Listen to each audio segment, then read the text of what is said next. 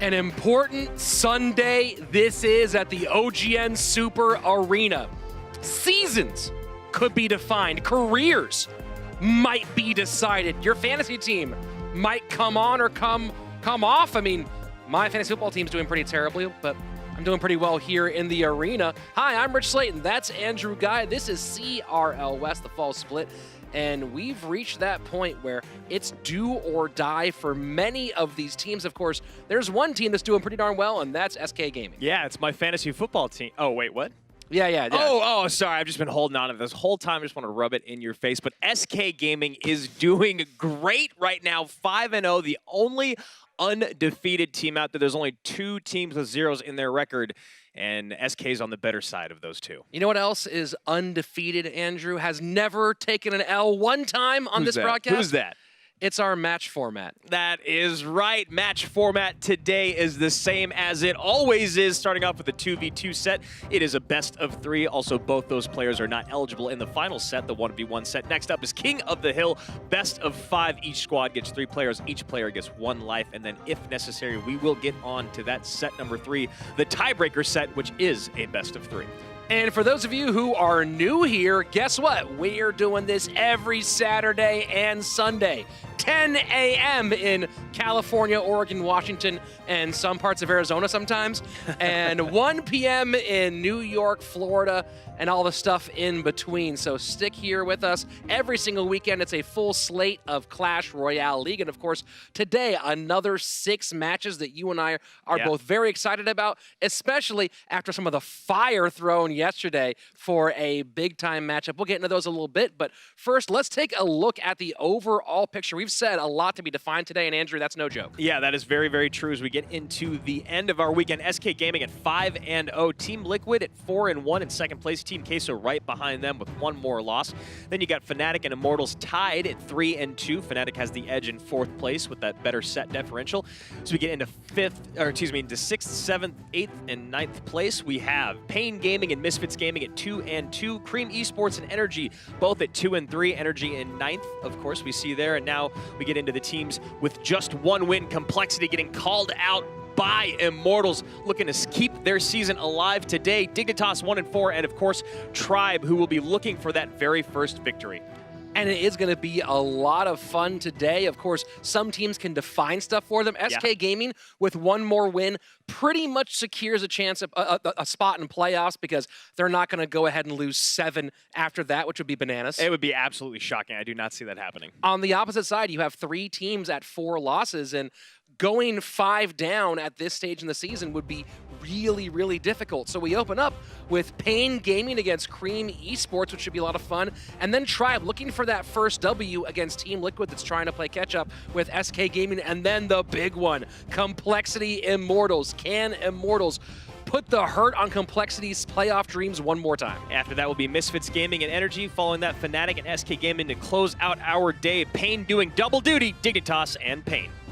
So this is going to be a fun one. We'll be here with you the entire way through. Of course, leading off, we're going to start with Pain Gaming, the Brazilian squad that's had their ups and downs this season against a Cream Esports that also has been trying to find their exact footing here in CRL West. I mean, both these squads had a lot of promise coming into the spring season. Now, they obviously started off against each other, so one of them had to lose, one of them had to win. Then they both went on to do pretty well over the next few weeks, but it was really the last half of the season in the spring where both these squads really fell out of the top of the standings. Now, they may have been in the middle, and they may have still shown that they belonged at CRL, but none of them were really separating themselves as an elite squad. So right now, that is exactly what Pain and Cream want to do here as they go into this match. And they both have the players to do it. Last time they met, it was a lot of concerns for Cream because they didn't have Código, they didn't have Luke Dubs, but Lince stepped up with a huge King of the Hill showing, taking out Carnage and Wen, and then the 1v1 win over Wen to secure that first victory.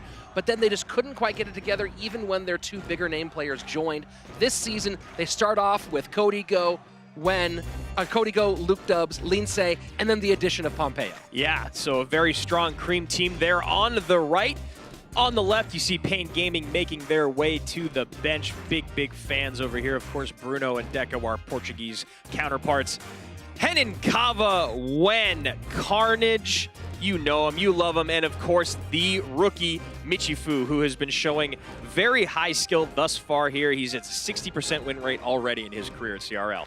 And across from them, of course, Cream Esports. Taking one more look at that roster. Luke Dubs, Cody Go, Lindsay, and Pompeo. Lots of big expectations for both these squads. Cream at 2-3, Pain at 2-2.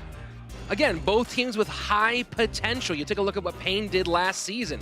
They were looking like not just a playoff contender, but a contender for the World Cyber Games. Yeah. And then that second half, just the team fell apart. Now Surge TS has moved on over to Team Liquid, and they've replaced him with this rookie Michifu, who's fit in very well. On the other side, Cream, people thought they were going to be dominating throughout CRL West, and so far they haven't quite reached that, and hopefully they can turn things around here at the midway point. Yeah, they've had signs of it. You know, Pompeo's had some very, very strong showings. We'll most likely see him in the 2v2. And speaking of 2v2, we've got a set of bans and unique bans today. We've got the Miner and the Goblin Cage. We really don't see the Miner banned much, but we do see it all the time in 2v2. Yeah, that's going to be a really interesting one, Andrew. Maybe someone just doesn't want to deal with Miner for some reason or another, so we'll see why Pain wants Miner off the board when and Carnage have come out with some pretty interesting combinations in 2v2, so this might be part of that scheme. Of course, Goblin Cage, very popular, has not been popular on the ban list. Yeah, I mean, both the cards that are new to bans, but very popular in 2v2, so let's see what Cream and Pain have in store from us in this 2v2 set.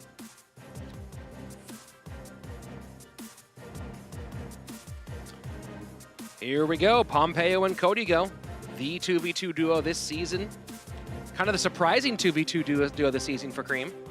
Yeah, I mean, honestly, you thought you might see those guys be more head-to-head specialists, but they work very well together in a very early expo to start this off for Carnage and Wen. I know you're happy to see that. Look, it's fun, and I really want to see what they can do with this in 2v2. I mean, immediately ready with that Inferno Tower was Cream, so it looks like maybe they were putting the guys on it. Yeah, so we'll see just how this deck fares. We'll see if, oh, and that was a missed snowball. Thinking that the Ram Rider was going to go towards the Tesla. Yeah, that was a lot of rough there. Tesla a little bit low, but outside of the P.E.K.K.A goes the Ram Rider. Doesn't get anywhere near that Tesla, and first blood drawn by Pompeo and Cody Go today. Yeah, and it honestly felt like reactive first blood being drawn. You know, they saw the opportunity at the river after playing defense against that Expo, the low Tesla attack. I mean, it's almost pathological, the obsession that this team has with Expo overall. I know, honestly. But if any team can get a win with it in 2v2, it is going to be Pain. Yeah, for sure. So they decide to switch lanes. And Cream's Pompeo and Cody Go just very happy to just load everything up at the river. Yeah, but they've sold out a lot and are very, very low on elixir. So if Pain can deal with this right now, they might actually have a pretty good opening. Oh, and now, good job by Pompeo and Cody Go to get back in the elixir lead. Yeah, we'll see how Carnage and Wen find that elixir advantage that you really are looking for, searching for when running Expo. And interesting to notice that the way they're playing that Expo, smack dab in the middle, rather than cornered like you normally do with a 2.9. Yeah. That is interesting. And now one step inside to take advantage of that Tesla. They're not worried about the Magic Archer being placed right in front, as it's not been played on the board by their opponents yet, so that's part of the comfort in being able to set it right smack dab in the center of the alley. So they actually want that P.E.K.K.A to be grabbed by the Fisherman to get out of the way, and there you go. We get the first lock, a couple of shots, not a lot.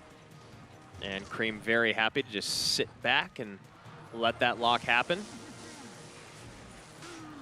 And if they are going to be successful with this, Carnage and Wen need to figure out how to not give so much lightning value. That's going to be a real problem. Yeah, I don't know whether it comes from doing this, which is switching lanes, or whether it comes from setting up a defensive Expo so that even if the offensive does get lightninged out, they should be able to cycle back around and get up another offensive Expo. There's a connection. Yeah, a strong connection, that pretty healthy Expo. And now they go opposite lane, so forcing their opponents to make decisions. And this is the idea behind this double Expo deck. Yeah, wondering if you'll end up seeing a lightning. There it is. And does get the Tesla as well, so it works out very well for Pompeo and Cody Go. And now at 1061 left-hand side, this does begin to limit the options of Pain Gaming. Yeah, they really don't want to just keep giving lightning value over and over with the hopes that they get a connection. And can they get something down to help? Just doing everything they can to cycle onto that Ram Rider and barely keep it off. Yeah, they barely keep it off with 3 heavy, heavy utility cycle cards. So we'll see if they end up needing any of those, but luckily with the quick cycle of the decks they've built, they should be back in hand relatively soon. And so far, we've only seen the 1 Tesla. So now not available if they need to stop another Ram Rider. And now Cream loads up on the right, going to send a Ram Rider left. There it is. Does get the pull. That Rider's going to turn in, though. Oh, he does connect to the Tesla. She does connect to the Tesla. Kind of surprised there. And here we go. Expo down, P.E.K.K.A in front. So another good opportunity here for Carnage and Wen to try to draw some blood, but great lightning. Yeah, great, insanely excellent lightning value. Getting the Expo and getting the Musketeer. So Tesla's out, or excuse me, Inferno's out, Lightning's out. How does Cream defend? Yeah, this feels like the best opportunity right now for Pain. You knew that P.E.K.K.A was going to come down to meet that Mega Knight. There's just so many spells in the hands of Cream that really make it hard for an Expo to live in this world. So what do they do about this Dark Prince here? Pulling to the inside. Kite with the Ice Golem. Now again, this might be an opening. Expo does get a lock. Yeah. And the Ewiz will not be able to retarget. Oh my goodness! Word, this is gonna work. It's working, and you can hear by the screams behind us that Pain's bench knows it. What? Codigo and Pompeo just getting a little too comfortable against a deck or an archetype, something we haven't seen. And I love that our Spanish counterpart, Koji, is already looking over here knowing how happy Rich is. I mean, he was giving us the "that was beautiful," "Mwah, that was tasty," and look, I didn't believe it was going to work until the last, like even when it was already locked and the tower was at 500 HP, I was like, this still isn't going to work. Well, we saw it. We saw the opening and what we thought would be the best opening to find it. Pain kind of took advantage. They still took a decent amount of spell value, and that Expo did not connect, but it was the following Expo that was placed down where you really found Cream wondering where all their elixir had gone. Where are all of our tanks? We have so many. We've even got the Ram Rider. What happened? No elixir. Pain gets the big time connect, and Expo takes its first 2v2 win ever. I can comfortably say ever in CRL history. Definitely CRL West. Yeah. Guys, game number 2. Let's go.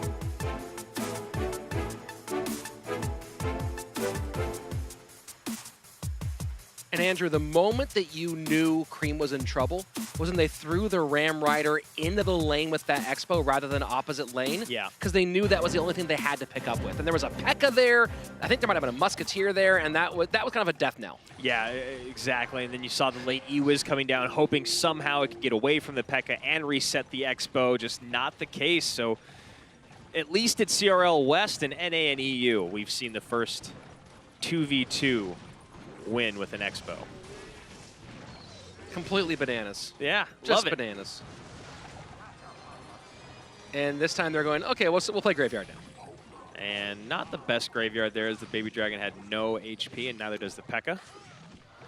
And the trifecta of a Lumberjack, a Giant Skeleton, a Magic Archer take care of every single one of those spawn skeletons. Yeah, and you know, you say those first 3 cards, and you can only imagine that there's going to be a Hog Rider to follow.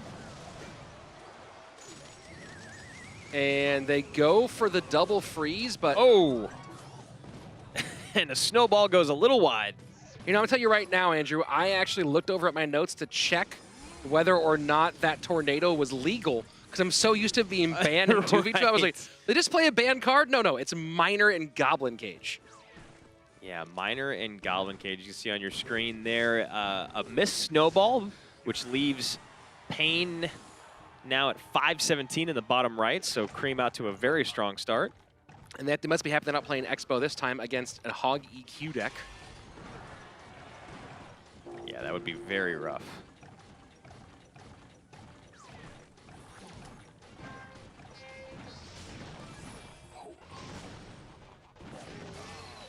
And nice lineup there for the Magic Archer, getting the Musketeer on the back end. Yeah.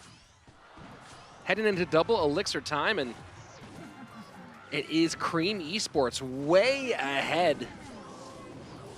And feeling like it's going to be a difficult climb here for Pain to get back in it. Yeah, they need to put together a strong offense with that graveyard, but with 2 giant skeletons in play in the hand of both their opponents, it makes it very difficult to create a good tank at the river. And don't forget that Inferno Tower as well. So getting a little bit of damage here. Double Baby Dragon right-hand side, some graveyard work, and that's a huge, huge freeze. That's a great freeze. Creates a little bit of space to get about 1,000 damage in on that tower. Dark Prince gets a nice slam in there. Pekka Dark Prince log takes care of that push, and now suddenly a little more pep in the step of Pain Gaming. Yeah, not a ton of direct spell damage. So got the Snowball, the Log, the Poison, and the Freeze and Earthquake here for Cream, but it feels like a lot to just commit all that Elixir for a sellout push. And EQ still does get a few rocks onto the Inferno Tower, but a smart heads-up play to NATO that Hog completely away from that right-hand tower. But down at 250, going to be very difficult for Pain to do anything here. Yeah, this is the moment where Pain really needs to keep up the pressure. They got to get another graveyard down. There it is. They snowball in, and freeze. We'll see. 272. What's that last card? It's a poison. Baby Dragon gets a belch on tower. That's going to be it. Oh my goodness! And the NATO to pull the Magic Archer back. Codigo and Pompeo struck early but could not finish, and Pain Gaming is elated. Bench all off their feet. The room is very loud for only 5 people screaming, but that is shockingly impressive. 6, excuse me. Yeah, well, Pain does have a lot of volume, and wow, what a wild finish. You can see Carnage and Wen just telling their teammates, like, it was like this, and then it was like this, and then oh my god, it was like this. I can't believe that happened. They're like, yeah, man, we were watching. And you see right there, very, very excited. Codigo and Pompeo make their way back to Cream's bench, kind of wondering what just happened. But we've seen this time after time where that graveyard, you just keep up the aggression. You can't spell out.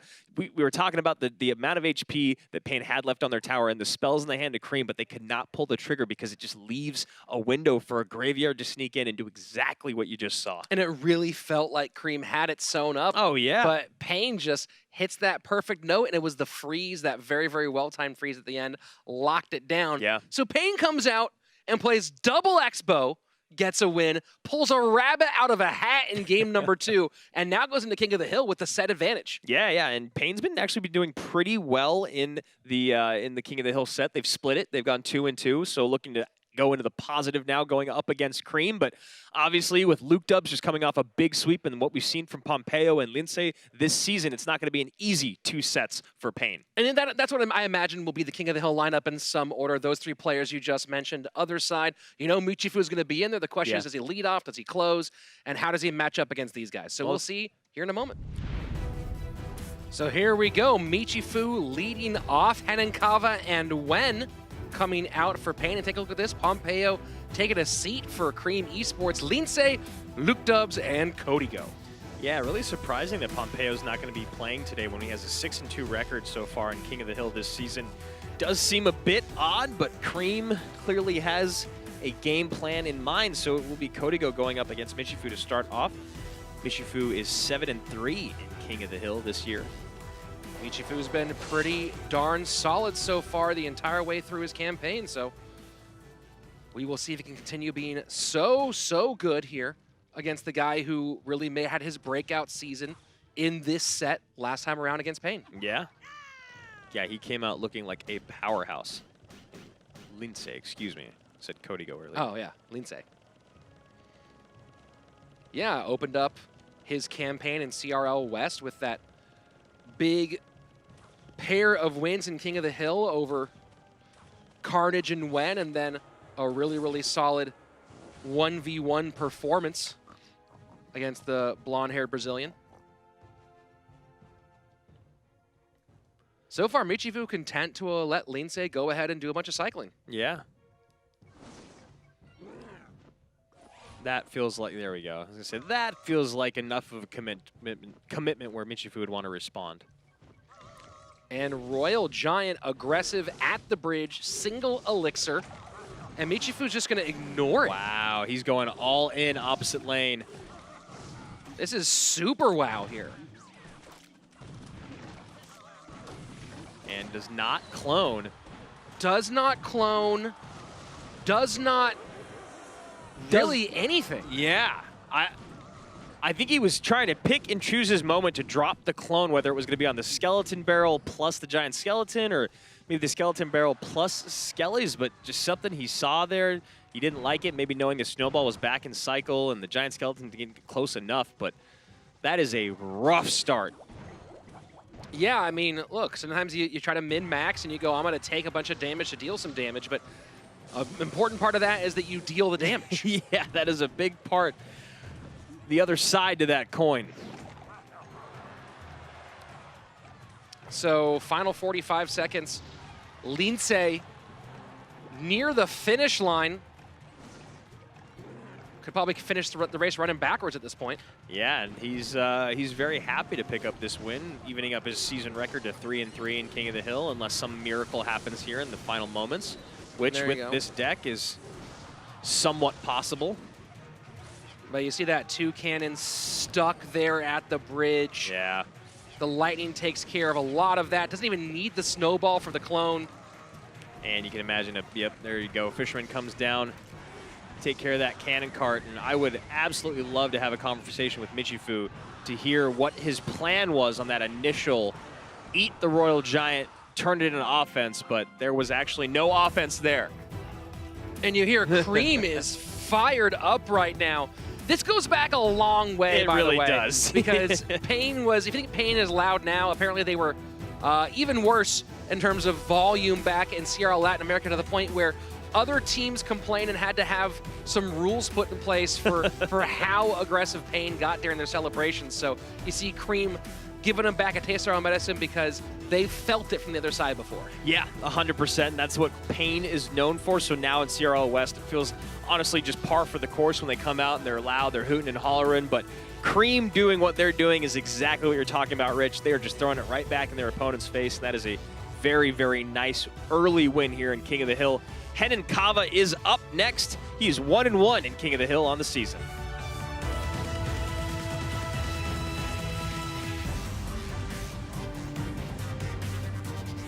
So after that curious game that we just watched, up next it's Henan Kava for Pain Gaming, trying to get one back.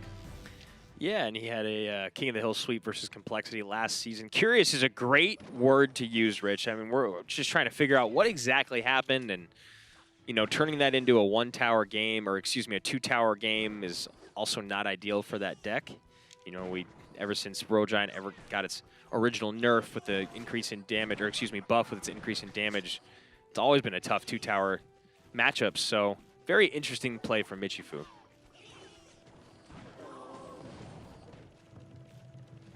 So Lince game in hand. Up against Henan Kava, who's 13-13 career in King of the Hill set. Lince moving to 18-13 after that win. About 200 trophies almost precisely separates the two on ladder by personal best. Lince at 7.8, almost 7.9, and Henan Kava 7.6, going on 7.7. So Henan Kava looking like he's running that graveyard deck. The other side of it, Lince could be running, well, there we go. Mega Knight comes down. Halfway through regulation, and Fisherman playing jokes on his friend, the Mega Knight. yeah. Hey, jump on this. Hey, jump on this. And that's a nice bit of fireball value. Should get that big leap, and he does. Wow, that is very well played. You see a few nods coming out from Lince. Very happy with that first exchange, and how could you not be? Yeah, 11:04 right-hand side as we go into double elixir time. Lince in a pretty good spot. But now we'll start seeing the graveyards fly. Yeah, and Kava waiting till he had enough elixir to obviously graveyard poison and ice golem, so he gets a decent amount of damage in that cleans up the minions, but now no elixir to defend. And Ram Rider hits the tower. And now down to 664, so Lindsay feeling pretty good. You can see he's smiling on the tower, nodding his head. And then Kava, though, could make a comeback at any moment with this deck. Yeah, Lindsay happy to keep playing into this same lane. He knows that if Henning goes opposite, that's actually better for him. And that's one more. No, the Goblin Hut turns her around at the last second. Yeah, but that's going to leave you in a huge elixir deficit. Look at, got 9 elixir, then Lindsay, he just plays a Fisherman, and Henning Kava at 5. And Mega Knight right in front. Fireball back in. And a nice Ice Golem to stop the bleeding for just a moment. And has to play that poison, and again, going to be down by about 4 elixir here. So he's doing a very good job with what he has, but the problem is he's leaving every single one of these exchanges about 5 elixir down, which means it is impossible to drop a graveyard. And if you're Lindsay, you just keep Mega Knighting up because it demands a lot out of you. And Lindsay smiles now because the Goblin Hut goes behind the tower. Yeah, that's to be big. Fireball comes in, takes care of the Musketeer. Connection on, and there you have it. Lindsay does it in style, barely breaking a sweat. Yeah, that was fun to watch. You saw the look on his face as soon as the Goblin Hut went to the back. He put on a nice smile, orchestrated a very, very nice attack, and it went just the way he thought it would. He knew either the Ram Rider would connect, or you would go all out defending the Ram Rider, and the Mega Knight would leap, get that fireball value in there as well, and a very easy, quick 2 wins for Lindsay. Wen is the last line of defense to keep pain from that 3rd set. And Wen and Lindsay have some history, and that history is Lindsay taking the King of the Hill victory. Lindsay taking the 1v1 victory. Can Wen rewrite some of that history right now in this very important King of the Hill set?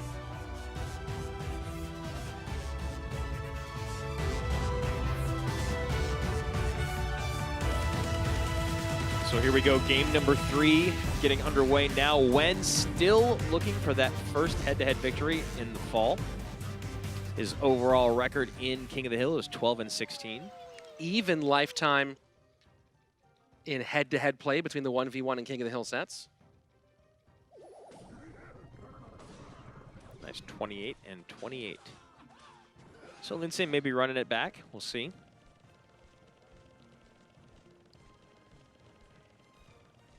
And Wen feeling pretty cycly at the moment.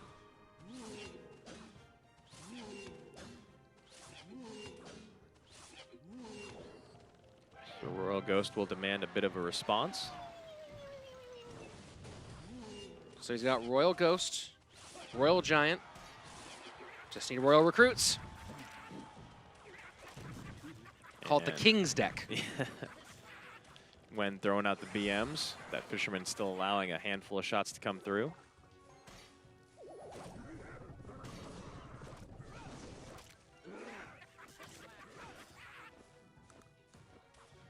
Definitely feels like Wen's still carrying a bit of that weight from their past. Yeah, it might be the case. You know, you can definitely get pretty salty when someone takes big time wins off you.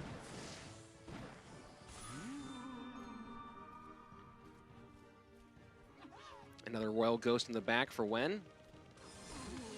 And Musketeer gets Tower instead, so still eats 2 Musketeer shots. You see, oh, okay.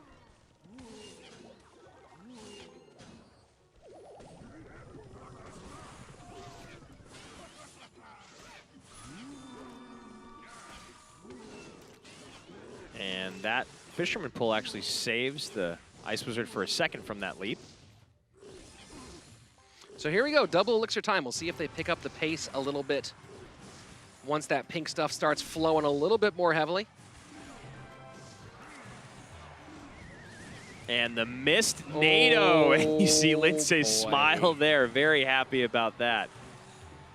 And that the repercussions there aren't just on that Royal Giant push, but and then the Fireball not getting the Musketeer. I said this Musketeer is going to offer so much support. She's going to get on tower. That Musketeer is a nightmare, and that's going to win Lindsay the match. That was huge right there. You could see Wen very upset as he pounds his podium. Felt really good there for a minute, and now the laughs come out for Lindsay in real life and in game.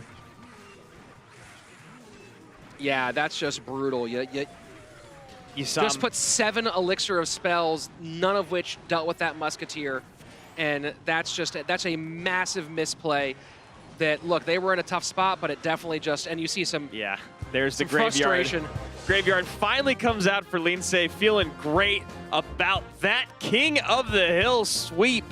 So we will see if he actually ends up continuing on to the 1v1, or maybe Luke Dubs will come out and show his face in the 1v1 set. He is 11-8 on his career in 1v1, and he did just have that big King of the Hill sweep over Tribe.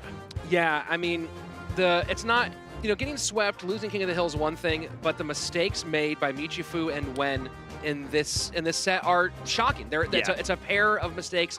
You can't make it this level, and you give someone like Lindsay that door, he's going to walk right through it. Well, and you have both of them in the same set, then you go back and you talk about that opening 2v2 set, the fact that Pain just kind of strolled right through that as well. I mean, yes, they had some unique decks there, but it was really about their playstyle, just kind of outplaying Cream. So now, Pain with one in hand, Cream with one in hand. Let's get to that 1v1 tiebreaker, huh? Yeah, and I don't know what you do here, because you need to send out either Henan Kava or Michifu. And the thought here is that it's Michifu, but you just had a guy whose brain essentially stopped. Yeah, it really felt like it. It really felt like he was frozen.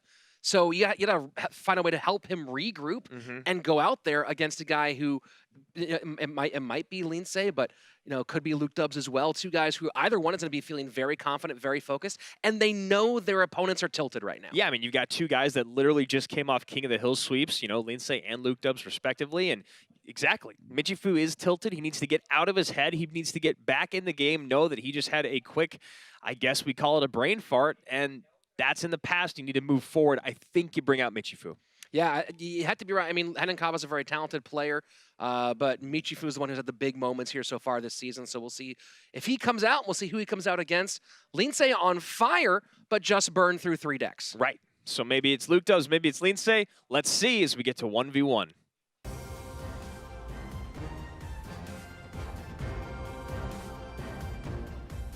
So looks like you called it there, Andrew. It's gonna be Luke Dubs and Michifu for this very important 1v1 set that could have massive implications on both seasons. Yeah, Cream moving to 2 and 4 is very, very bad place to be in, considering that they still have to get through Team Queso down the road. Misfits and Dig have been playing pretty well, but they have definitely gotten through the strength of their schedule. Pain Gaming on the other side still has Liquid, SK, Fnatic, Immortals, and Complexity. So they want this one.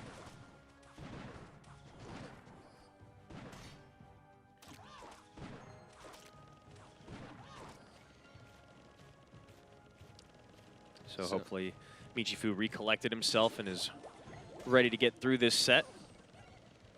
Looks like he might be going RG.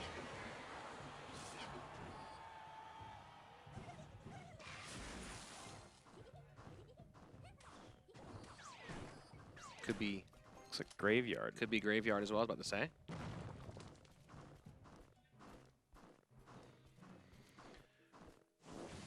So both players taking their time, and it is Royal Recruits for Luke Dubs.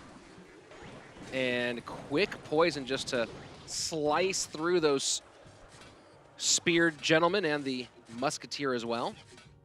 Yeah, it was a nice poison there. Miner gets a nice few hits in. Tower down to 17-18 in the bottom right.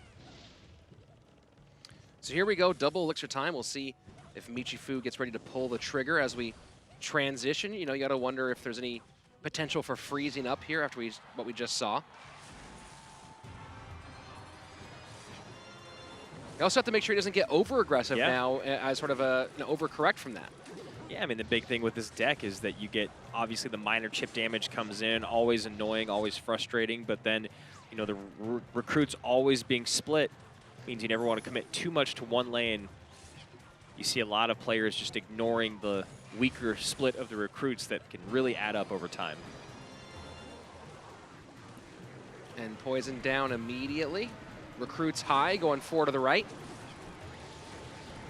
And another immediate poison by Michifu right on top of that. It seems like that's going to be his MO.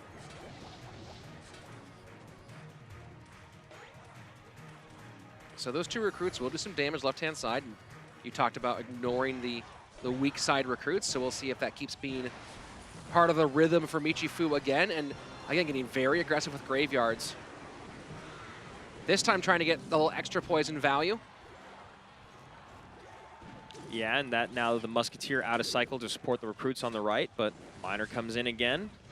And you look at the responses to the Miner from Michifu, and there's just not a lot.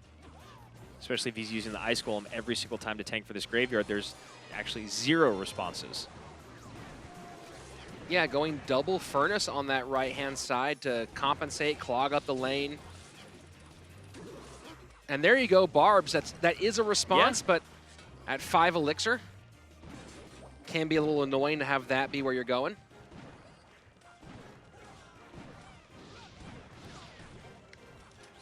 Gonna eat 2 shots. Notice 1 shot from Mega Minion left-hand side. Now Graveyard again. Michifu trying to keep the pressure on. He's done a good job of battling back so far. Yeah, he really has with what the kind of the hand he's been dealt, but he just has not been able to create the offensive presence that he really truly needs to. Maybe a moment right now with this big push coming down the right, but honestly, you split recruits strong to the right, and you've got good defense. And another graveyard here. Poison still going to be there every single time. Luke Dub's doing a good job getting back to it. Miner does not get picked up. Oh, there we go. So a nice job by Michifu, a good sequence to keep extra Miner damage off. We are just about tied up here. In fact, Michifu, if you take into account both towers, does have a slight lead going into our final 90 seconds. Both these guys even in direct tower damage, spell damage, but obviously Luke Dubs with a bit of an edge with this Miner. And that's huge because now we are within spell range. Michifu putting it on the right-hand side. Poison down, graveyard all over it. Michifu steals it from Luke Dubs. And Luke Dubs calls the good game. I don't know exactly who he was saying good game for. I think he was calling it for himself. And then that snowball comes in for Michifu, absolutely steals it. And you can see the look on his face. I don't think he can believe it either. Luke Dubs loses game number 1 by mere seconds. That was absolutely wild. We say it a lot, Andrew. That's what Graveyard can do. Yeah. Yeah, and that was just an excellent, just a heads-up snowball, slows everything down. You can see Luke Dubs kind of talking to himself about what just happened. BM came and tower went. And there you see the young man being congratulated and supported by his teammates. This was actually a red side timeout, so Cream taking a moment to regroup. Payne not going to let this opportunity go to give some more words of encouragement and advice to their young star. And while they're talking to their coaches, we're going to take a look at a replay of that last game coming up here in just 1 second. Yeah, it doesn't get a lot closer than this. Of course, we've been saying that a bunch because that's what Clash Royale does. Check it out. It really feels like the left-hand side is where Michifu has to play, but he makes this defensive play with the Barbarians and decides to ride it out. Yeah, I mean, he creates a pretty strong presence here crossing the river. You got basically 3 very healthy Barbs. So Musketeer in the middle, Musketeer in the back. Michifu gives a little bit of spell value here and obviously has to deal with a Miner once again. But now that the poison is out of cycle, Michifu goes to strike. So there it is, poison in, snowball in, nothing there. Michifu just pours it on. 51 HP remains, 1 more Miner hit throughout that entire game would have been a difference maker. And seeing that one more time, it really feels like Luke Dubs knew he was caught out there. Yeah, he just overcommitted a bit hard in game 1, so now going to try to bounce back in game number 2.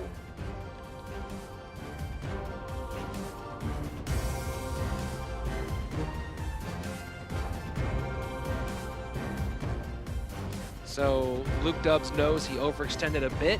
Probably thought that he was going to get that one done there and then suddenly left wanting, not having any answer to that graveyard. Michifu pulled the trigger and there was no hesitation that time. Yeah, that is very, very true. So Michifu's got to be feeling great after that game win, after dropping 1 in King of the Hill. where he really just dropped the ball.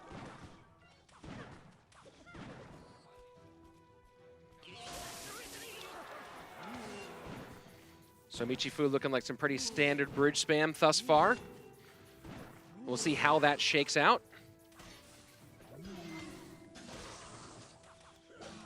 Dignitas stop that battle ram, create a nice big counter push.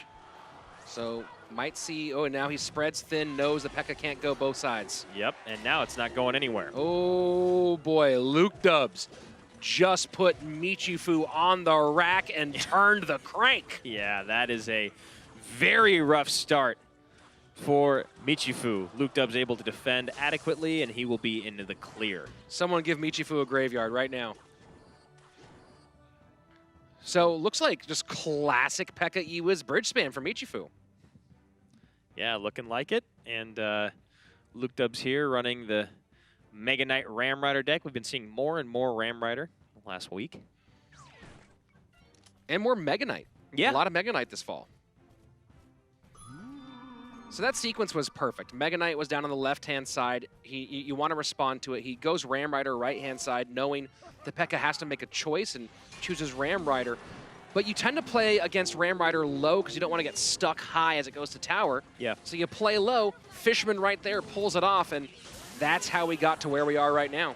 Yeah, and you felt the slightest bit of a what you could call an overcommit from Luke Dubs, which is why he was a little low on defense. But honestly, if you're down to 17-10 and you've done what he's done to the other two towers, it's always going to be worth that little bit of damage and a little bit of elixir.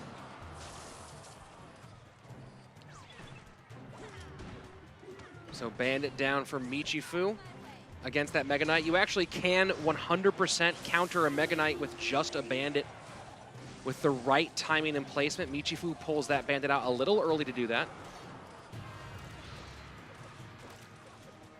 Fisherman pulled the P.E.K.K.A into the Skeletons, which is a very, very nice interaction. It's become very popular in a handful of decks out there where you have the Fisherman and Skellies. Bandit pulled mid-dash, does get the damage off on to that Fisherman. Here we go, double elixir time. Luke Dubs firmly in control. And now just loading up left-hand side. Not much for Michifu. Low on elixir, low on options, and now really low on tower damage. Yeah, it's just tough here. I mean, you look at Luke Dubs and what he's running, and you look at Michifu and his win conditions, and it's very, very difficult to break through. Luke Dubs has so many cards on the ground. You're never going to sneak a Royal Giant, or excuse me, a Royal Ghost or Bandit through. You got the Fisherman there to pull the P.E.K.K.A or the Battle Rams, so very, very difficult here. So Poison right-hand side trying to clear the way a little bit. Fisherman goes for the P.E.K.K.A. Battle Ram might get a connection here if he's lucky, and Fisherman does double duty. No way, not getting that tower. Yeah, that last second snag. That looked like the one moment where Michifu would be able to get some real damage in on that tower again. And he has to P.E.K.K.A here, but now we're going to see a Ram Rider opposite lane in probably just a moment. Oh, nope, has to play some defense. Michifu doing a good job loading up. So Fireball finally played, finally demanded, but still very healthy units on the board.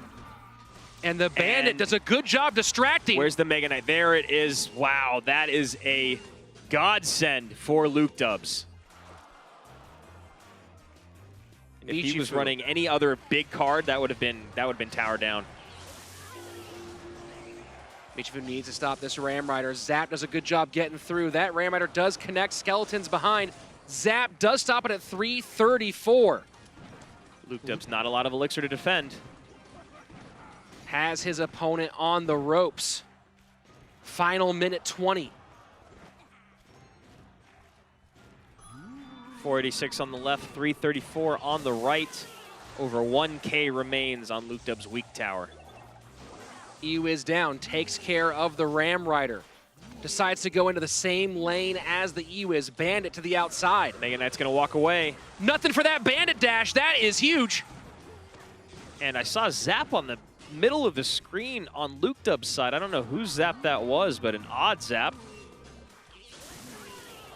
E-Wiz down, I don't know if it's gonna be enough. Yes, it will. Oh, the Zap comes in instead. There's a big time connection.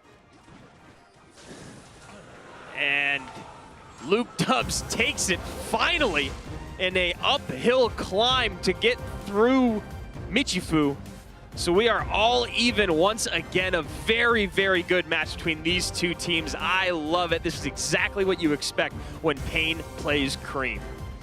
And big respect to Michifu for battling back in that game. He seemed completely dead in the water. Yeah. Made it very, very, very close, put Cody Go on notice.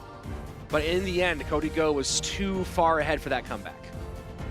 Yeah. Sorry, Luke Dubs. Yeah, it's just one of those things where he struck hard, he struck early. Michifu got one big strike back early on, but not able to recover. Michifu and Luke Dubs, game number 3.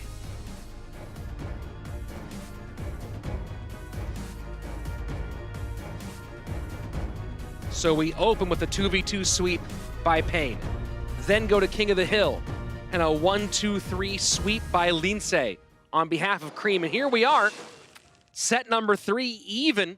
All comes down to the next 3 to 6 minutes.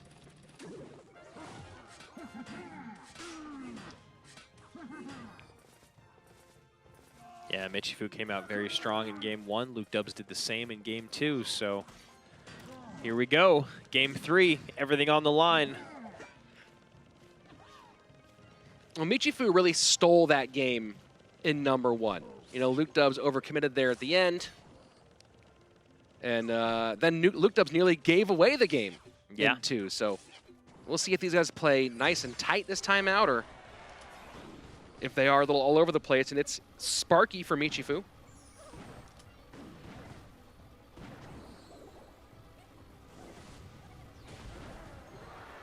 Goblin Giant gets down. Sparky will take care of that. So this is the idea. We talked about this the other day, separating the support troops from a Sparky, but fisherman for fisherman. Yeah, and those Royal Recruits are going to be a very nice response to the Sparky every single time it comes down. So running that minor poison control deck again, most likely. Very interesting matchup here because you can play the Royal Recruits up high, pull the Goblin Giant away with your fisherman, take out the Sparky, but obviously that means your opponent did not defend against your fisherman, which you know Michifu is going to start to do.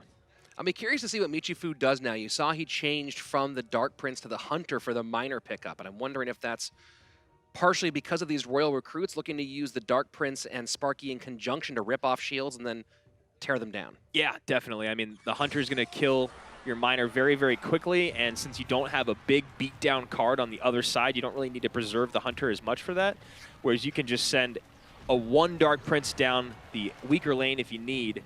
Should be able to take out the Royal Recruits and create a counter push.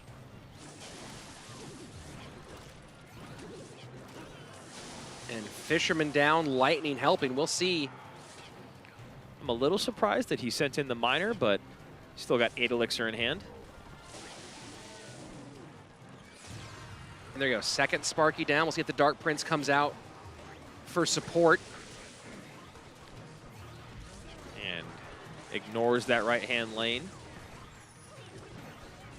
And Sparky not going to take off that Musketeer for Michifu. Luke Dubs doing a good job, as we talked about, separating. Yeah, breaking up the rhythm, breaking up the cadence. Not getting the offense that you want to put together. Makes it a lot harder to break through with this deck.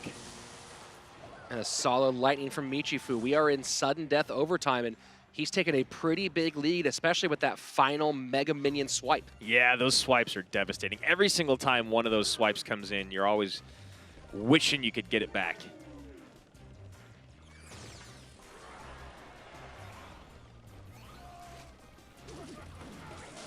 So that Hunter is going to have a hard time right in the middle of that pack.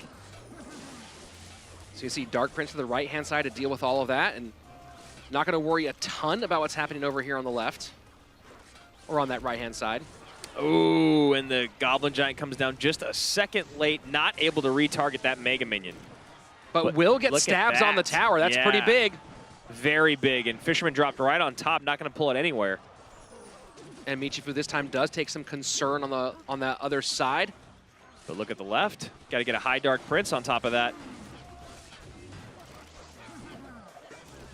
Dark Prince Mega Minion trying their best to mitigate that damage. Going to be quite a lot down yeah. to under 700 HP, now under 600. Wow, that is a lot of shots. That's going to be towered down. Fisherman's going to get through.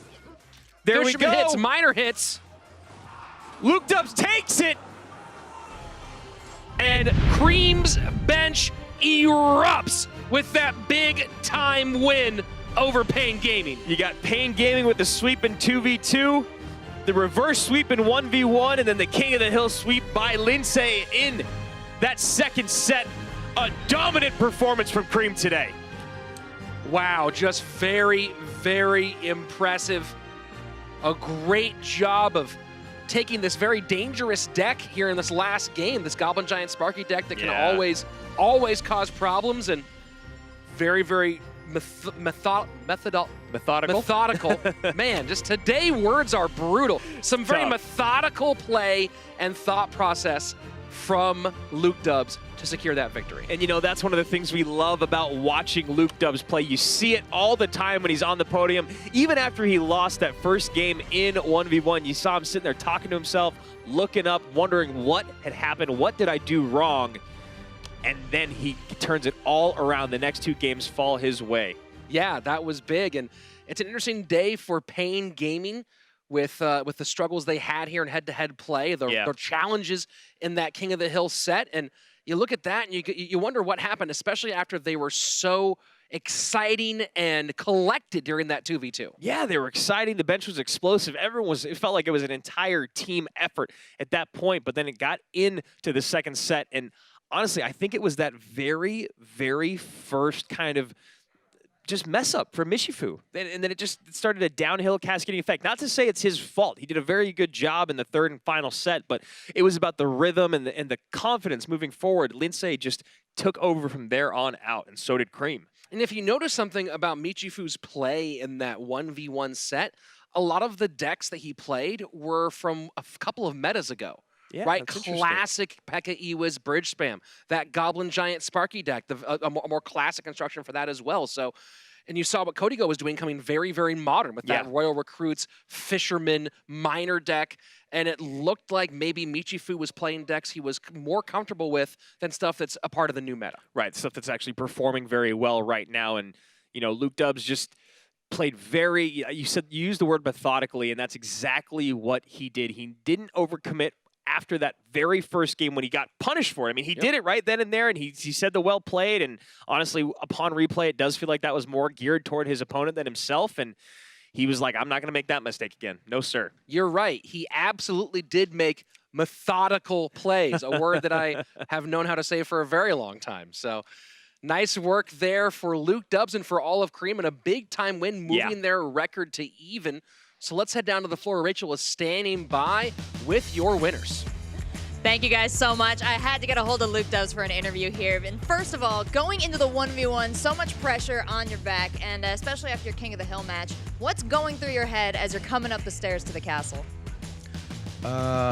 Sí, nos preparamos bastante para ese match, pues era partido contra una equipo muy fuerte, mis amigos de PEN, pero sí, todos nos sentimos muy confortables en jugar contra ellos, pues nos preparamos mucho mismo para eso y tuvimos mucha confianza y yo creo que es eso. We prepared a lot for the match. It was a very difficult match because it was versus our friends Spain, and we were really comfortable coming into the match, and yeah, that's all of it. I noticed one of the cards you brought against them time and again in the King of the Hill in the 1v1 is Mega Knight. You guys got a lot of utility out of that, so walk me through your thoughts on including it in the deck and what you're looking for it to do. Sí, nosotros pensábamos que sería una buena opción para jugar contra ellos, pues ellos usan mucha ballesta y arquetipos del tipo, y LMK y las cartas de soporte que lo acompañan hacen muy bien contra estos mazos, y es básicamente eso. We thought it was a really good pick against the team because the Mega Knight goes so well against all of the decks that they use. So yeah. Okay. Yeah, you had some great AoE saves there, especially in game 2 of your 1v1. And speaking of 1v1, there's a lot of pressure on the last match. You took it to every single game. and then you had to choose one deck to win it all. So playing against Pain, knowing them so well, how did you come to the conclusion for the final deck that you wanted to bring to 1v1? Yo pensé que podría ser una buena opción repetir mi mazo de reclutas reales, que en realidad es un mazo de Pompeo. Pompeo lo ha creado, pero pues así que el mazo va bien contra la mayoría de los arquetipos que usa Michifu y yo me sentí confiado. We thought it was great to repeat the same deck, the Royal Recruits deck, and it was created by me, he said, and yeah, it's a good deck against Michifu. Yeah, it feels good to win with a deck of your own creation, and it must feel good to win on the red side as well. Yeah. Yeah, it feels really good to win on the red side, finally, because yesterday everyone won on the blue side. Well, congratulations to you guys. You broke the red side curse, and you're taking home a victory. So now let's send it back up to the casters. Thanks a lot, Rachel. And yes, a very important red side victory. And The curse has been broken. yeah, and one for the guys dressed in red. Cream taking a very important win, 3-3. So right in the middle of the pack as we go towards that important pivotal game 7. Yeah, you know, 3-3 with SK and Immortals already in the books. Complexity and Fnatic also in there. So looking to maybe lighten up their season, or I guess the play out of their season. They do have one more in there with a team that's surging towards the top in Queso. But really now you got to look at Pain and what they did. They came out so strong today, but really stumbled in the second and third sets. And I don't really know what the answer is moving forward. It seems like they have the players in the right position that they need them in. Carnage and Wen did very well in the 2v2. It does seem like you do want Michifu to be available for the 1v1 and head-to-head plays. So I'm not really sure where the wheels are falling off. Yeah, it was a rough one between the misplays and then some of the, you might say, outdated deck choices there in the 1v1 set. So they need to correct, especially with the crazy schedule they have coming up. Some of all the top teams pretty much in the way for them as we move towards the second half of the season. But a lot more in our way. Let's go on to our second match of the day where Liquid, last season's champions, face off against Tribe. The fire behind Tribe is Tribe really hoping Nitram has 2 big wins. That's it! Oh my word! What? On the other side of that, of course, Team Liquid. Look at Canario and Diego Ball in Surgical Goblin with a big time win.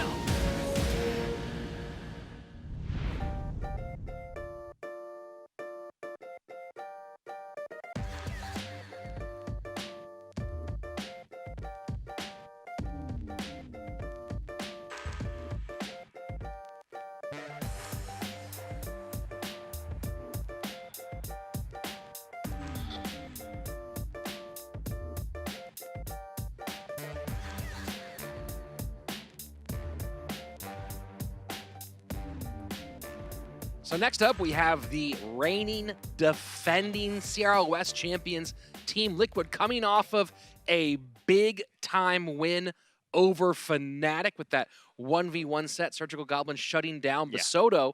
Across from them, a Tribe that has never quite reached the potential they've wanted, and this season really having trouble trying to find their footing. Yeah, I mean, this has been a crazy season for Tribe. They have so much talent on their roster, but not able to kind of coordinate it the way that they need to put together a great team. Now, it does seem that B-Rad and Carter is their 2v2 duo, and that's what they're going to stick with moving forward, but they've fallen twice, they've won twice, so not exactly a huge standout there, and that's really what it's about as Tribes. They don't have anything that's really standing out. They're just kind of middle of the road all the way through. Yeah, we've seen Tommy in that first season playing like S-tier Clash Royale, and then it's been really up and down lately. You know, Nitram has not paid off the way they've wanted him to, and then of course, Soking in the addition hasn't made a lot of appearances this season. Really only one time in King of the Hill, once in a 1v1 loss to Buffmax. So we'll see if they can get things back on track here against one of the most stacked teams in the entire region. Yeah, and you talk about Tribe's win rates, you know, and before we introduce the teams, we're talking, we got a 60% win rate and a 58%, but then we've got 33, 20, and 25. So B-Rad, Nitram, Soking, Carter, and Tommy really want to move those numbers up. Maybe get them closer to the 40% range by the end of the next week. And now heading over to Team Liquid, let's have that win rate conversation. The lowest win rate on the team is 56% career. Highest, Canario knocking on the door of 70 at 68%. Yeah, absolutely crazy. Canario, Surgical Goblin, Diego B, and of course Surge TS there for this squad. You can imagine it'll be Diego B and Canario coming out again in the 2v2. They've been doing very, very well lately. Now, they did fall in their last match to Faye and Mikkel04 in a 1-2 bout, but Faye and Mikkel have proven to be a very, very good duo. Yeah, and then, of course, you had Diego B come out with that huge reverse sweep, last man up for King of the Hill. And then Surge, as we said before, 2-0ing Basoto. So they've done very, very well. The big question today is going to be how do Canario and Diego come out against a B-Rad and Carter who have played well but feel like they should be at a very, very high level. So let's take a look at our bans for the day. We got Tribe on the left, Liquid on the right. Tribe banning Baby Dragon. Liquid taking out Graveyard. Yeah, Graveyard is really popular to get out of the way. Baby Dragon, we've certainly seen that a fair bit. It seems like Graveyard is the most popular win condition to take off the board here in 2v2. Yeah, it seems like it's one of those win conditions that's so hard to keep up with where, you know, we've talked about it stealing games in the last final minute by just rotating Graveyards, not being able to get your spells out. So taking that out of the equation, here we go. B-Rad and Carter going up against Diego B and Canario.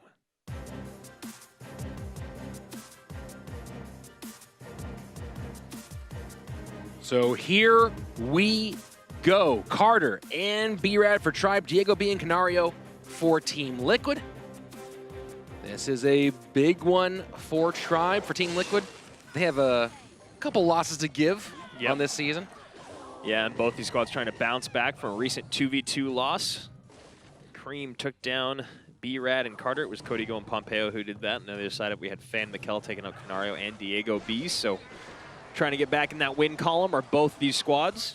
Trying to even get in the win column is Tribe. And SK, Immortals, and Fnatic still on the way for Tribe, so. Wow. Yeah.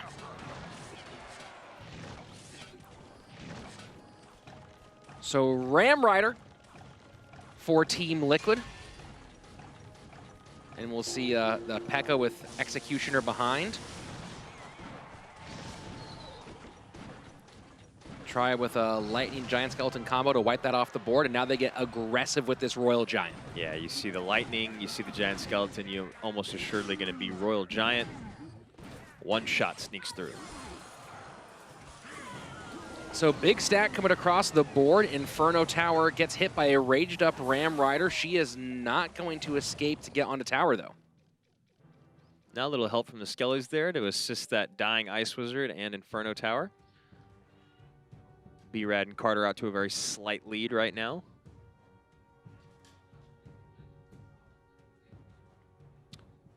Entering the final 20 seconds before double elixir time, and both teams have taken shots. Neither one's landed that heavily quite yet. B-Rad and Carter, despite their team's overall struggles, are 2-2 in 2v2 sets. There's great lightning there coming in, taking out the 2 units that Team Liquid put forth. Executioner slides behind the mini P.E.K.K.A, or the P.E.K.K.A.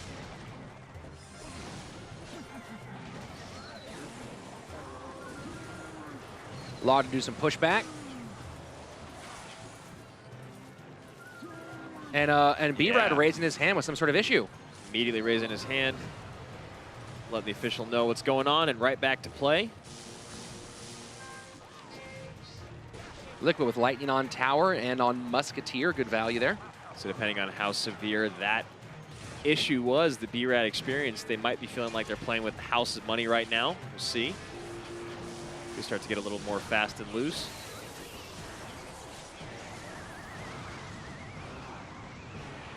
And a raged up Mega Knight making a beeline for the opposing tower, picked up by a Lumberjack, but this is going to be a little bit of trouble here potentially for Tribe.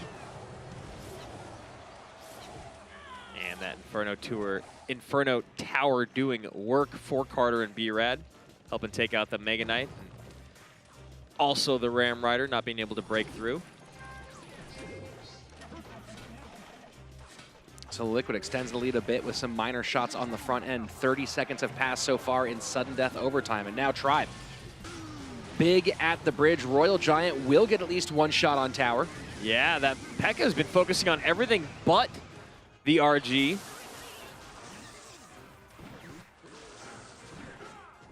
Down to 9:34, left-hand tower for Liquid. 11:55, left-hand tower for Tribe.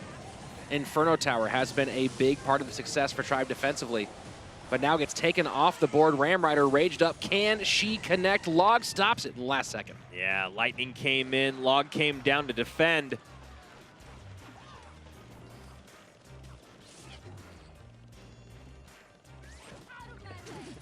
Neither of these squads giving an inch to their opponents. That Miner and Poison doing a lot, and now we're going to be down under 300 HP, 236. So a Lightning will do it. And that mini P.E.K.K.A is on the Mega Knight. But the Lightning gets in time, but of course we did have that raised hand by B-Rad. So of course, League Operations will have to take a look and see if there was an issue of some sort. You see that being communicated, I think, to Team Liquid. Yeah, you see the sort of frustrated look on Diego B's face. Yeah, looking over, wondering what the issue actually was. Coach Eric Benamou looks on as well, but B-Rad, a guy that's been in the league for a long time, looked very, very convinced that there had been a true issue. So obviously we have to check with League Ops before we get into game number 2. And looks like Coach Mad Raider having some issues with what's going on behind his head. So we'll see if he can solve that while League Operations digs through to see if we'll uphold this game or if it will have to be replayed.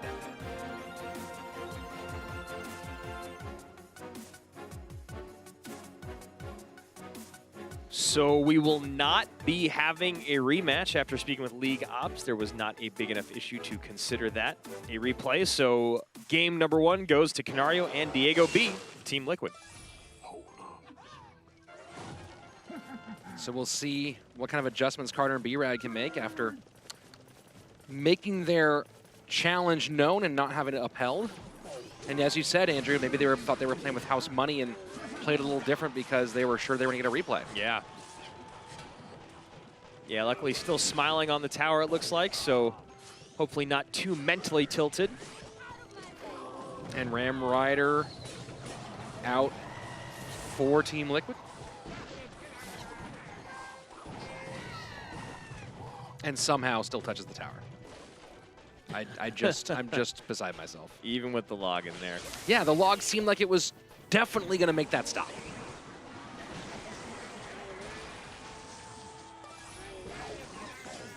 Executioner gets close, but not quite. And Miner just to extend that lead a bit. Split pigs here for Tribe.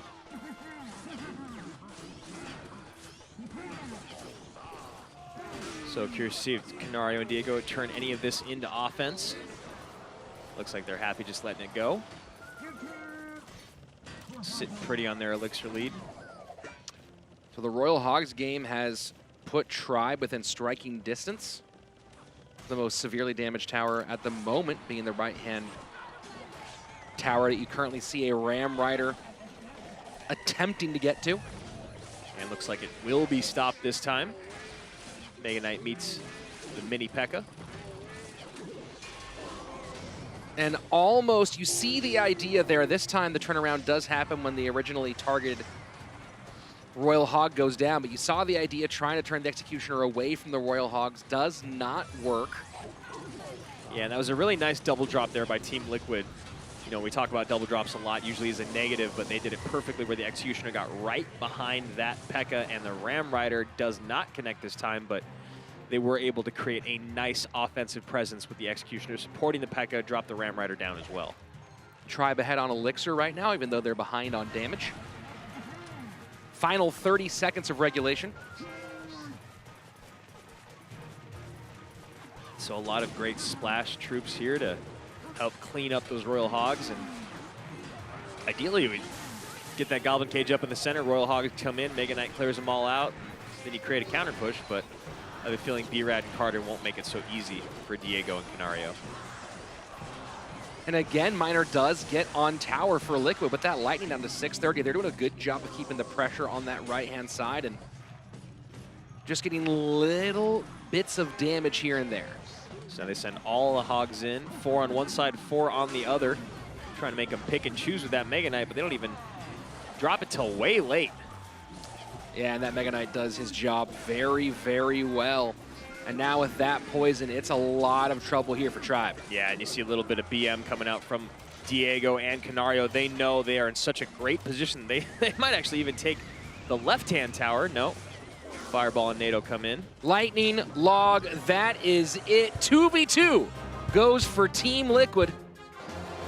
Very, very well played by Canario, and Diego B never looked out of control for a second. No, and even with that, whatever that issue was in game number 1, it still looked like Diego and Canario were right there, neck and neck the whole entire time. They started taking control about halfway through, and you see right here just coasting back to the bench, Diego B and Canario very, very happy to get back in the win column. That is now the 3rd set win for that duo. So set in hand for Liquid going into King of the Hill, where you expect both Canario and Surgical Goblin make an appearance. Probably Diego B. We have not seen Surge TS yet.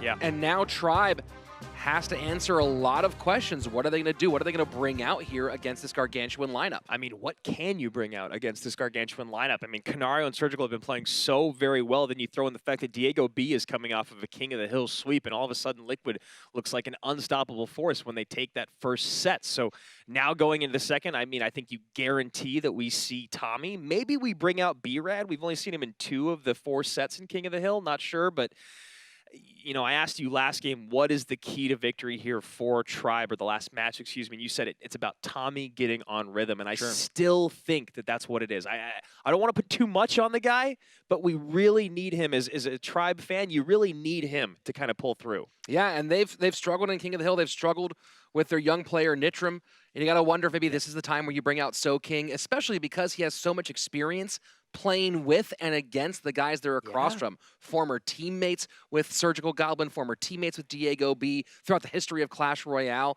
and he might be the guy you lean on just for that veteran experience. You know, that's actually a really good point. I would love to see SoKing coming into our King of the Hill lineups. So we were both right there, Andrew. The 2 veterans, SoKing and B-Rad, leading things off for Tribe in the 1 and 2 spot. Tommy in the number 3 spot, and across from them, no surprises here, the way it's been pretty much all season. And in this order, Canario, Surgical Goblin, Diego B.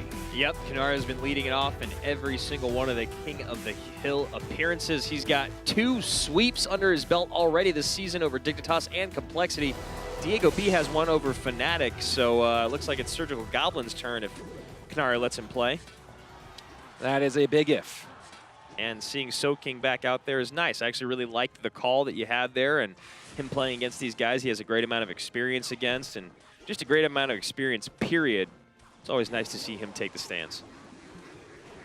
Yeah, I think it's, even if it doesn't go the way they want, I think it's still the right call that you put the guys who have faced giants like this over and over again in this spot. So Canario plays a Sparky.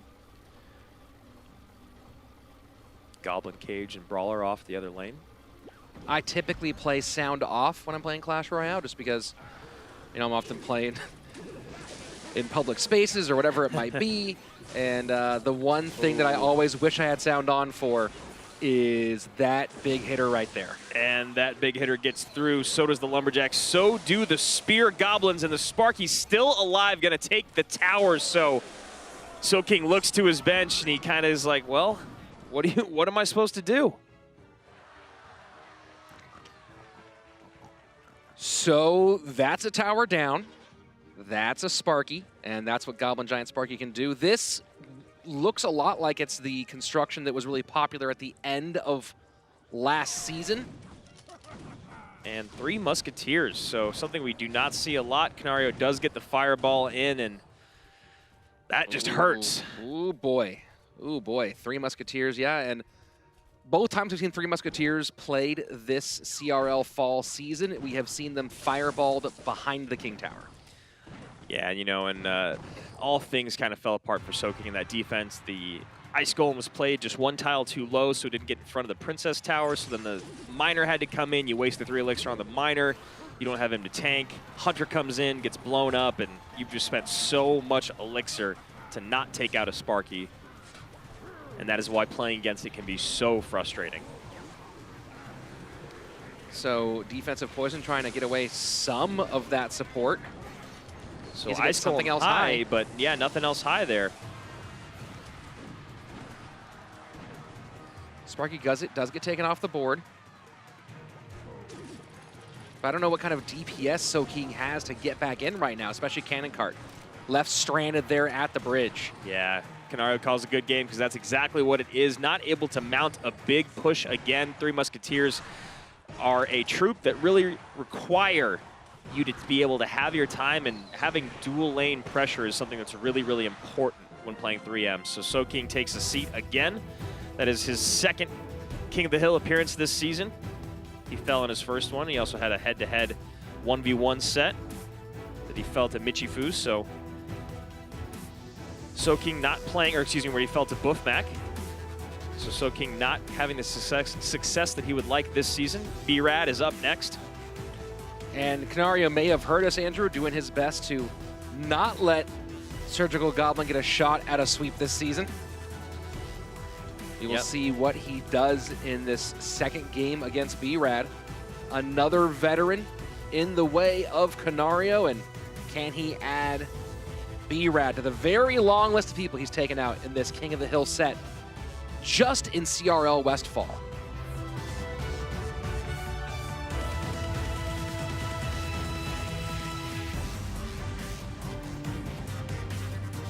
So out comes B-Rad, currently sitting at a completely even 50% win rate over his career. Yeah. Or changed after that 2v2 set. Right. And his King of the Hill, though, however, has been 3-10 on his career. 1v1, though, 10-7, which was mainly in CRL NA. And this time, Canario BMing early has to like this matchup. Yeah, interesting deck here from B-Rad already. We see the Bandit, Dark Prince, and Goblin Barrel.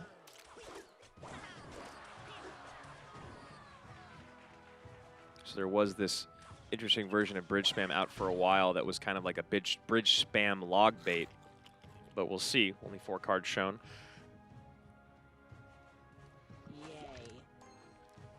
So we do have the log bait aspect. Obviously not seen a log from Canario, and unlikely now that we see Zap.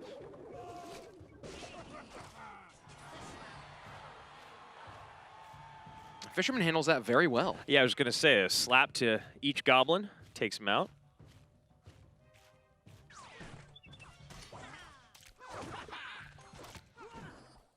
And B-Rad loading up at the bridge, and that's all going to go right into the Sparky. Bandit Dash does get off in time. Almost able to make something happen. Electing just to throw the Lumberjack in front. And that's 5 spent to counter that on behalf of B-Rad. So Canario takes the damage, decides to stay ahead by about an elixir. Yeah, about by 1 elixir.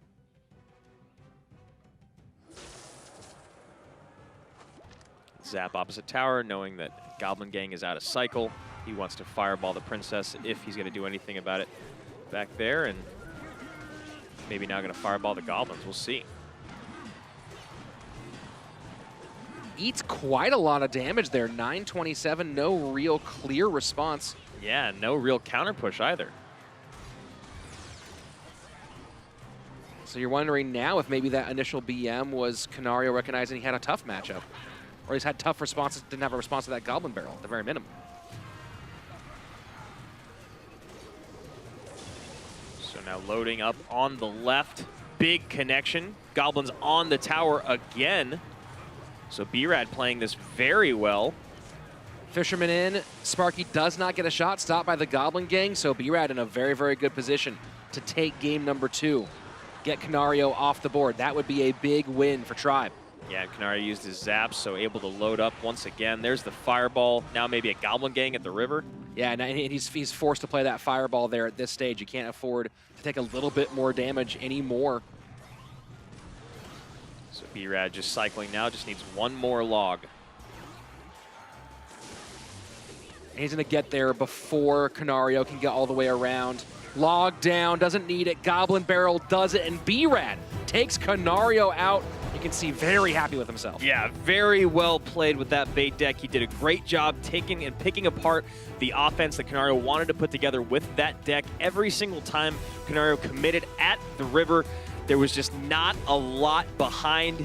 You know, he'd drop a unit down, obviously he'd be very healthy as he just dropped it, but then everything else behind it was ready to go right off the board. So very well managed by B-Rad with that bait deck.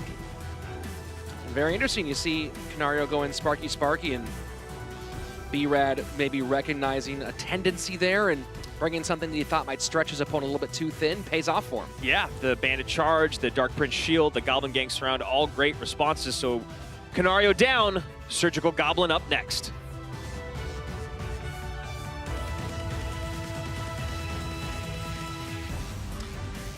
So Surgical Goblin taking the tower up against B-Rad. Two players very familiar with themselves over their years of experience in competitive Clash Royale. And King of the Hill is actually, and incidentally, the only set where Surgical Goblin has a negative win rate. Sitting at just below 50%.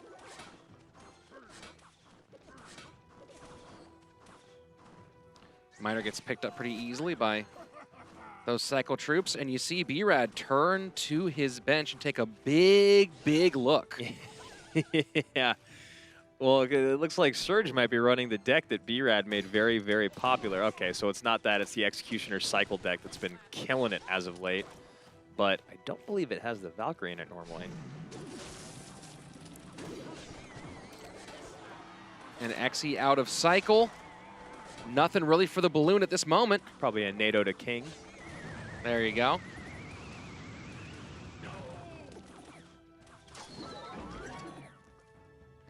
And now I think we'll see Surgical Goblin probably sit on that Executioner, waiting for that balloon.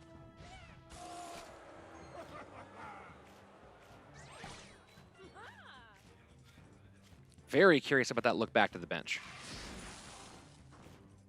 Yeah, maybe he was thinking it was that Minor Valkyrie Inferno Tower Poison Control deck, but could have been that, or he could have recognized that it is this new balloon deck with a very nice cycle.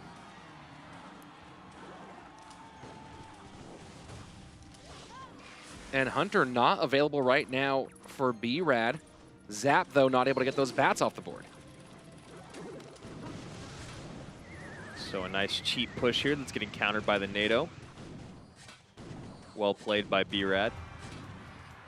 King Tower activation does help with that Miner, but B-Rad in a significant lead in this final minute of regulation.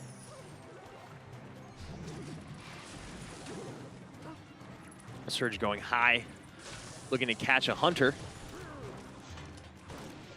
And the Hunter comes in perfectly placed behind that snowball.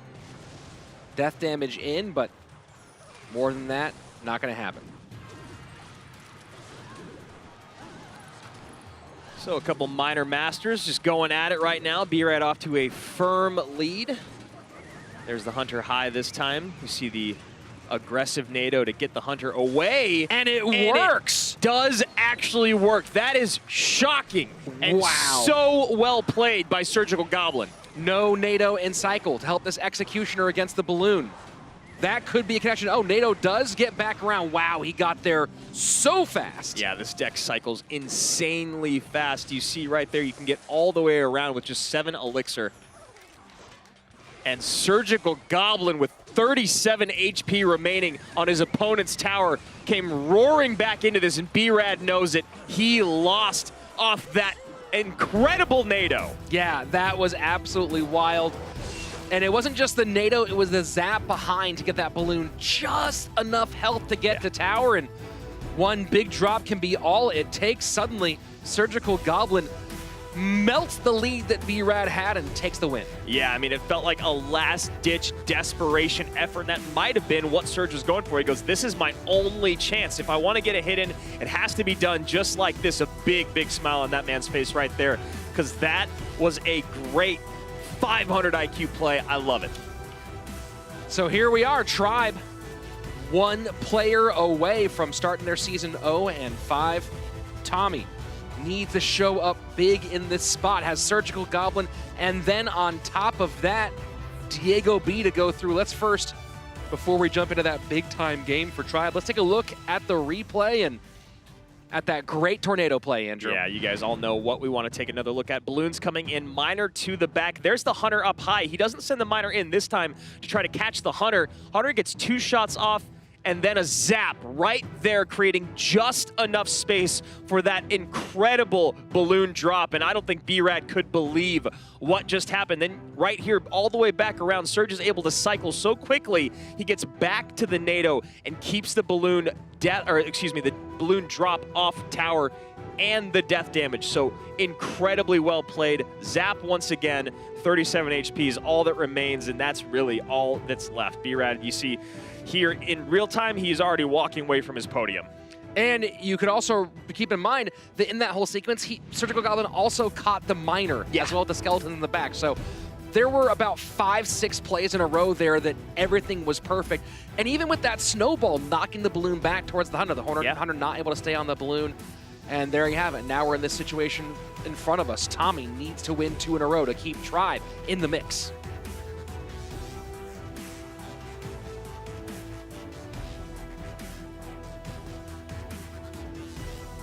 You know, Rich, I'm so glad you brought up that point about talking about all the other things that Surgical Goblin did. Yeah, we were all focusing on the NATO, but then it was the zap, and it was the picking up of the skeletons, and that's one thing you notice when you watch him play, you watch him on his YouTube channel, is he makes everything look so easy, and he's doing 1,000 things at once.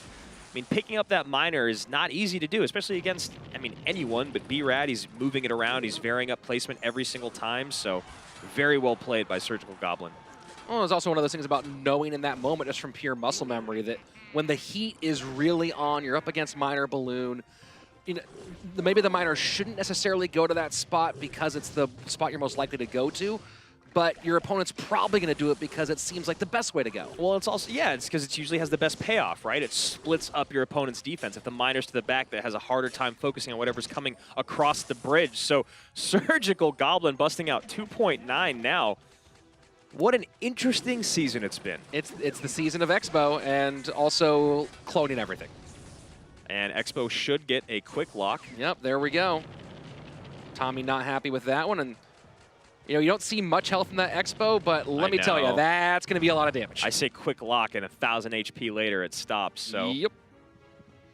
That's why we all hate Expo. Except for me. I have gotten annoyed playing against it, though. It's my second max deck, so I mean, I can't complain that much.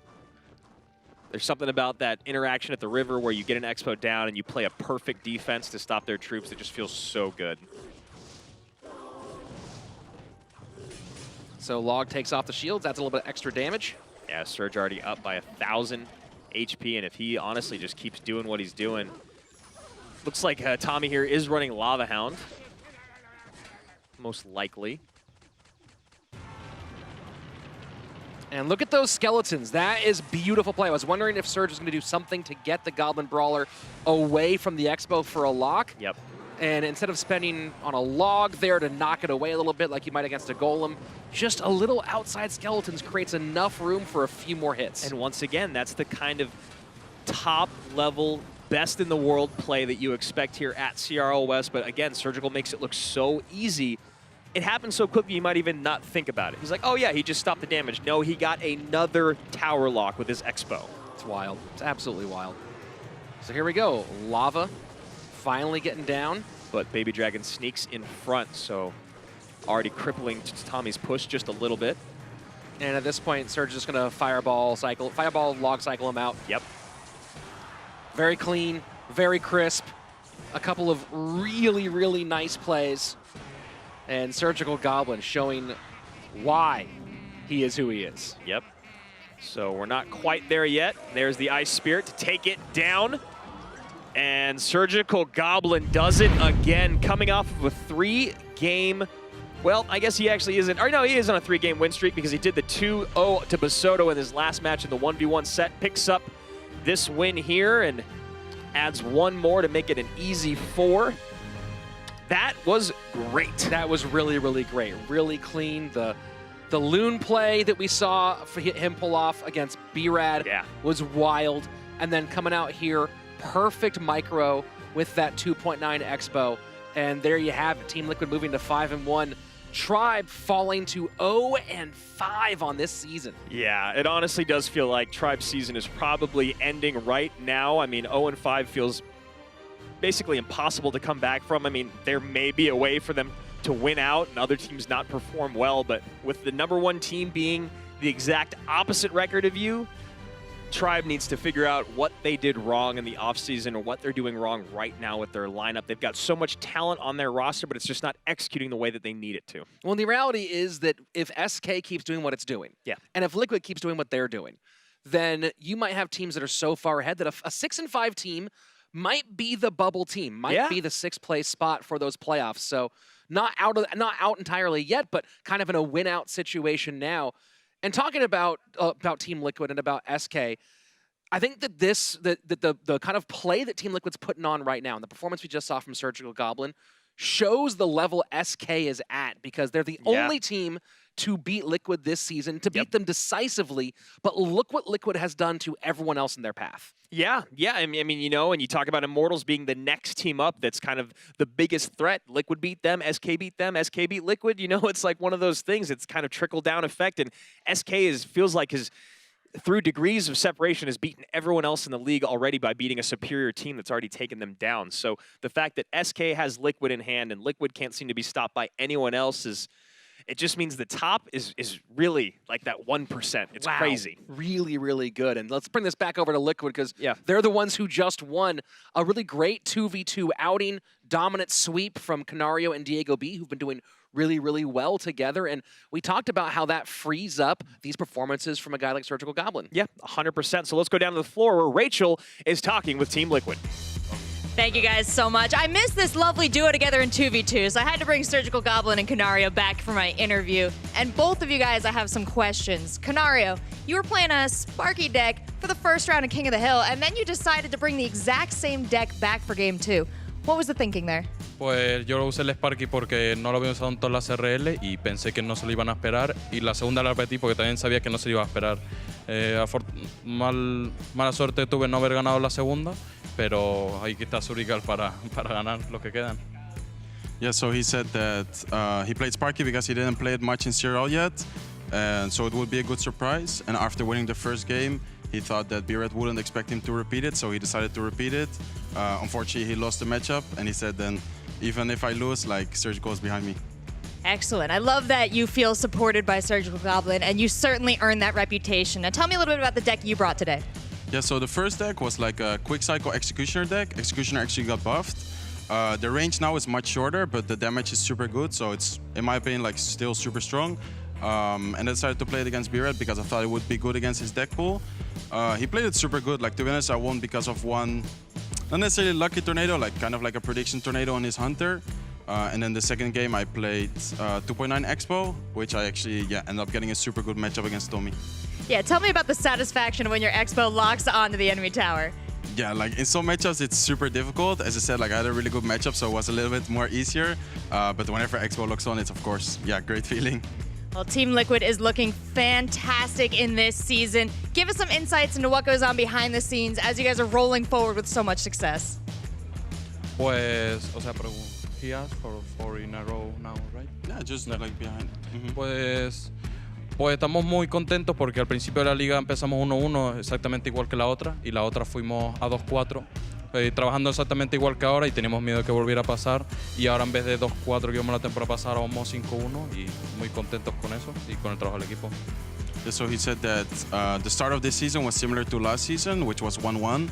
But last season we actually ended up going 2-4, and this season we're 5-1. So he's super proud, of everyone like on the team, the work, and just we will keep it up. Fantastic, guys. Love to see you win. Love the creativity you bring to the games. Now let's send it back up to the casters. Thanks a lot, Rachel, and very positive feelings for Team Liquid all the way around. And, you know, why wouldn't you be at 5-1? Yeah, I thought you were going to say the other thing, which was like, whatever I lost, Surgical Goblin will carry the rest of us. So I love that. Then if he can't make it, then Diego B will get another sweep. So Team Liquid, very, very happy, riding high right now, 5-1. Very, very strong record. The only other team in the league with 5 wins is SK, who does not have any losses, so Liquid's still just chomping at their bits. Yeah, and you know, one thing everyone wants to see probably is a rematch of those two in playoffs, a rematch of our last season finals. So if both teams keep up at this clip, a very, very likely result. Yeah, and you know, just to kind of go back to Tribe for just a moment, not really sure what adjustment needs to be made. At this point, I think it might actually be roster adjustments that need to happen, but that's something that we'll take care of in the offseason. As for right now, they've just got to get through the rest of this season as best they can. So we've got more coming your way, and next it's going to be a barn burner, Complexity against Immortals.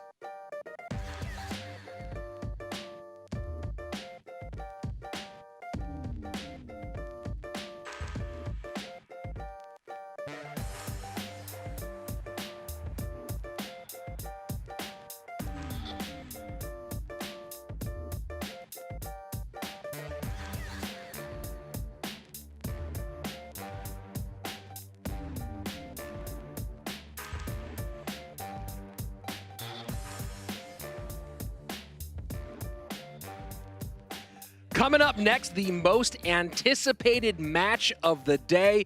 Complexity calls it a rivalry, although yesterday Trainer Luis said there is no rivalry. It's very clear who the winner is here. So Andrew, that's the big question. Is this a rivalry or is it not? I mean, it definitely feels like a rivalry when those kind of words are being thrown back and forth between Complexity and Immortals. But here's the thing.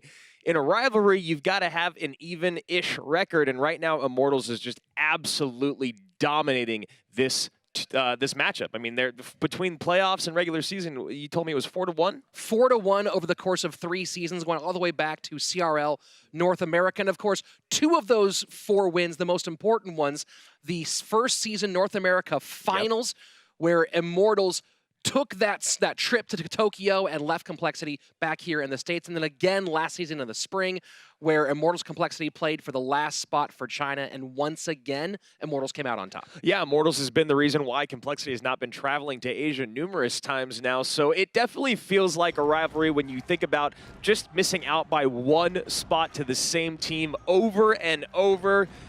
But you heard Trainer Luis yesterday. He is ready to take down Complexity once again.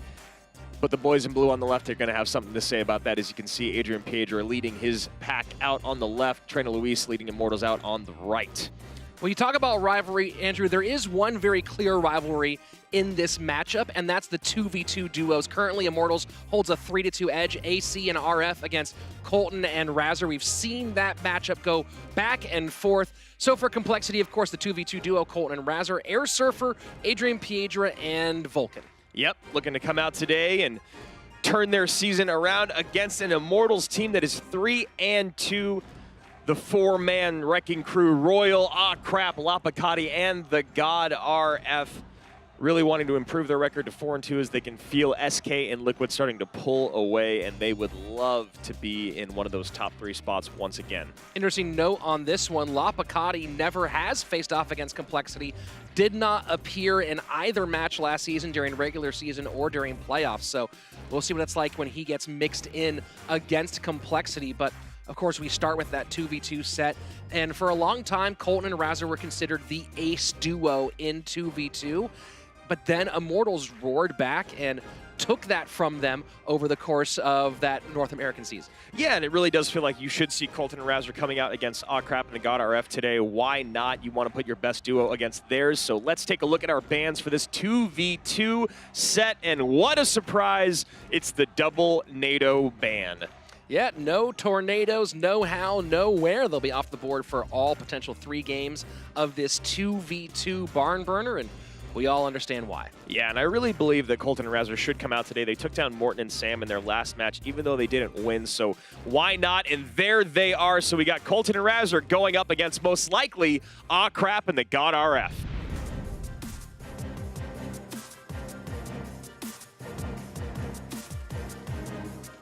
And it is AC and RF.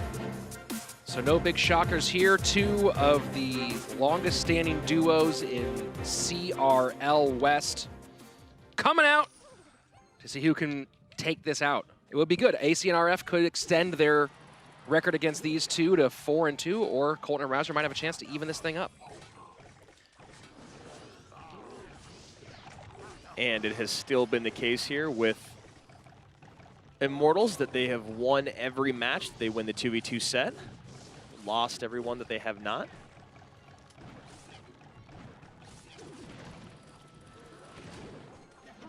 Miner to the back, of course. No tornadoes, no problem. So Colton and Rouser. Nice defense there with the Executioner. Awcrap and the RF looking like they're going back to Giant Skeleton, Royal Giant.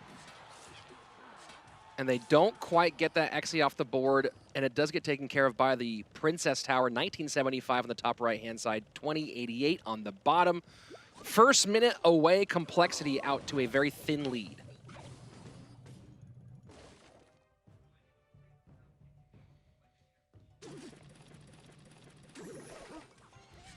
So going for the double pickup there is Immortals. Mitigate some of that damage, and that Magic Archer is going to throw a little bit more on there. Yeah, nice 3 shots in. Very well played.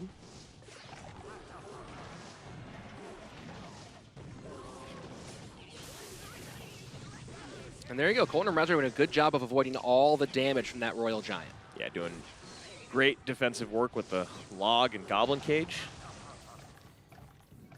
Look at this, super aggressive from Immortals, just getting right back into it. So Mini Pekka's going to get onto that Royal Giant, but going to give up at least 1, maybe 2 shots here. Yeah.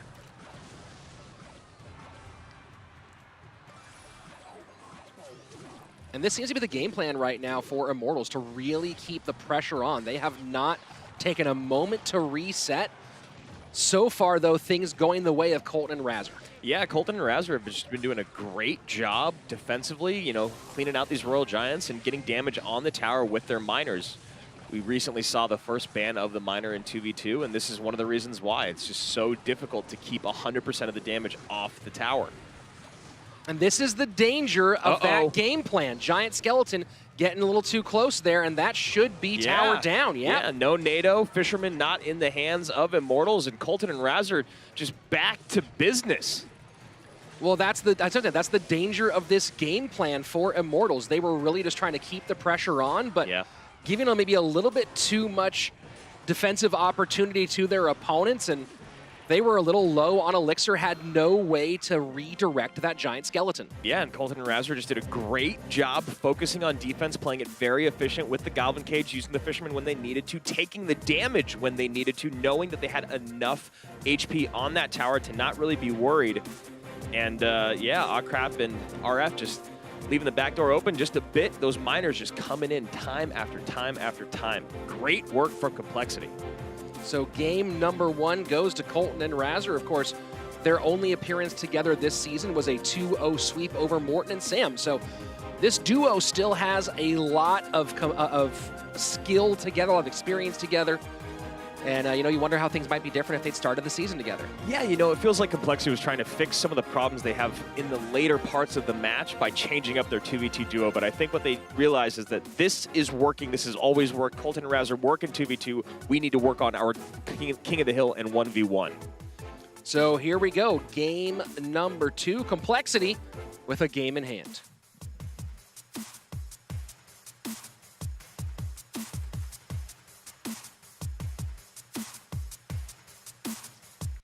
So even though Immortals were very, very aggressive, it was the calculated play from Complexity that had them come out on top in game 1. So Awcrap and RF maybe going to slow things down and make some more calculated attacks. You know, it feels like maybe they thought they were going to force out a bad defensive play and gain an Elixir advantage, but when the chips were down there at the end, they were the ones thirsting for Elixir. Yeah. Yeah, definitely, and that's just because the guys across from them, they know how to play defense so very efficiently together in this set. I mean, Colton has 61 1v1 games, or 2v2 games under his belt. So Miner gets onto the Magic Archer. of Immortals, but not before giving up almost 1,000 HP of damage. So opening exchange goes the way of Immortals, and they are currently ahead on Elixir as well. So here we go, Miners once again from Complexity. You see a giant skeleton. Maybe we're going to see roughly the same win condition or deck from them. Immortals changing things up, and it's paying off so far. Goblin Cage picks that up easily, and the little fish slap on the right-hand side does some damage. Going for that King Tower activation, but Goblin Brawler gets in the way.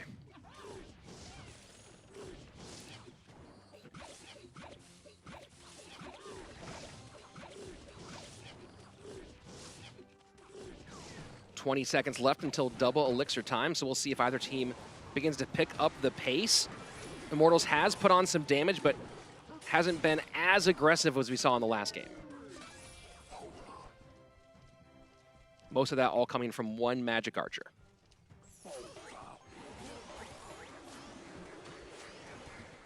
So Royal Recruits being used here in 2v2, not something we see very often, but they have been relatively successful in 1v1, especially in that control deck. You gotta wonder, I mean, Royal Recruits in both hands, if part of the plan here is to force out defensive responses high against those Royal Recruits and then do what we saw with that Magic Archer in the opening moments. Yeah, it definitely could be that. And the fact that you're cycling these Royal Recruits in the back or on your side of the map is just a lot to deal with on both sides of the map. Yeah, solid dual lane damage so far for Immortals, but Complexity making their case, and a nice King Tower activation with Snowball on that miner in the top right part of your screen. You always love seeing that. And this Magic Archer in the middle of the screen for Immortals is getting so much value. I think 4 units have been taken out just on that Magic Archer's arrows alone.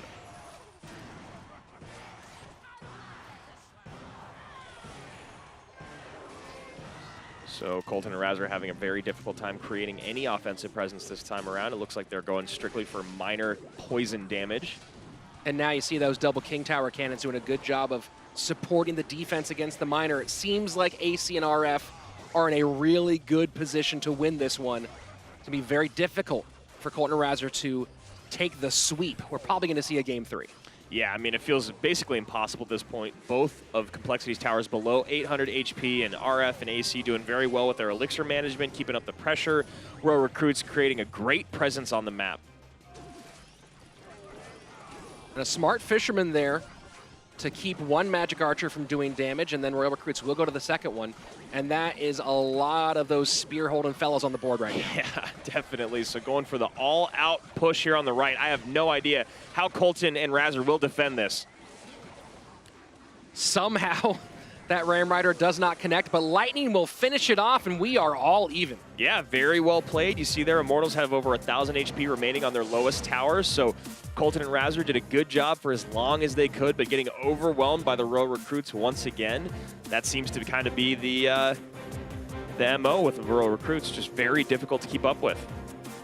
Yeah, and that's a very, I don't know if we've seen that overall idea so far in 2v2, double Royal Recruits, keeping the board always loaded, and then the Magic, I mean, look, the Ram Rider almost felt like it was more of a distraction, a lot of the damage coming from those Magic Archers. Yeah, Magic Archers and Miners really were the trick there, and I think you're correct. I think you spend so much attention and Elixir defensively on the Ram Rider and Royal Recruits crossing. Those Miners and Magic Archers are just too much, another layer. Here we go, game 3.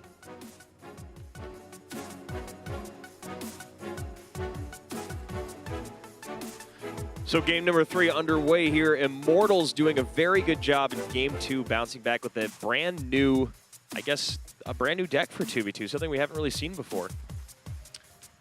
It's pretty fun to watch. It was really interesting, and you know, we always like seeing smart Magic Archer plays, and it was that opening one that really set the tone for the entire game. Yeah, it can be so tough to catch one of those Magic Archers when you're in single Elixir and they're just so far back, especially behind all those Royal Recruits.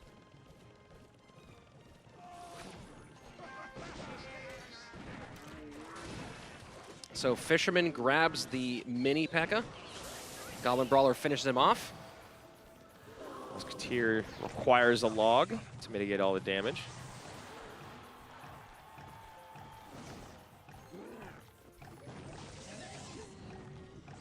And Inferno down a little early there for Immortals. Just don't want to run any risks of not getting it down in time, it seems.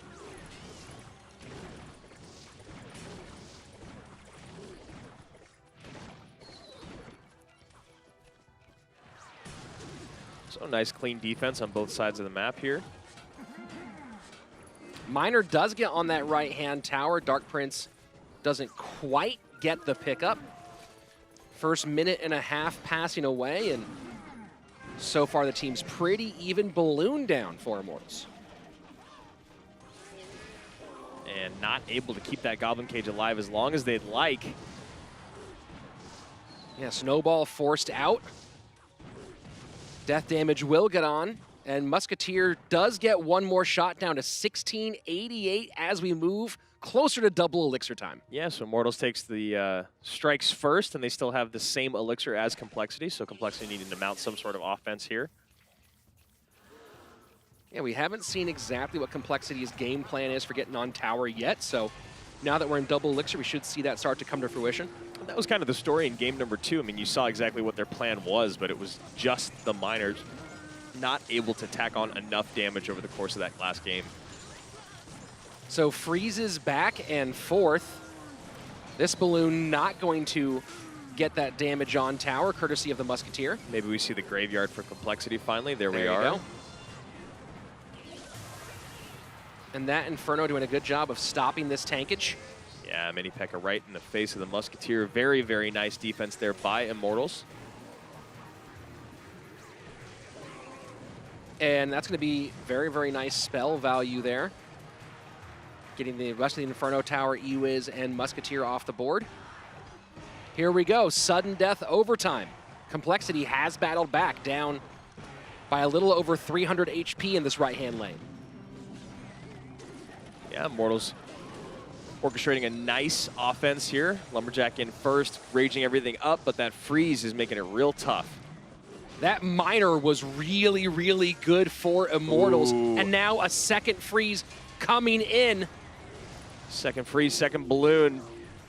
And that's going to be a connection, Yep. Andrew. That is it. Immortals takes it in game number 3. The defensive freeze from their opponents, not enough to stop the bleeding, and it was balloon after balloon. Yeah. Kind of the same thing you think about with Graveyard, but here, one after another. And this time, unlike game number 1, keeping the pressure on paid off for Immortals. Yeah, it was definitely one of those oh crap moments when you looked and you saw the second balloon getting dropped at the river. Complexity had already spent so much defensive elixir and cards. Immortals just recognizing that in the moment, taking advantage of the cycle, the elixir, and that was it. 2 balloons coming in and a great offensive freeze. Was that an oh crap moment or an aw crap moment there, Andrew?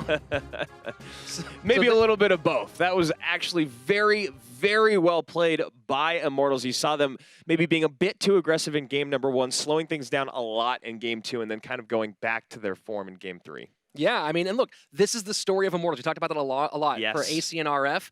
The number of times they drop game number 1 is kind of astounding if you look at their record overall. Yeah, there's a lot of 2-1 victories for Immortals, and it feels like they kind of get in rhythm, feel their opponents out, and then make adjustments as the set goes on. Yeah, it feels like they're much more the tortoise than the hare in this case. They really like to almost seems like lose a game to give their confidence to their opponents, false sense of confidence, figure out what they want to run, how they're playing that day, and they've never won a 2v2 set without losing a game. So we've talked also about how important the 2v2 is in this matchup. Throughout this 4-1 record, every time Immortals has won the 2v2, they have won the match overall. So let's take a look at King of the Hill. So King of the Hill rosters, no surprise here. On either side, really, Vulcan leading off, number 1 spot for Complexity, Adrian Piedra in number 2, Razor in the number 3. Across from them, Immortals, the 3 you'd expect, RF, Royal, and Lapacati in the order they love to play. Yeah, Vulcan and RF up first, both of them looking to redeem themselves after a bit of a rough showing in their last matches. Vulcan fell to Javi Catorce in the 1v1 after falling to Sergio and King of the Hill, and RF had a missed lightning, a completely missed lightning in his last game that should have resulted in a win, but Immortals was still able to clutch out over Dignitas. And these two met once last season during the regular season. Vulcan taking the King of the Hill win over the God RF, so looking to repeat that this time out. So Vulcan running a minor mortar deck, but a bit different now that we see Fisherman, and RF going with most likely the bait deck with Prince in there as well. Very curious about Vulcan's small spell situation after that fireball on Goblin Barrel. Of course, you have to do that sometimes, but don't want to repeat that over and over if you don't have to. Yeah, it's never fun making a negative elixir trade, especially in single.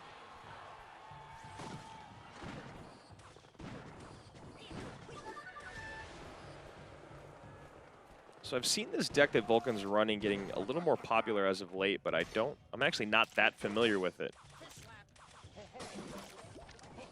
And Mortar down for Vulcan. Splitting Rascals to the left is Razor.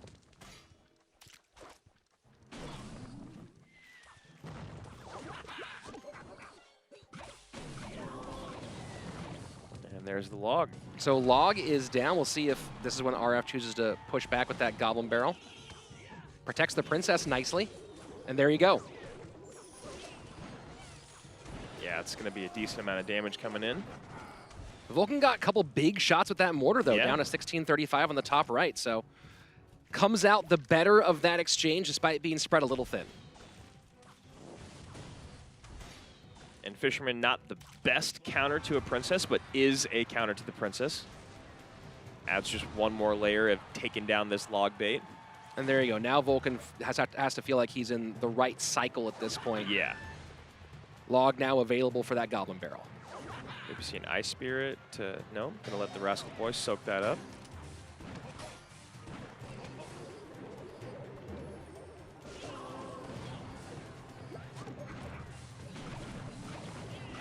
Yeah, Vulcan in a very good rhythm now, so we'll see what adjustments RF can make to try to get past that. Pulls that Prince right in. Fisherman goes down. And this Dark Goblin getting a lot of value right now.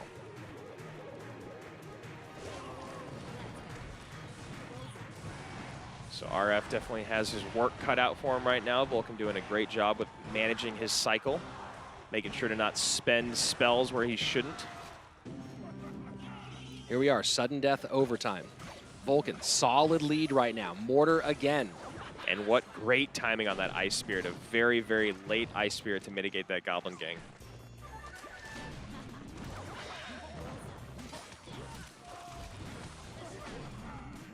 Princess gonna get a good amount of value in terms of those shots on the right-hand side. Mortar should take it out now. There we go.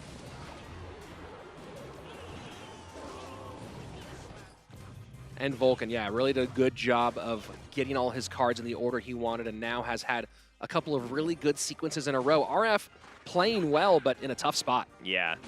Maybe time to start busting out some tricky barrels. They do seem a bit pointless sometimes when playing against pros, but you never know when you can catch your opponent off guard. And here we go, a little bit of pressure now from RF. Dark Goblin does not turn in time, but Goblin Gang trying to keep that pressure on the left-hand side. Yeah, RF is playing relentless right now, but still not being able to get a lot out of it. And it ignores the Musketeer. This is the move right now RF is going for. Decides to eat that damage. Can he get some value here? And there you go, not quite back around to his log. Does get some decent damage in, but now Vulcan has the lead on both towers. Final 90 seconds. Vulcan in a good spot here. Both to just play some solid defense, maybe go ahead and decide to win this one on single tower damage. Has options in both lanes now. Just has to stay ahead and not let RF catch up. So now RF going to try to pour it on the Goblin Barrel. Maybe. And forces the fireball out. Prince, oh my word, Fisherman there at the very last second. That Prince shot, especially assuming that there's a rocket in RF's final card, would have been devastating. I mean, RF is doing a great job of making Vulcan use his spells where he doesn't want to, you know, fireballing the Princess, then loading up at the river to bait out the log, and then getting the Goblin Barrel out. Almost broke through right there, but not the case. And with that, RF should be able to cycle back around one more time. Does not get the catch on the miner. Forced to get the snowball out. Down to 730 left-hand side. Rocket does 432. Throwing that snowball, and this is a close one. This is a very close one. Andrew Prince is going to get away. Does not get on tower, but Goblin Barrel down, and you wonder if that might have been the time to go juke.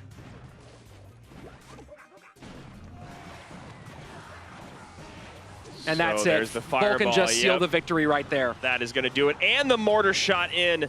So Vulcan walks away with this one. A very, very good match. Both these guys playing incredibly well.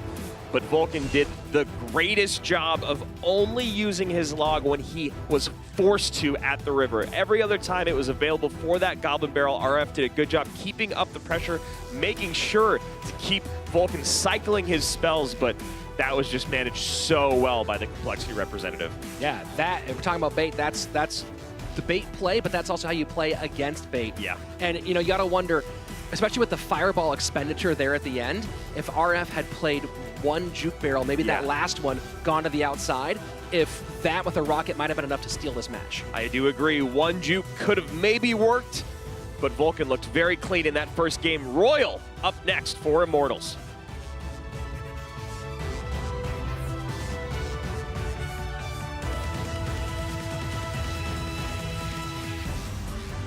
Vulcan and Royal, this matchup, King of the Hill, happened twice in the spring. Both times, Royal came out on top. One of those was in King of the Hill, where he did a full 1-2-3 sweep over the 3 men on the roster for King of the Hill for Complexity today. Wow. So Vulcan looking like he's running the same deck back. Royal might be going for Royal Giant.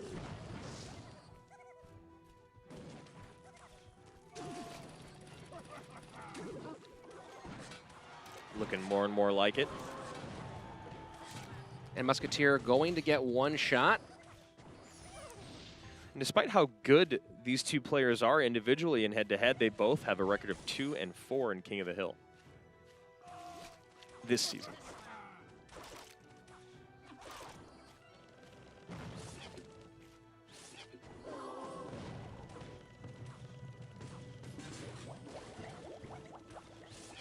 So one swipe, and that's a big one from the Mega Minion. Just about evens things up here. So it'll be interesting to see how Vulcan deals with this Furnace. Furnace is always a bit frustrating when playing Mortar because you usually know it means you're going to be playing against probably either a Hog Rider or usually a Royal Giant. And now your Mortar not in cycle to pick up the RG, although this deck does cycle very quickly.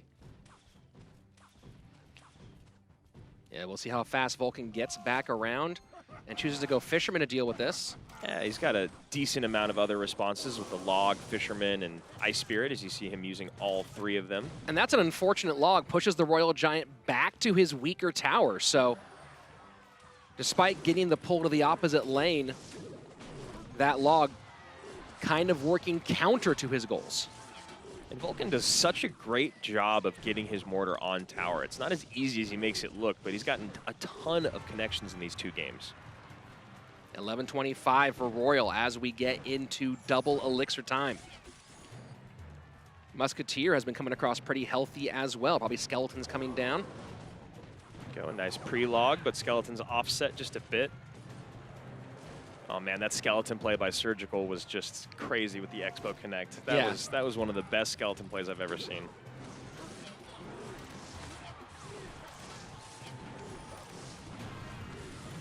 So a lot of DPS on the Royal Giant right now. Some more log damage, and Vulcan's doing a good job of getting that log both on troop and on tower thus far. Yeah. Yeah, a very, very good job of killing 2 birds with 1 stone, and also the timing of the log to mitigate the Royal Giant damage. Vulcan is just playing so very well. So that Fisherman does not complete the pull. Royal Giant going to get 1 shot. Yeah. So things getting very, 2 shots. That is a big second shot. Very, very close here. Mortar down. Now Royal Giant in front, so that Mortar not going to get to tower this time. Miner caught. Very well played. Went to the inside. So Royal really giving Vulcan a run for his money late here in this game. And that log does not get the Royal Giant. Oh, the perfect Ice Spirit. What a greatly timed Ice Spirit. That was perfect. Beautiful Ice Spirit, Miner to the back. Mortar does not get a shot off. Fireball in, 12 HP. Log gonna get down. Is there lightning? In time, 1 HP. Oh my goodness, and look at Roy. He looks at his bench like, what just happened? Wow. That was a wild finish. I don't remember if that's our first 1 HP finish of the season, but you don't get a lot of those. That was a lot of fun. You see Vulcan just trying to collect himself after that nail biter of a finish. It looked like Royal had it in the last seconds, but my goodness, Vulcan somehow closes it out. Fireball log gets there just in time. 1 HP remaining. Vulcan might be one of the best King of the Hill sweepers in CRL West history. Already with 4 under his belt from last season alone. Back-to-back King of the Hill, or 3 back-to-back-to-back appearances in King of the Hill, and then of course 1 more in playoffs. So Lapacati will be up next for Immortals. Trainer Luis having a quick few words with him. Let's go ahead and take a look at that finish one more time. And this was so much fun, Andrew. You can see this Royal Giant just gets the critical shot with that lightning in. Yeah, the lightning giving it a nice little stun. Right there, 341. Vulcan plays such great defense with that Ice Spirit. We got the double Fisherman in. Royal doing all that he can, but the Skeleton's not dropped in time. Fireball, 12 HP. Fisherman on the tower, 1 HP. Ice Spirit's down. Mega Minion is there, but that log is just a little bit too fast for Royal. 2 perfect Ice Spirits from Vulcan. Yes. 1 to stop the Royal Giant, 1 to stop the Mega Minion. That's 2 Elixir that just saved a game. Yeah, when you can make your Ice Spirit do that much work for you, that is why it's one of the best cards in the game. Lapacati, the last man up to stop this sweep in King of the Hill.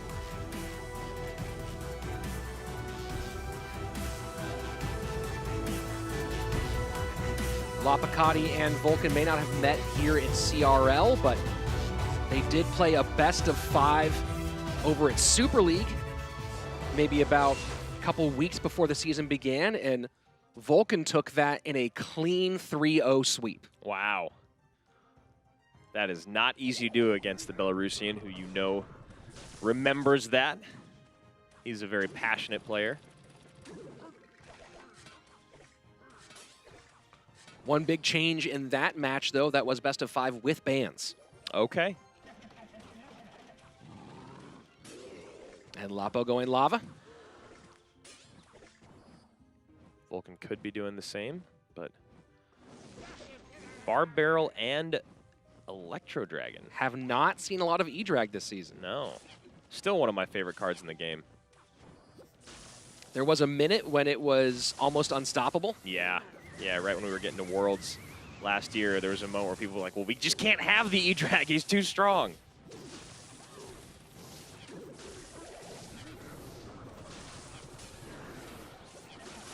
Miner to the back, picked up by the Barbarian.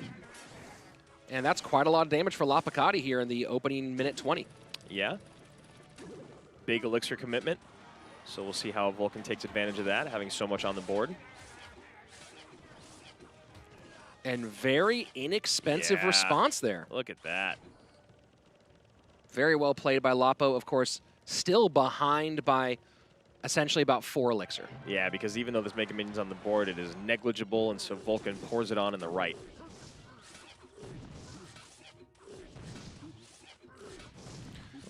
Getting a good amount of damage in there. You see Lapacati not happy about losing the lead. And still, I mean, that Baby Dragon going to make it pretty much even on Elixir overall. And some good damage on the right-hand side for Lapo. Vulcan choosing to ignore that Baby Dragon the whole way through. So while he does have the individual tower lead, Vulcan does have 2 towers that are both pretty significantly damaged. Yeah, and look at this deck Vulcan's running. Royal Giant, Miner with Earthquake and E-Drag. Very unique. Well, this feels like an attempt to snipe Mortar, Andrew. It really does. Yeah, I mean, that would be not a fun deck to play against in Mortar. And this is something that Complexity is known for doing. In fact, Trainer Luis has said that when you're playing against Complexity, expect an attempt to snipe. Yep. Yep, I mean, they've always done such a great job with their management and their coaching, and it's one of those things where you can play a deck that you're still strong with, and it will snipe your opponent's comfort deck, but does it pin you on only being able to take down one deck, then why not run it? Well, we'll see. This is a lot of trouble here for Vulcan. Yeah. That fireball in. This is going to be a ton of damage. That was going to be tower down. Yeah, there's just no way to defend after that. Vulcan piling too many troops up right on the front, but nothing to be ashamed about there. Vulcan takes out RF and Royal, so Lapacati keeping Immortals alive and the chance for the two-set sweep still in play. That really did feel like a straight attempt to sweep Lapacati on, to snipe Lapacati on Mortar. But if you're doing your math on Lapo, he almost never runs Mortar in his first appearance. It's almost always appearance number 2. Which is what's about to happen right now. Appearance number 2 for Lapacati, whether it's King of the Hill or 1v1, he does love to go back to his comfort deck. I don't think he'll do it today. I feel like Trainer Luis is the type of coach that says, okay, this has happened a lot, starting to get picked apart for it. We've been sniped twice now, once in the spring, once in the fall, so let's change things up. So here we go. Adrian Piedra taking the tower. Lifetime King of the Hill record of 8-8, looking to move that into the positive against Lapacati.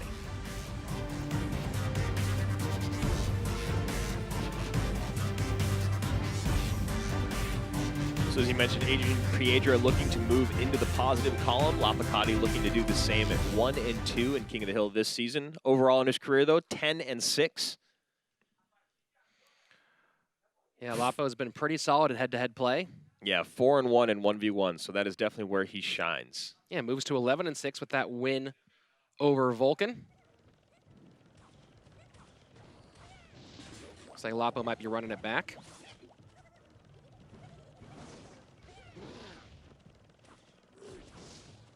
Yeah, he fared very, very well with Lava Hound in the first game. Not going to Mortar in the second game, so that's great. Yeah, that's a big shift. And both these guys looking like they're running the same deck. And Fisherman does not quite get the pull, doesn't get the pull in time, and doesn't quite change direction. Wow, it did at the end after it got a second shot on the first tower, so very, very interesting little interaction there from the Royal Giant. A very stubborn Royal Giant, and look at that. Fisherman gets in, gets onto the furnace, and then gets in the way of the other Fisherman. So Adrian Piedra starts off to a nice lead, and he's doing the classic Adrian up there. He's one of the most fun guys to watch on the tower, talking, singing to himself, doing some dancing with his hands and his body. You can't see there's actually an orchestra here in the OGN Super Arena that he's conducting. They just follow Adrian around. Yeah, well, you hear the background music.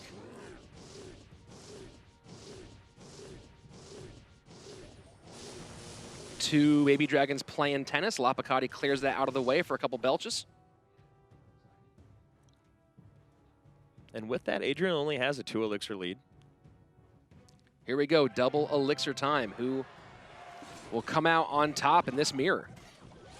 So there we go. Lapacati opts to go Furnace as opposed to Fisherman. You saw there Adrian waiting for the other Fisherman. And now Fisherman out of cycle. Furnace will be Adrian Piedra's defensive option. Expect, no, not enough for the Lightning quite yet. Yeah. Although Lapo has been pretty aggressive with it so far today. So may still get one shot. There we go.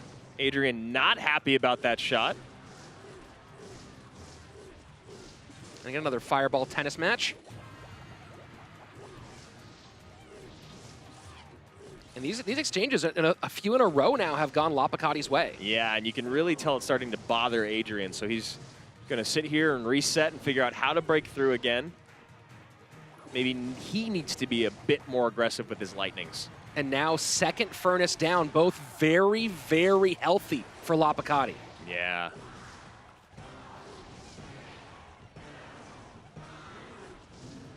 Royal Giant in. So there's Adrian's Lightning, a defensive Lightning up front, but that just opens up the door for one more Furnace to be played on Lapacati's side. And there it is. And I have 3 Furnaces down. That last one about to pop off, but still now got a lot of fire spirits coming down the lane.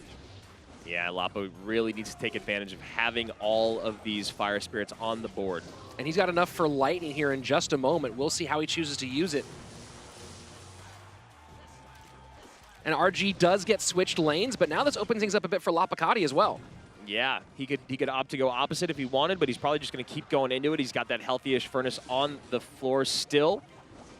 Adrian's slowly losing his lead over time.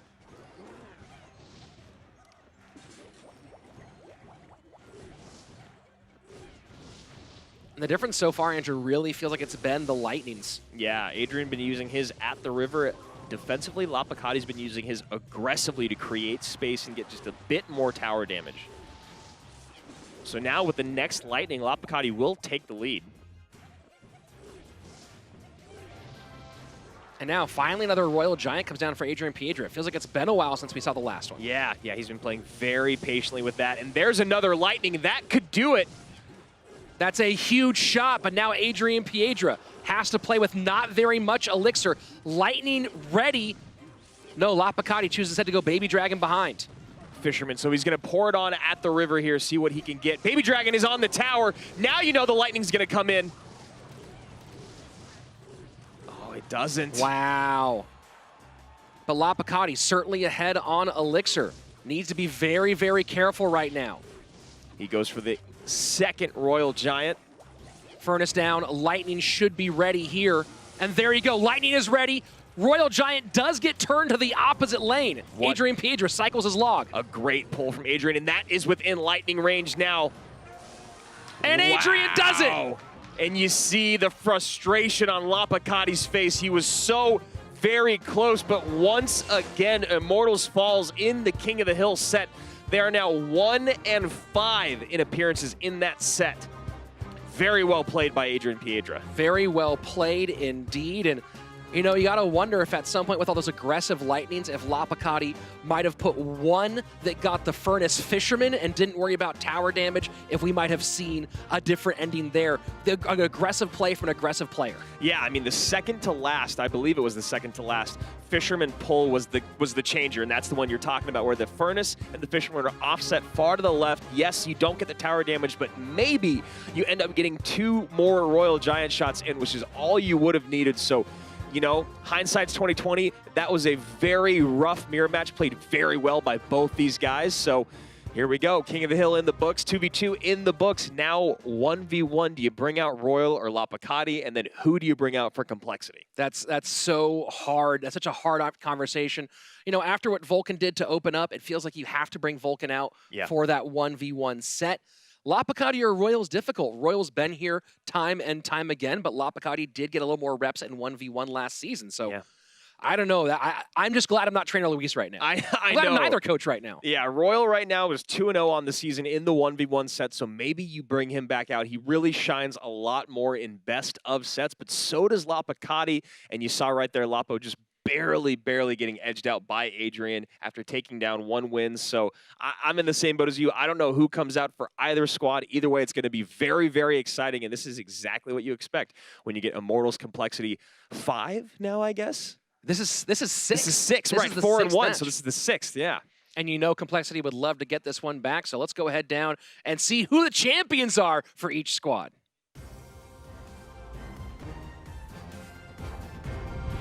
Vulcan facing off against Lapacati, who is a rookie no more. Of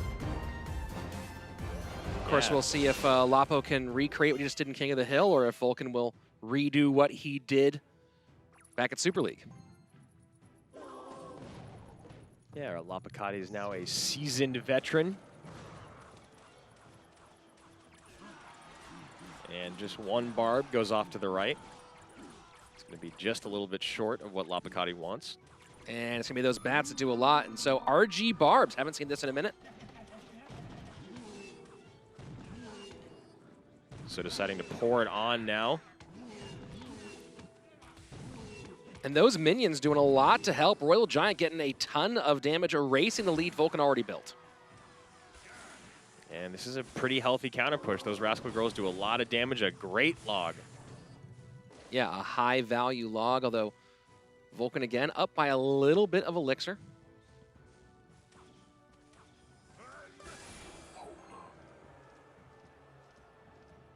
Vulcan 4 on the board, behind by 1, so still put the advantage in his direction for the moment.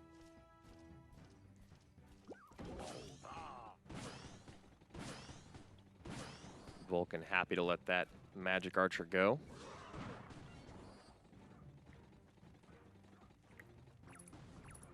So a bit of fireball bait here for Vulcan with the Magic Archer, the pigs, and sort of the Rascals, but not really. Nice snowball there from Vulcan, making it so that Lapacati had to play more units, and he still gets a cannon cart connect all on one snowball. Very nice. You can see both players kind of gritting their teeth, biting down on the mouthpiece, so to speak. Yeah. Yeah, they both look very, very intense at this moment. Lapacati puts his Royal Giant left-hand lane. Vulcan pressuring right, so Lapa will let that Royal Giant go for a minute, and here we go, playing defense right-hand side. So all things lining up for that Magic Archer. And Royal Giant will get through again for Lapacati. A couple of big-time shots and another one down. A nice kite, pulling that Royal Ghost away, and there's a fireball, but not hitting all that Lapo wants. That Magic Archer is going to get a few hundred damage. Yeah, you know he'd love to have that one back and play it just a half tick higher.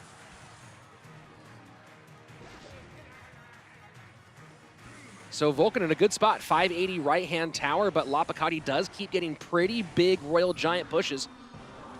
And that one minion should stay behind the Royal Giant. Down to 683. That cage, though, does not stop the RG from getting one more big-time shot. And a very nice high Musketeer, but it's in range of both of the Magic Archers. So there's a fireball. And a very nice play on the Ice Wizard, both to stop the pig damage and turn the Magic Archer away. Those Magic Archers just demand so much attention. Probably an RG kite here again. No, goes with the barbs instead. And he has to double down, making sure that cannon cart does not get another connection. That is the way where Vulcan pulled away the first time. And now, yes, RG right at the bridge. How's Lapa going to deal with the high Goblin cage? This is feeling really bad for Vulcan here in game number 1. Royal Giant is going to get one shot. There's Fireball or Zap will be enough. There you have it. Lapacati takes game number 1. You saw Lapacati about halfway through that game start to really get in his rhythm, get his cycle where he needed it. The Fireball was available when he wanted. Now there was the misplayed Fireball the one time. I don't think he knew Vulcan was going to load up so much at the river with throwing in those bats as well, but stops the pushes from Vulcan, stops the Royal Hogs, and creates offense very, very slowly, very patiently. Yeah, a little less aggressive and a little more payoff here for Lapacati this time around, but those Royal Giants really did feel relentless. Yeah, they really did, and that one that he did get the kite away with the Royal Ghost, but didn't get any damage in from that specific Royal Giant, but right then was when it felt like Vulcan could no longer create a big offense. Here we go, game number 2. Lapacati with a chance to close out Complexity.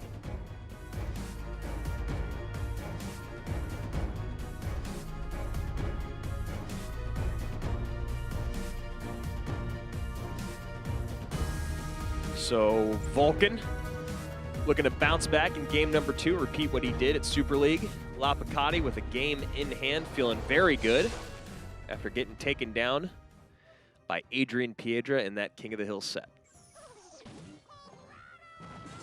An early aggressive pig, and the Furnace does not pick up the Hog Rider. Yeah, you see Lapacati kind of tilt his head and smile to himself, going, that's not the way to start a game, man. Is this going to be 2.9? Oh, no, sorry, there's a Furnace, never mind. It felt like, I see Archers, I'm like, Archers, Ice Spirit, 2.9.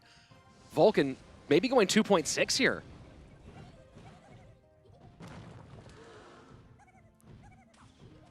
So Lapacati RG's up in the back. Very interesting. So we should expect a tornado. Yeah, look and at that. That's you some see, nice value. And you see the look on Vulcan's face, so frustrated by that result. Like, come on, man. So Hog, Xe, NATO for Vulcan, and RG, Furnace, Rocket for Lapakati. Both these guys already having very frustrating moments. Oh my word. Fireball nowhere near available, and Lapakati just really pouring it on right now. Yeah, I mean, there's a moment when you recognize I have such a great matchup, and right now with the Rocket, the Furnace, the Barbs, and of course the Royal Giant to create offense, very frustrating for Vulcan. Things still almost even, and Vulcan slightly ahead. Fireball will extend that lead. So with Fireball back out of cycle, how does Lapakati punish? Does he use the Barbs? Does he get a Furnace back down? Does he play the Archers up high? What does he do? And choosing just to rocket that Xe out of the way, he'll take the negative elixir trade for the tower damage. Definitely. A nice NATO log there from Vulcan. Yeah, very, very well played. I mean, it looks like Lapo will not get a shot in. So incredibly well managed was that RG push. And Lapo just going straight naked rocket on the tower. Yeah, he's seeing that Fireball coming down for the Furnace, and he still should be able to play pretty decent defense against the Hog. And Lapo now just pouring on spell damage. Both players. Fireball down. Barbs should be back in now. But that Executioner does make it more difficult. Goes for the surround on the Executioner instead. Lapakati getting very, very aggressive. Second Xe wipes those Barbs off the board. And Vulcan now pouring it on. Misses the Fireball on the Furnace, but does take out the Archers. Lapo needs to deal with that Executioner, turns it around with the Royal Giant. This is some wild back and forth action right now. A great log comes in. There's the NATO. I don't know if the NATO was necessary. Will Vulcan need that elixir back? And Lapakati still rocket cycling here, believing in the defensive capability of this deck. He just needs one more rocket to come down. He's got a quick cycle, but he's got to have the elixir for it. Log, Barbarians. That log may have been it. Vulcan, can he cycle back around quickly enough? Who is going to win the foot race? There it is. Lapakati just did it! He knows he's got it. That was a wonderful 1v1. Now, obviously, it was a sweep, but it was so very entertaining. The skill level through the roof, the micro, the macro, everything about it so well played. And now Immortals takes their third 1v1 set. That was completely insane. And how many people would you look at and go, dude, why are you throwing naked rockets on the tower? Right. What are you doing that early in the game? But there's one guy who pulled it off because he knew the matchup, knew the deck, knew his opponent, and did it against a guy like Vulcan. I mean, he did such a great job of knowing when to do those naked rockets, knowing that the Furnace would play enough defense or it would bait out a Fireball. And with that Fireball out of cycle, you saw he did one Ice Spirit to stop the Hog because the Furnace was still just enough health, and then Fireball out of cycle, Barbs dropped on the Executioner. Just such nice management of his cycle. It was just excellent gameplay. Absolutely no fear gameplay. Yeah. I mean, you see an Executioner when you're playing Barbs. You're seeing Xe NATO against Barbs. You're like, well, my Barbs are just garbage now. They're gone now. But the way he moved them all around and didn't try to do the pickups with the Barbs on the Hog, instead using the Barbs to wipe off that Xe with the surrounds. Really beautiful gameplay. Yeah, so let's take a look at a replay here of some of those excellent moves by Lapakati in that 1v1 set.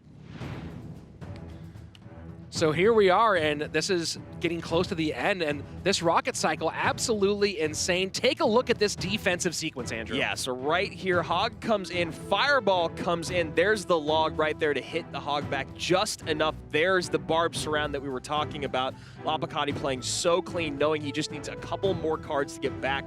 There's the Ice Spirit, takes 4 seconds for the rocket, but the Ice Spirit creates just enough space. That Hog Rider does not get there in time, and that's one thing we know Lapakati loves to do, is to take damage in order to take the win. So definitely a nail biter there. Complexity now 1 and 5. That's absolutely wild. I mean, I can't even believe you're saying that out loud. I know. I can't either. And honestly, I would never expect it out of them. They play so well. They have such talent on their roster, but just not being able to close out games, and they just got so very close.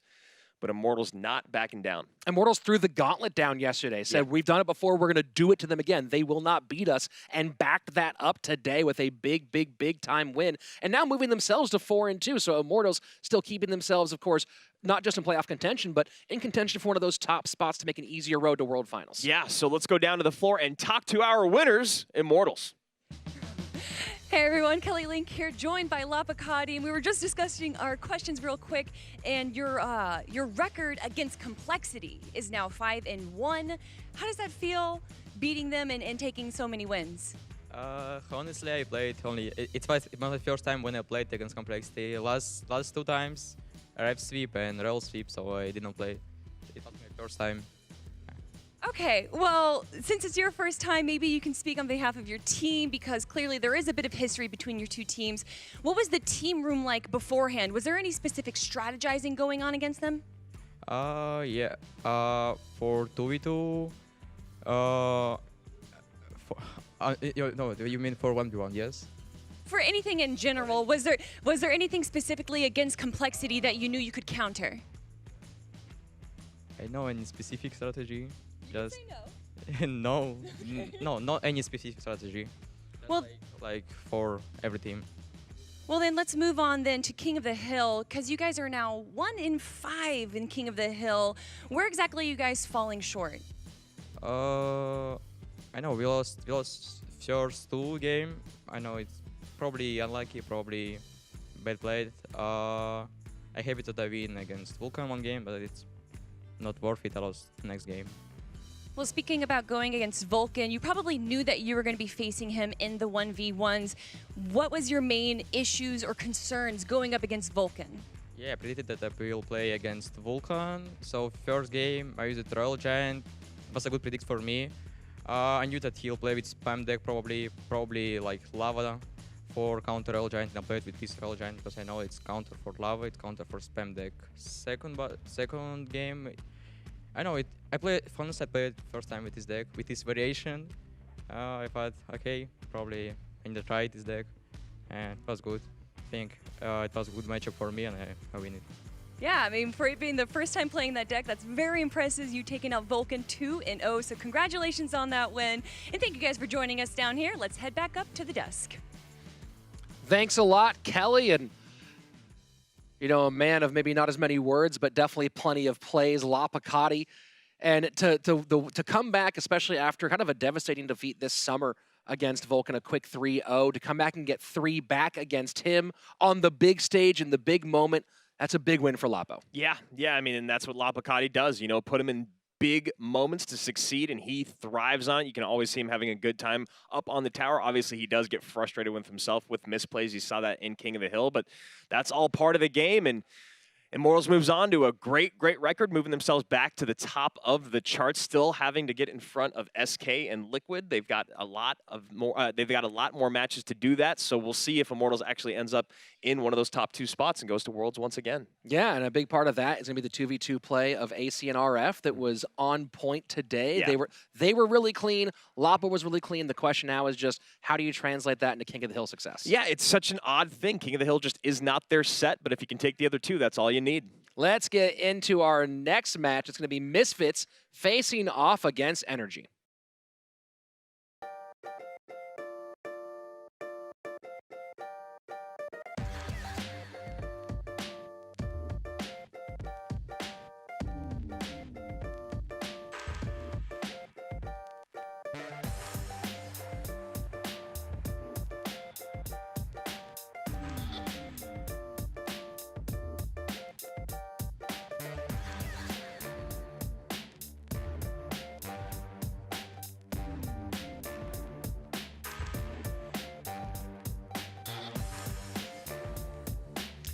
Well, after that wild match, you know, I want to take a break, but we don't get to because we have more Clash Royale League coming your way. And right now, Energy facing off against Misfits, 2 teams both kind of in the middle of the pack right now, trying to separate themselves from everyone else. Yeah, I mean, this is really the time to do it. We're in the 3rd week now, and Misfits now at 2-2, and Energy at 2-3.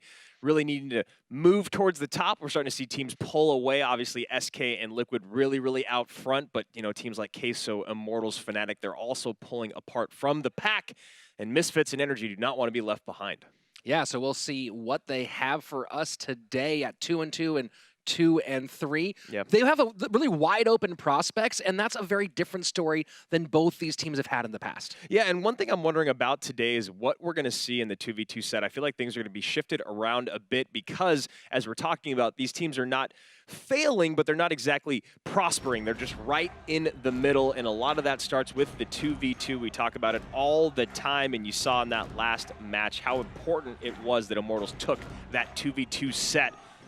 So, Misfits coming to the floor on the left side, Energy on the right. They will be the red team for the day. Misfits even on their 2-2 campaign for the season, to continue what you were talking about beforehand, Andrew.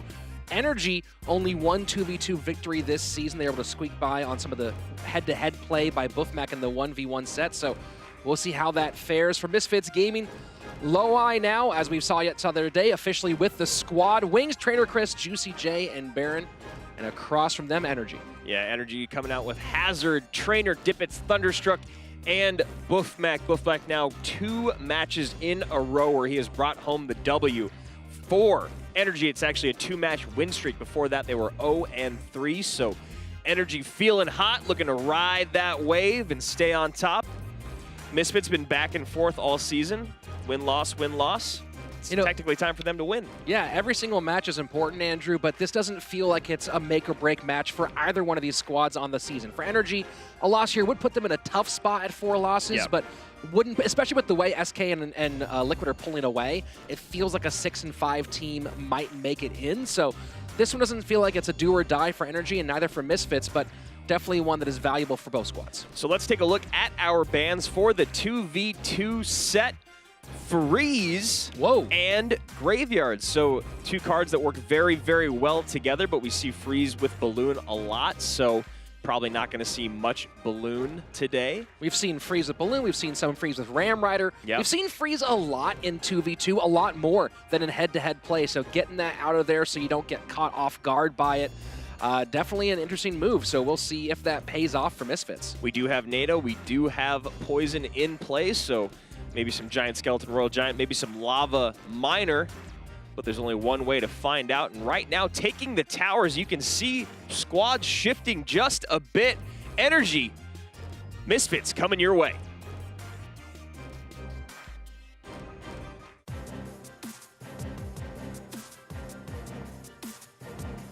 So, Andrew, you were right. A lot of changes here. Trainer Chris and Baron out for Misfits. Haven't been here together before, and then Hazard and Thunderstruck making only their 2nd appearance through 6 matches as a duo. Yeah, the first time they felt complexity in a quick 2-0 sweep to Colton and Vulcan. And this is the first time we've seen this duo, Baron and Trainer Chris. Coming out for Misfits, looking to maybe save Juicy J for that 1v1, and you still have Baron, Wings, and Juicy all available for King of the Hill.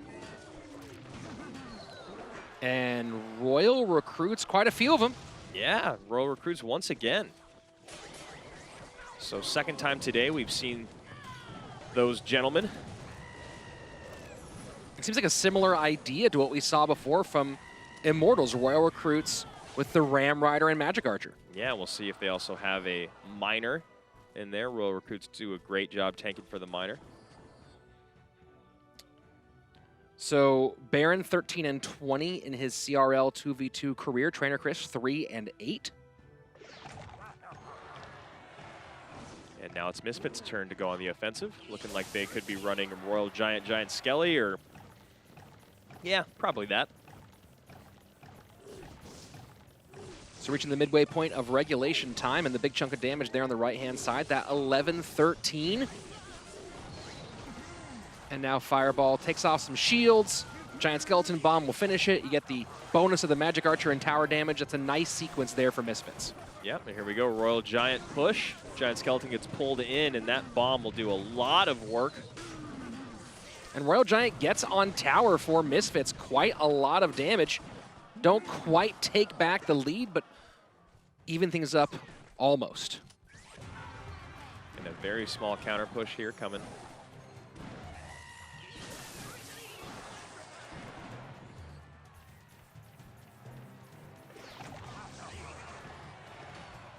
Double elixir time. Trainer Chris, Baron getting ready for a big push right-hand side. Giant Skeleton, Exy behind. And some nice lightning value there for Energy, taking out the Executioner. Snowball plus lightning. And Dark Prince just gets pulled right into the midst of a pile of Royal recruits. Yeah. They are multiplying by the second. And there's the Miner coming in. And Inferno Dragon going to have a real rough time against 12 Royal recruits. Yeah, not a very efficient unit for taking those out. And now the pressure up on both sides. And forced to spend quite a bit on the left is Trainer Chris and Baron. Yeah, and you look at the top of your screen here, Energy's Hazard and Thunder still have so much elixir. An Executioner, a Fireball, and a Snowball to take out that one Ram Rider and the remaining Royal recruits. I mean, second time we're seeing this combination, Andrew, but it really does feel like it might be a new a new central piece of the 2v2 meta. Yeah, it's just, you know, there's so much to deal with, and you saw early on Trainer Chris and Baron going for the Fireball on the Magic Archer, but that Fireball also hit the shield of 4 Royal recruits, so a lot harder to get great spell value. And now Energy calling good games, so a very nice first showing, or second showing, but first game here for Thunder and Hazard. Yeah, very, very well played. And you know, that's one thing about coming up with a really brilliant new deck, or coming out with a deck people haven't had a lot of reps against, is maybe you catch someone off guard, not prepared for it exactly. And here you saw from a matchup perspective, this was just kind of brutal for Misfits. Yeah, Misfits really probably wishing they had a poison instead. They would have been able to do a lot more spell-wise if you were able to poison the Royal recruits and get a Magic Archer in there. Now you're taking out the shields and getting damage on the Royal recruits, taking out the Magic Archer, as opposed to just doing a straight up 4 for 4.5 trade. I guess you can maybe count the shields as some elixir, so. You just listed 78 things that deck does at once, and that's one of the problems.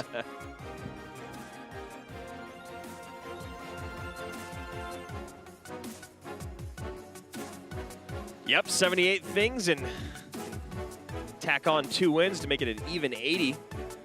Baron and Trainer Chris now wondering what they're going to come out with in this next game. I can't imagine they'd expect the exact same deck, but if they do, will they have the appropriate responses? Well, looks like it could be going that direction. Remember our ban cards, Freeze and Graveyard. And Royal Recruit's also a great response for Graveyards. So we may be seeing a new trend. You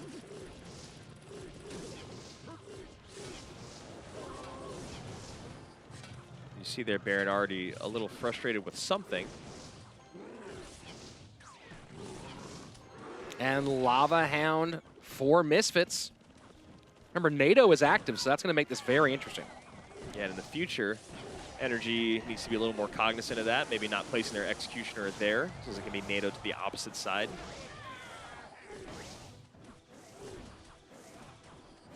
In the same vein, doing a good amount of damage on that left-hand tower of Hazard and Thunder. Yeah, they seem so tiny, they seem so squishy, but you got a bunch of them around there. It can be a real problem. And Lava again. Immediate Royal recruits at the bridge, just heavy pressure coming from Energy. So we'll see how this goes. Not a lot of elixir in the hands to defend. And quite a lot of damage on behalf of Energy. Ram Rider hanging out there. Royal recruit added in some more, 671 right-hand tower. Yeah, you know, it's a lot easier said than done, but it would really it would pay dividends to Trainer Chris and Baron if they could try and keep their Fireball and Log on the same cycle. Wow, very nice play by Misfits. Tower down, left-hand side. Kept Hazard and Thunderstruck pretty spread out and took advantage of that situation.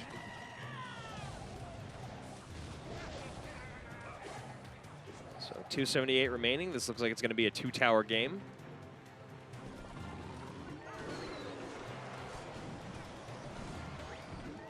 So haven't seen a NATO yet from either team. Only one card unrevealed so far by Misfits.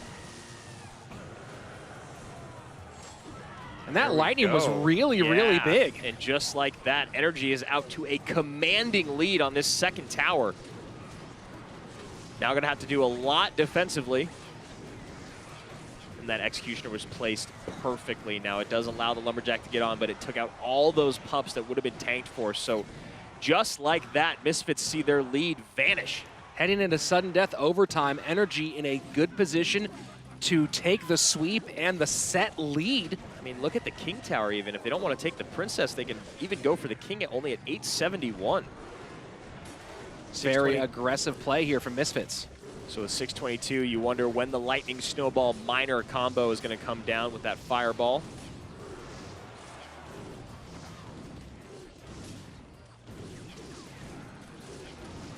Misfits low on Elixir, but trying to keep the pressure on Energy. Not give them a chance to go across the board and do some damage. Right now doing a very good job of it. The Flying Machine sneaks in there and somehow Misfits fire back. They just knew they had to keep Hazard and Thunder from getting any expenditure offensively.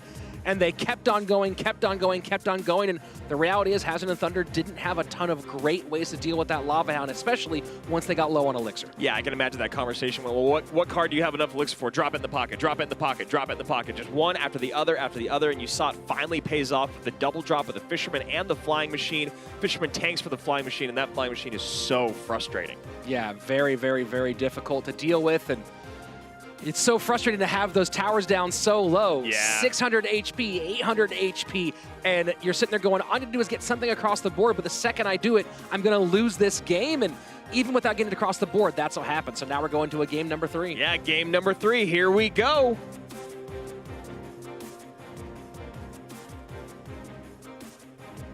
A back and forth battle takes us to the third game of 2v2. It's been tight so far and got very, very tight in our last game. Yeah, Baron and Trainer Chris just able to keep the pressure up. Thunder and Hazard not able to keep up with it defensively. It looked like they were going to be able to manage and come out clean on the other side for a moment there, but it was that last Fisherman Flying Machine combo in the pocket. And just sticking with the same idea, it seems, is Energy. So wonder if Trainer Chris and Baron have made adjustments to specifically deal with this combination. Yeah, you know, well, Trainer Chris and Baron did a great job last game of letting a great amount of damage come through, but not letting too much. You know, we talked about the lack of HP on both Princess and King Tower, but, you know, they were the first ones to take 2.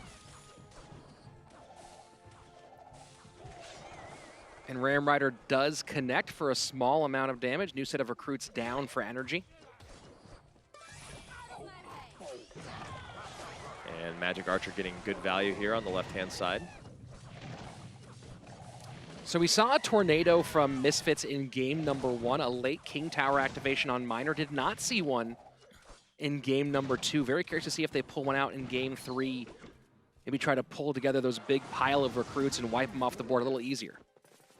So Dark Prince comes out to catch that Musketeer and prevent more damage on, but the Giant Skeleton Bomb would have cleaned it up, so Energy maintains a slight Elixir lead.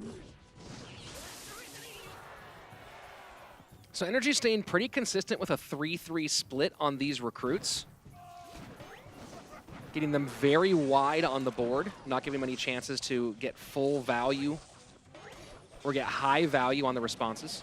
Yeah, I think the idea there is to create a presence on both sides of the map and wait for your opponent to make a slight mistake defensively that leaves a window for either your Ram Rider if they spend too much Elixir, or your Magic Archer if they line up a unit wrong.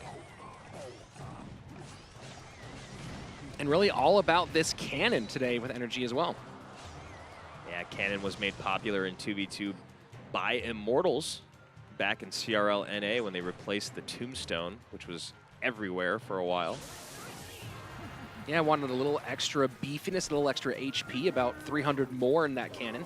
Yeah, and it's also nice to get that DPS. So there's the log on the right-hand side, but a new set of Royal Recruits come down.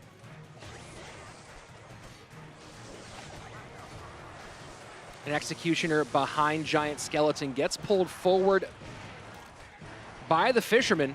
So Energy right now playing this very, very clean, have taken very little damage and put some big blows in the towers of their opponents. Yeah, definitely. Big hits without taking any is Energy here in game number 3. And Trainer Chris and Baron got to figure out how to create more of an offensive presence, having a really rough time breaking through with Royal Giant right now. And look at that, this time splitting up the cannon and DPS placement, cannon to the right, more Musketeer in the center.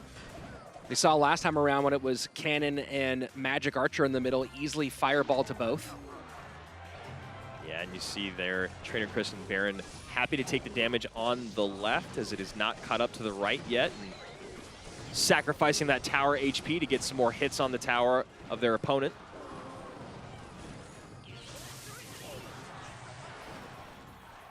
Down to 8:32 right-hand side. 2 minutes left in overtime, but Trainer Chris and Baron have fought their way back in, and with that Ewiz shot, now making things very, very close. Yeah, well, you think about that tower on the right-hand side, and, well, with that lightning, it actually changes this, what I was just going to say, so wow, there you go. That's what she does, and that's going to be it. Just got to get one more spell in and play a little bit of defense here. Energy will take 2v2. After a back and forth 3-game battle. Miner goes in, Miner gets picked up, and they just need a fireball. There it is, so Hazard is back in the 2v2 mix, and he starts it off with a very nice set win. Him and Thunderstruck now 1-1 together as a duo. Very well played there. Yeah, this Royal Recruits deck is so nasty. You gotta expect teams will start game planning for when they expect to see it and what they'll do against it. Yeah, it's you know, maybe more poisons, less fireballs. You know that Baron and Trainer Chris would have liked to have the poison a couple times throughout, but they still did a great job getting fireball value. But this is the moment where Misfits shines. King of the Hill coming up next, and they are a team that with Trainer Chris, Baron, and Wings have done great work in the King of the Hill set, and obviously Juicy J is still available today. Yeah, Juicy J, who moving out of the 2v2, so we'll see if he does make an appearance in King of the Hill. This is, of course, as you said, where they shines with Wings, being one of the greatest King of the Hill players in the game. Across from them, Energy has had some ups and downs in 2v2 this season. You did have that sweep loss to Complexity. You had some rough times against Tribe. And they've gone to that final set before a couple times because of their King of the Hill struggles. Yeah, King of the Hill, just not their strongest suit, but 1v1 is great for them because of Buffmac. Buffmac does not enjoy King of the Hill as much as his record reflects in that set, but still a very, very strong King of the Hill player. So we'll see just what Energy comes out with today and how Misfits plans on bouncing back in this set that they find themselves always or regularly succeeding in. So let's go ahead and take a look at our King of the Hill lineups and see who's going to come out for both squads. Here we go, the WCG World Champion, Juicy J leading off, followed by the Specialist Wings and their teammate Baron in the third spot. Across from them, the MEO World Champion, Thunderstruck, then Hazard and Buffmac. A couple world champions to kick things off. That's always a great way to start a King of the Hill set. Both of them newer to CRL in the sense of actual games played from a lot of their other competitors here, but obviously no new faces to the live competitive play. This is actually a best of 5 I planned on making during the summer, during the break between spring and fall, and still hope to do that one of these days, but we're going to get at least one game between these two now. Yeah, and so far, Juicy J's Fisherman is out to a lead.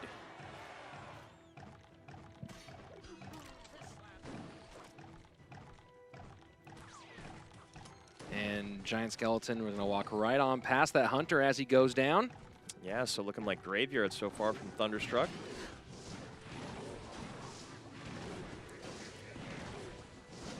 And we've mentioned the 2 championships these guys took, Red Bull MEO for Thunderstruck, the World Cyber Games for Juicy J, and both of these guys really was those victories that put them back on the map for being part of Clash Royale League. Yeah, you know, Juicy J being a part of CRL in its very first season and being a part of Team Liquid, kind of as a coach player. He only played in 1 match. Gave a lot of war room speeches, though. He sure did. I loved him. I loved his war room speeches. He was hyped.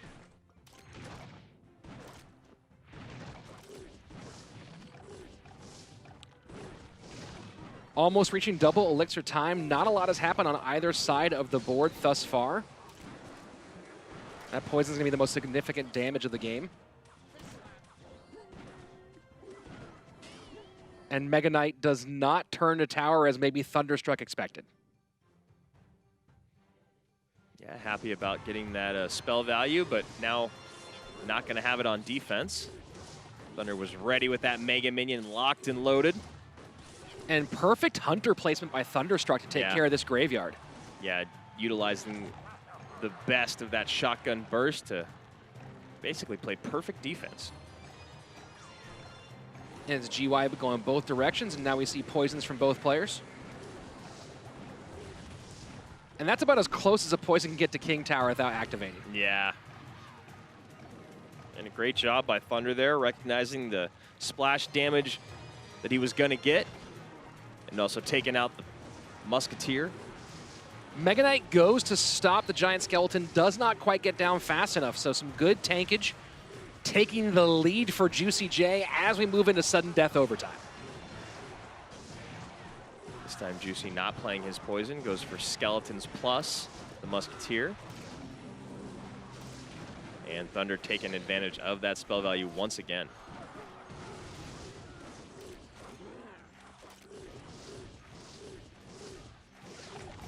So after all this, things still pretty much even. And Hunter's gonna stop pretty much all of this at the bridge. No, gets taken out before it can get that last shot on the Baby Dragon, but still no ability to tank for the graveyard right now.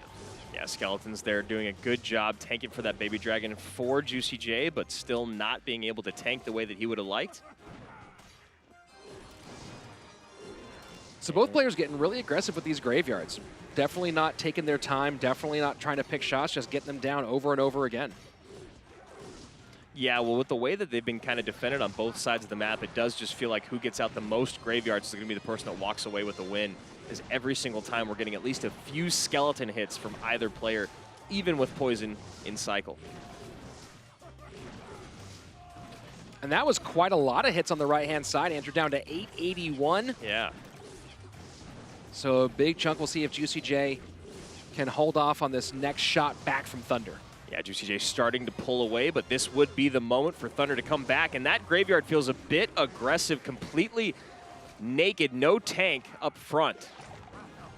And that's kind of been the story of Thunderstruck at CRL, as he plays very, very well for anywhere to like 2.5 to 5.5 minutes, and then he'll see the light at the end of the tunnel and kind of go for it without thinking of the repercussions. Does stop the Giant Skeleton bomb, and now is a pretty healthy Mega Knight going the opposite direction. So if there's an opportunity for Thunderstruck, this right here might be it. So Baby Dragon does turn around. Princess Tower does focus on the Skeletons. A great pull with the Fisherman there, and that leaves Juicy J in a very strong lead with 300 HP, a poison, and a graveyard ready to go. Not to mention a healthy Musketeer on the board and one Elixir. Ooh. And oh boy, that's pretty darn close with the Fisherman. Yeah, you're going to need to figure out a way to get something else on that Giant Skeleton. It's going to take a step. That's going to be it. Oh, it might have taken a step far away towards the Mega Knight. Oh, it does. So, wow, the Mega Knight does double duty there for Thunderstruck. And that graveyard in definitely causing some trouble. Needs to get something in front of that Mega Minion. And oh my gosh, Thunderstruck he is doesn't going get to it down in time. Wow! And the slight smile up from Thunderstruck. Juicy J drops the Baby Dragon just a second late. Fisherman just one tile too low. And again, the turn from the Giant Skeleton towards the Mega Knight was everything right there for Thunder. Saved it for Thunder, and then, I mean, how much closer do you get on getting that tower down or not? Just a little bit stretched thin at the end was Juicy J, and kind of gave that one away to the Red Bull champion. Yeah, and you could tell Juicy wasn't sure. Is the Mega Minion going to hit the tower? Is it going to hit the Fisherman? No, it's not. Oh my God, I need to get a Baby Dragon down just a second late. And Thunder steals one from the Bad Bunnies. Coming up next, though, a very difficult King of the Hill out. It's Wings.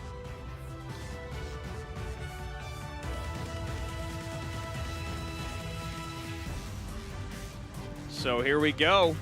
Wings up next, looking to improve his amazing King of the Hill record of 26-11.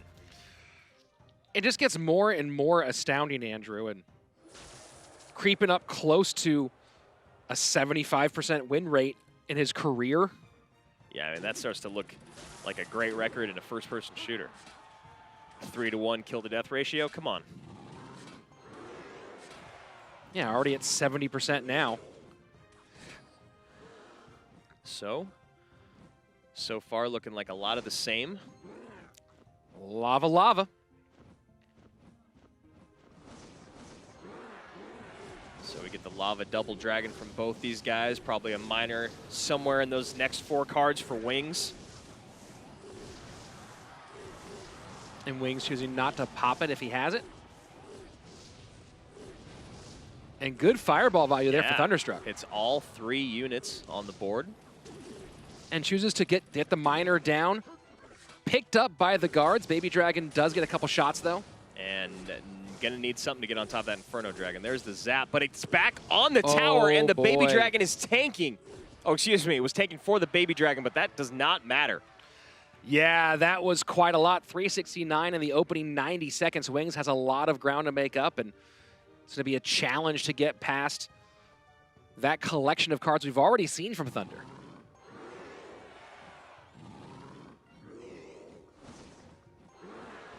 So Thunder, knowing he can take that other 369 with a fireball and some minor love. Happy to meet Wings here on the right.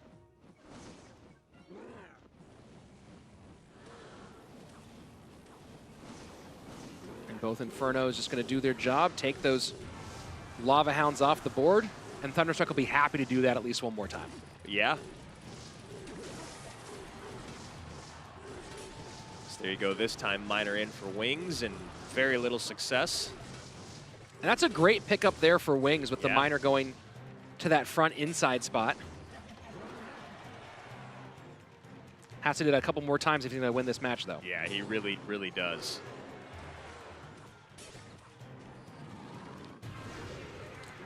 Final 30 seconds of regulation, and Wings loading up at the bridge.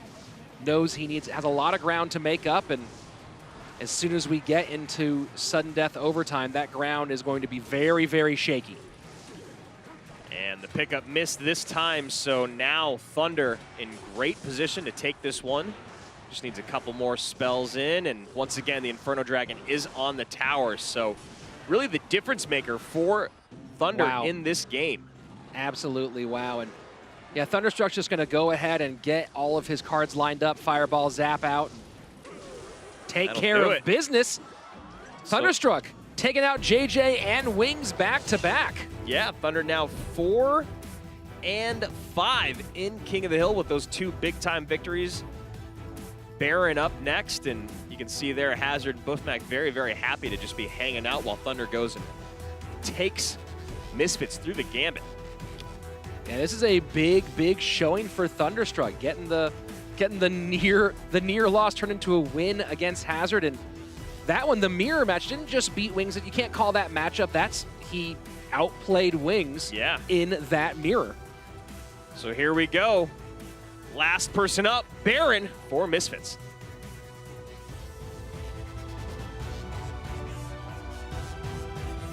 So here we go, Thunderstruck, 1 win away from a very, very big King of the Hill sweep. Across from him, though, Baron, who last season took him out in King of the Hill and then again in the 1v1 set.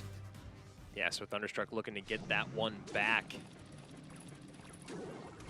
And Baron getting aggressive very, very early.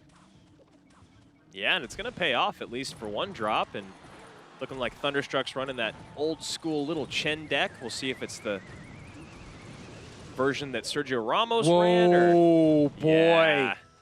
That single princess shot was massive. You look that, Thunderstruck fires right back. I mean, you have that huge lead taken by Baron, just wiped away very quickly. And now this is essentially a tie game. Yeah, we're back to 0. So the one thing here is Thunder doesn't have a ton of great air responses. He's going to have to do a good job of making sure that Baron's zapping that Skarmy somehow as opposed to the bats.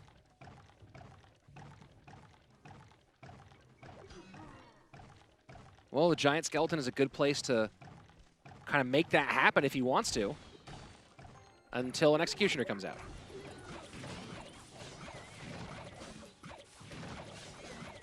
And no true spells in this one for Thunderstruck, so it's going to be all about getting on tower.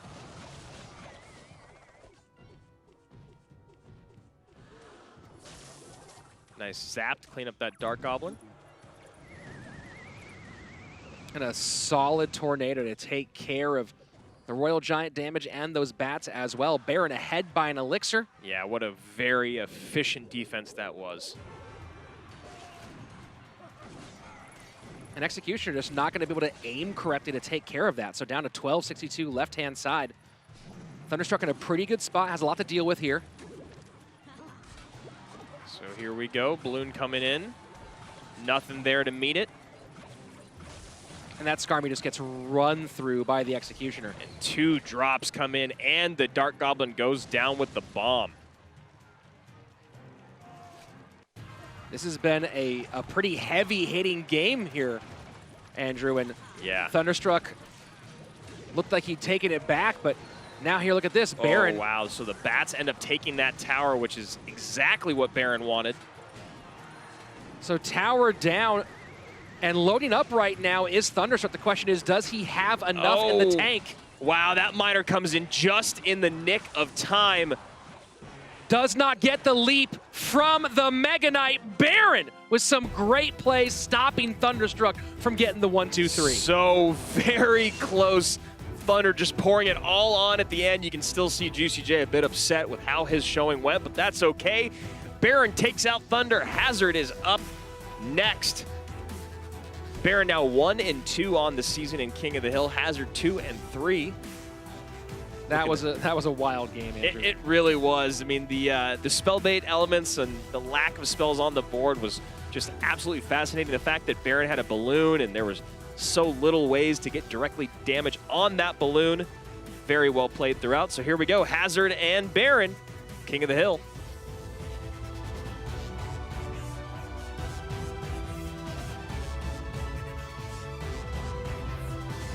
After the fireworks of last game, we'll see maybe the pace slows down a little bit here in game number 4 with Hazard across from Baron. Sitting at 14-21 in his career on King of the Hill, 3-2 on the season. Hazard has had some pretty exciting games so far in King of the Hill this season. When he has played well, he's played very well. Yeah, and that's one of the great things about Hazard is he is a 2v2 specialist, but he is known to be able to pick up one game in King of the Hill. And right now, one game is all the energy needs. Yeah, that was a very nice 4-game winning streak for Hazard there.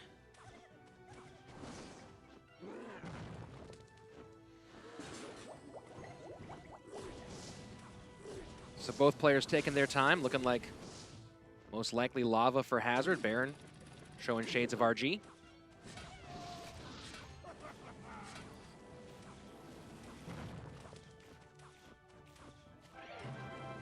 There you go, Royal Giant left-hand side, Fisherman behind, Goblin Cage to pull the Royal Giant.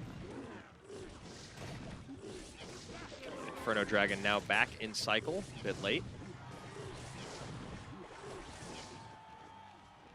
It might just minor here if he's back to it. Wisely decides not to, recognizing the baby dragon available. And maybe gonna lava up now is Hazard. Felt like the right time with only 10 seconds left and a slight Elixir lead over Baron, just soaking up some of that damage to maintain that Elixir lead. And picks up that Fire Spirit as well, so very, very well timed for Hazard, top to bottom. Yeah, that worked out really nicely.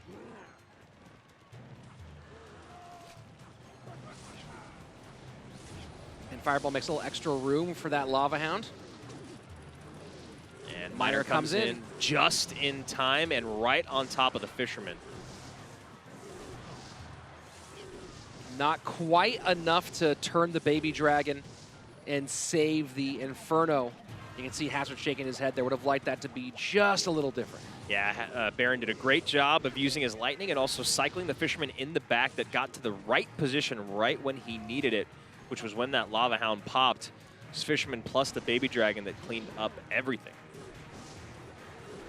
And now Hazard getting aggressive. Lava Hound right at the bridge. And yep, you see there Baron getting the lightning in, but knowing that he had to get the Mega Minion down on top of that Inferno Dragon, he could not lose his baby. And despite picking up the Miner, Fisherman and Lava Pups do some pretty solid damage. And Royal Giant stays out front, which is what Baron wanted.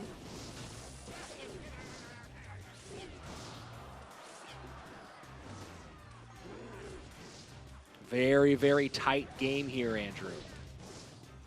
And those skeletons preserve the furnace for just long enough to get the Fire Spirits out, clean up that Goblin. And just trying to make sure that one little skeleton doesn't go on a rampage and suddenly take a few hundred HP out of that tower. Yeah. So a Fisherman to pull the Miner away. Does not do really what he wanted, though, because the Fisherman, or the Miner, still in there taking those shots, and now down to 694 left-hand side. This is a big sequence here for Baron. Yeah, look at that. Looks like he's going to get one more shot in. 474. Baron screams into the lead. Lava Hound getting aggressive. Hazard knows that this might be the most important push of the entire game. And Miner gets there just in time. Fireball in, that's Fireball a huge in, fireball. that's gonna do it! Hazard closes it out against Baron Energy with a big time win, moving their season record to 3-3. Yeah, nice and even now, our Energy, and this is the moment for them to turn around and bounce back. And the biggest thing today is they took a win without using Buffmac. That is so very important if Energy wants to stay on track to get to playoffs. Yeah, that was big. They not having to burn decks from their #1 head-to-head player. Yeah. And Thunderstruck and Hazard just making it a two-man day. Yeah, they really, I was just going to say, a two-man day. It was a long one. They went to 3 games in 2v2 and 4 in King of the Hill, but what a day for Hazard and Thunderstruck. I mean, if you are Energy, that is exactly what you need those two guys to do. You know what you expect of Buffmac, but having them close out a 2v2 in King of the Hill together is very promising.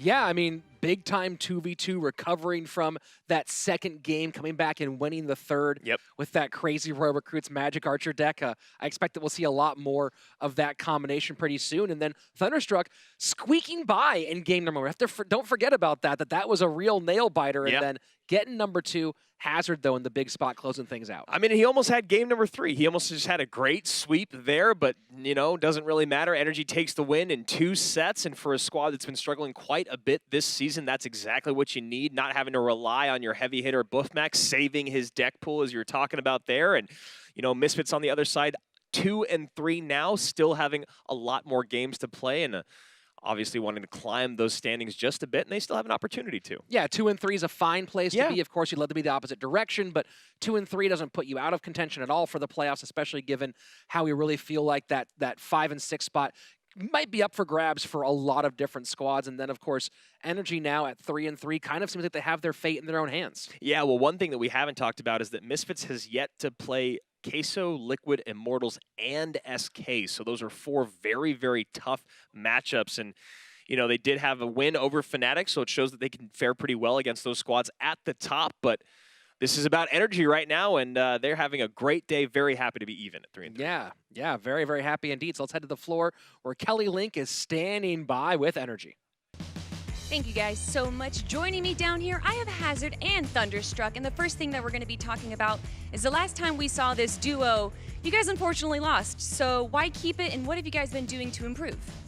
So after my first 3 sets in 2v2, I lost all 3 of them. I decided to take a step back, and George and Thunder played. They won 1 set, lost 1, but we decided to revisit this, and with some preparation, it worked.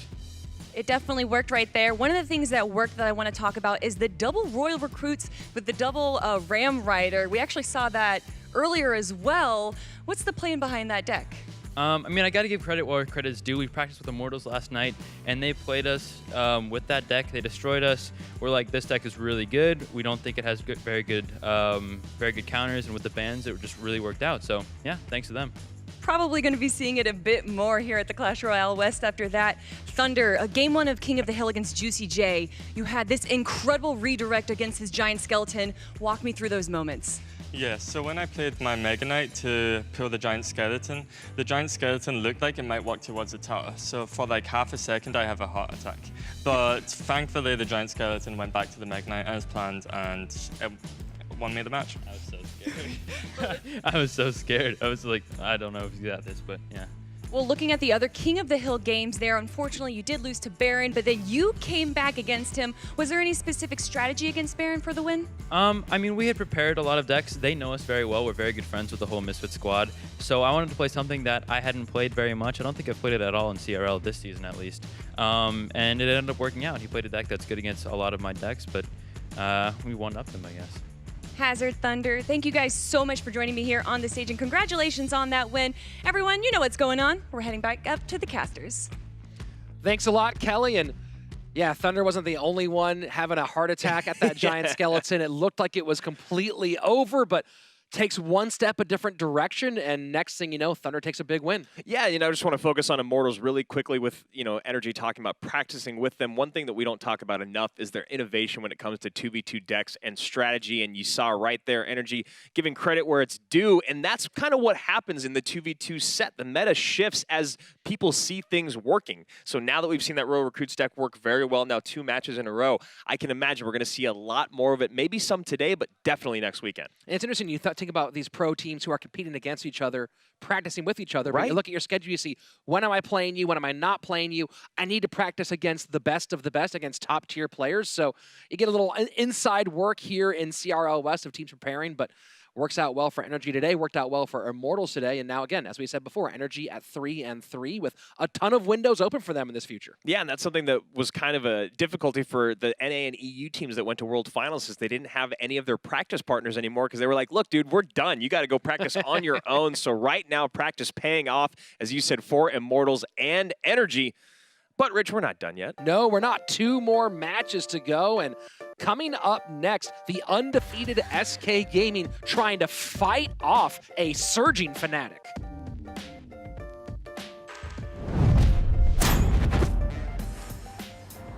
Hey, welcome back, Clash Royale fans. I'm Rich Slayton. And I'm Andrew Guy. And we're excited for our brand new segment called... What are you doing?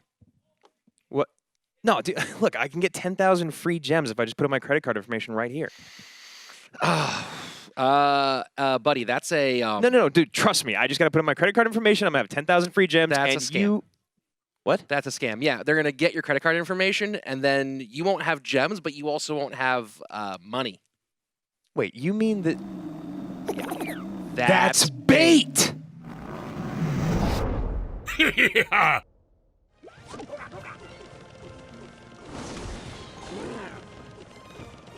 So I'm going to guess some sort of bait situation for Sergio Ramos. Yeah, wow, he's going hyper-aggressive right now, and he must have just known what Royal was running, because look at that. And Fisherman, will it pull the giant skeleton in time for an activation? Wow. Wow. But it still hits it. Princess Tower. So a very interesting clip there, Andrew, because we see a couple of standard bait cards come out. Yep. No spell in response. So, we say that's bait, but is it? Yeah, it's one of those things where you'd love to see into the mind of Sergio Ramos and exactly what he was thinking, because you see a Dark Goblin and a Princess line up in the same lane, and you go, Well, that's not right. There seems to be something off about this, and you can see that Royal kind of stumbles on his elixir is almost full, and he's not sure what decision to make. And this is a very different deck. You have 3 Bay elements. You have Princess, you have Dark Goblin, you have Goblin Barrel. Giant Skeleton comes out, and you're like, what the heck is going on? Of course, we know this deck has a version of this deck has a very long history. Walk me through, Andrew. How does this actually play out from Sergio's perspective? So you see the Princess and the Dark Goblin right there. This is your first instance of bait. He's looking to see what spell Royal has because that is such good value from 2 high DPS cards. No spell comes out, so what does Sergio do? He doubles down on the push and drops the Giant Skeleton. All of a sudden, Royal stops in his tracks. He's just about to hit 10 elixir, and now he's got even more trouble. A Goblin Barrel comes in. Now it's how do I stop a Giant Skeleton? How do I mitigate the damage from the Goblin Barrel? Because either way, either you're going to get Giant Skeleton Bomb or Stab Goblins on your tower. The next thing here that is just a mistake, 2 of them at the same time, is the High Furnace at the wrong time so the Fire Spirits don't take out all the units, and the low-placed Fisherman. Place it a couple tiles higher, and that bomb hits neither one instead of both of your towers. So maybe he didn't bait out a spell, Sergio, but you baited out a lot of missteps from one of the best in the game in Royal. So Andrew, there we saw a bait deck, but no spells actually baited out. But we saw that even when there isn't a spell that you're trying to get your opponent to play and then hit them to their side, you can still stretch your opponent pretty thin. Yeah, especially if your opponent is someone as good as Royal that's probably expecting other cards in conjunction with those Dark Goblin and the Princess. But you saw right there Sergio Ramos baiting out some plays from Royal. And if you want to see more of Sergio Ramos' crazy antics and deck building, we've got another match coming up, and that's SK versus Fnatic. That should be in just yeah, it should be coming here in just a second. And well, look at all that. Right, cool, yeah. Let's go watch that. SK and Fnatic.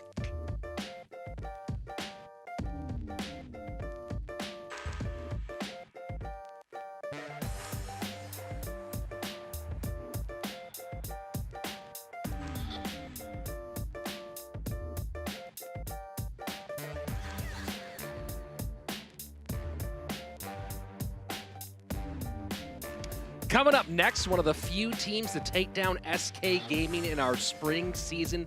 Fnatic looks to do it one more time. Last time out, Andrew, it was a 2v2 win for Faye and Mikkel, and then a King of the Hill sweep for Mikkel to close out the match. And that's really what the story is about Fnatic, is the 2v2 set wins. They already have 4 2v2 set wins under their belt just this season, and you know they need to start off right with the 2v2 set win over SK, because SK is just so strong in all sets. But you talk about Javi and Sergio and King of the Hill in 1v1, and that is a tough, tough gamut to run. And that's been the story with SK Gaming, that they've been almost 50-50 in 2v2, right? They've won 3, they've lost 2. Yep. Doesn't matter with this squad. They're one of the few teams where we don't sit there and go, they need to win 2v2. They often win 2v2. Yeah. They can win 2v2. But with King of the Hill and 1v1 so locked down, there's a lot less stress on that opening set for SK Gaming.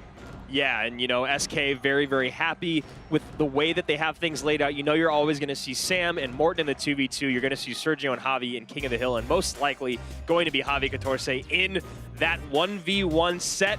Now, Fnatic on the other side, they do win 2v2 a lot, but then they struggle a little bit in King of the Hill, and they've gone to the 1v1 set twice this season.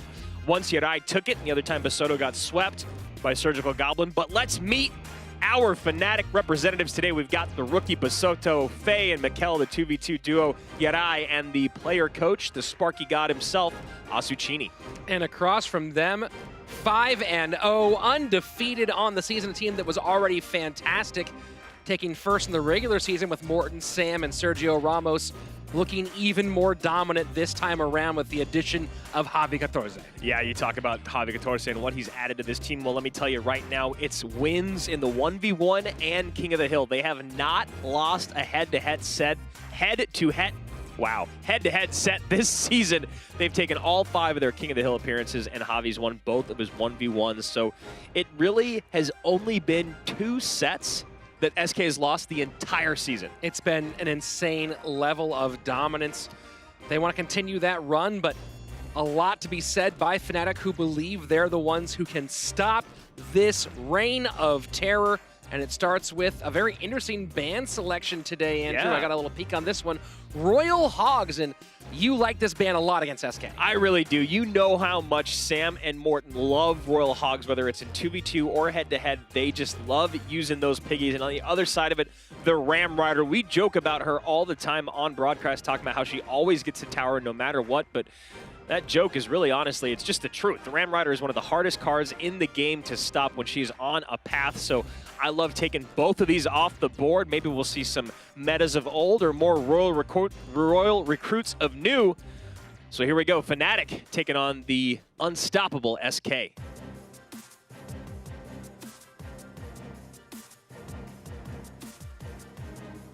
Faye and Mikkel, Sam and Morten.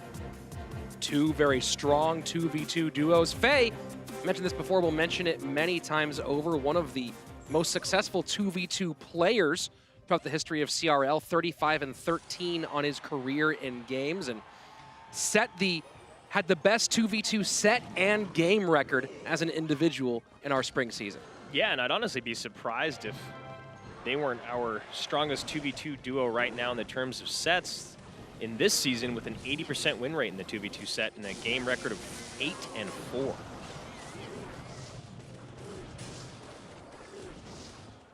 So Lava Hound for SK Gaming, Royal Giant for Fnatic.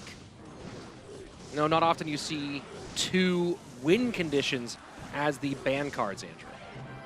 Yeah, we usually always catch a spell in there. It's usually always going to be Poison or NATO. We've been seeing Graveyard banned a ton, which is a win condition and a spell. A Winnie spell. A Winnie spell. First minute away, first blood, or first serious blood taken by Fnatic. And that was very nice defense from Fnatic. You get the Ice Spirit to soak up all that damage just in time for the Goblin Cage to come down.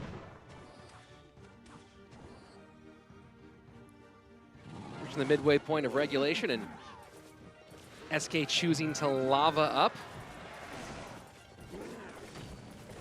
Fnatic meets their aggression with their own Royal Giant at the river. A nice use of that Giant Snowball, trying to push it a little bit closer so the Executioner can get that Inferno Dragon off the board. I need to clear out that Executioner as soon as possible. You never want those blades to be flying as your Lava Hound pops. Takes out all the pups. And right now, Miner doing some good tankage for these Lava Pups. Yeah, that's a lot of damage coming in. Going to drop to under 1,000 HP, under 900. And just like that, SK Gaming takes the lead. I always find it so fascinating when you're going up against Lava Hound. You know exactly what they're going to do and when they're going to do it and how they want to execute their attack, but still so difficult to defend against.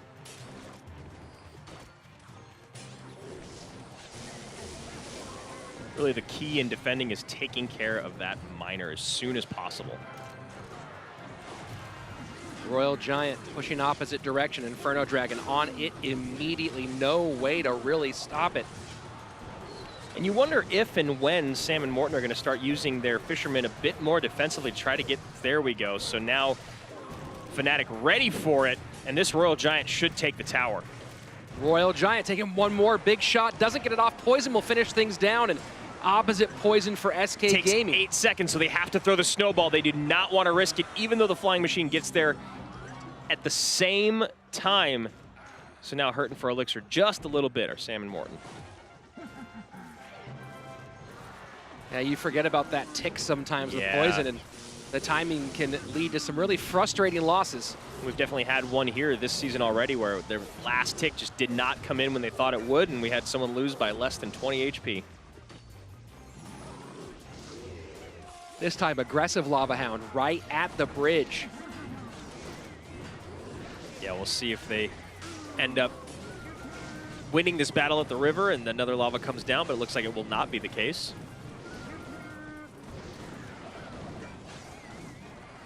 Still a couple big-time shots for SK Gaming, but they have not found a way to deal with this Royal Giant. No, they really have not. The Fisherman there being played up high by Fnatic keeps it so that they cannot pull the Royal Giant away. So Faye and Mikkel continue to do exactly what you'd expect from them. 9-4 now each in their games in 2v2, and very, very close to that 5th set win after a very nice showing against Sam and Morten. Yeah, just there really wasn't much in the hand of Sam and Morten to deal with that Royal Giant yet. He didn't have buildings to distract, and not a lot of great, other than the Inferno Dragon, not a lot of great single target damage to take it off the board, and they just couldn't keep that thing from chunking down their tower. Yeah, and you saw when they wanted to start using the Fisherman defensively to pull the Royal Giant away, Fnatic knew it was coming. They knew exactly what to do, played their own Fisherman up high, and SK was never able to get that coast-to-coast pull that you really, really look for when going up against Royal Giant. So there you go, Fnatic, 1 game down. 1 more to go, but even with a 2v2 win, you still have those 2 guys on the bench looking to make your day a nightmare.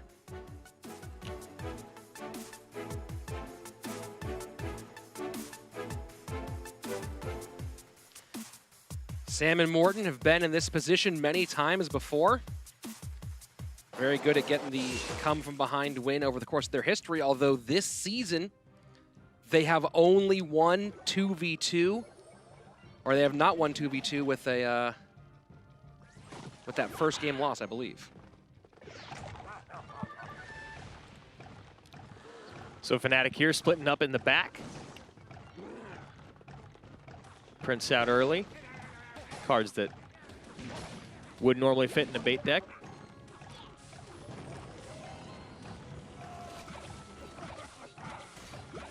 Giant Skeleton can get burned down by the Inferno Dragon.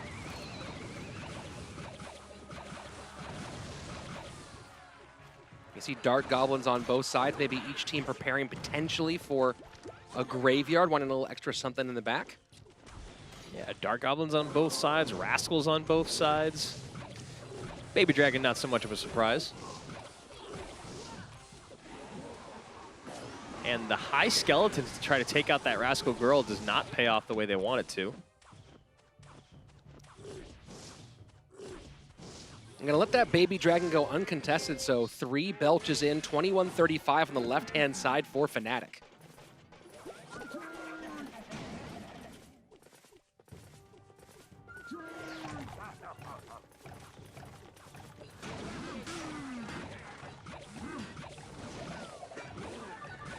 So both these squads just passively cycling in the back, not looking to create too much offense.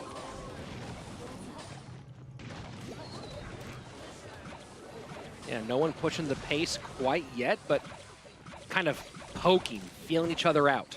That's the second time now that Fnatic has used those Skeletons to try to make a positive Elixir trade and have ended up either taking damage or having to spend much more Elixir than they had planned on. So definitely going to need to buckle down the interactions there. Yeah, SK Gaming so far firmly in control. Magic Archer not getting the geometry right on that left-hand tower. And will get taken out by that poison.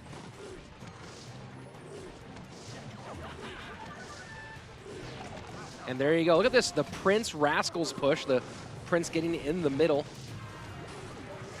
Fisherman breaks that up pretty easily. I think the first time we ever saw that deck in 1v1 was when Adrian Piedra ran it all the way back in CRL NA.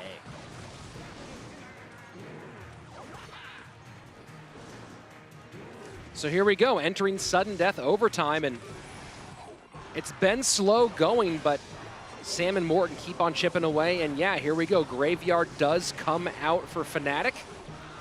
And poison in return from SK, and yeah, it really does feel like that, Rich, that not a lot has really happened in this game, but then all of a sudden you look down, you realize SK has taken about 1,000 HP away from Fnatic, and now you see those Dark Goblins paying off on both sides of the board.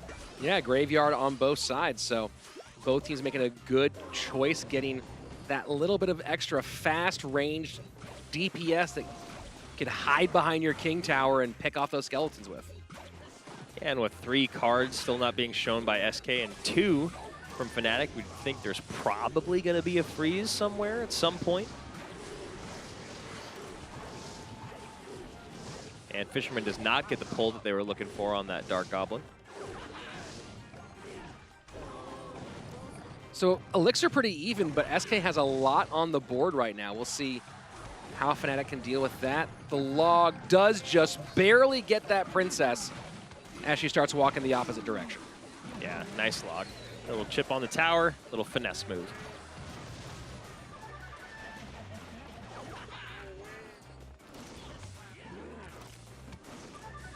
And Rascals turn that mini P.E.K.K.A away, give the Prince an easy shot directly into his back.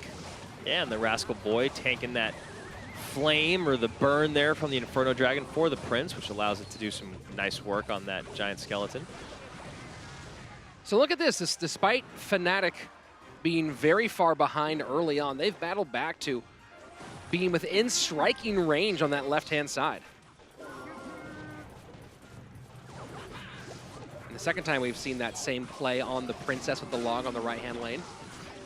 There you go, Fnatic just taking more and more damage away with some really nice spell value and continuing to load up at the river. A lot of Prince coming down, Rascal Boy tanking for the Prince, then the Prince tanking for the Rascal Girls. And Baby Dragon just not quite able to get that splash damage on tower as Fnatic would have loved. And now SK with a big push, forcing out the defensive freeze. Yeah, finally that freeze comes down. Dark Goblin in the back, so you're not going to want to freeze if you're SK, but SK probably very happy with the damage they just took out of that tower.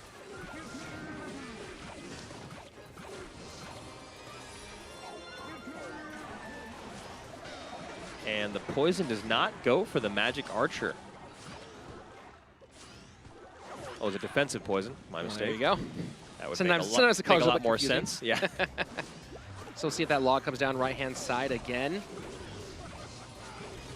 So Graveyard down, and if Fnatic's playing a freeze and Dark Goblin comes out, you might see them take a swing. There you go, with that King Tower activation. There it is. And SK, they pull the trigger. They're happy to activate the King with such little time left.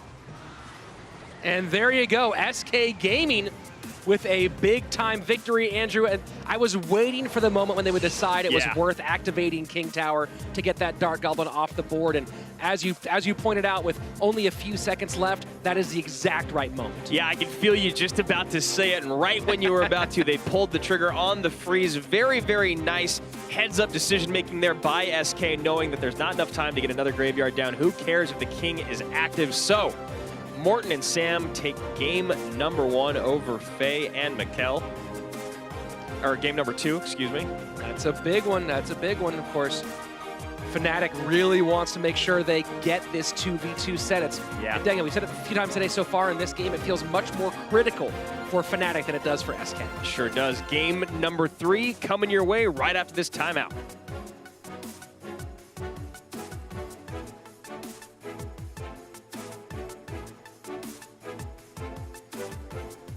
So a little note here talking about SK's record in 2v2. Of their 5 appearances, they have only made a reverse sweep once so far in this set in their match against Dignitas. So looking to repeat that right now. Faye and Mikkel took game number 1. You saw Sam and Morten taking game number 2 with that double Graveyard would-be draw, but lowest single tower prevails.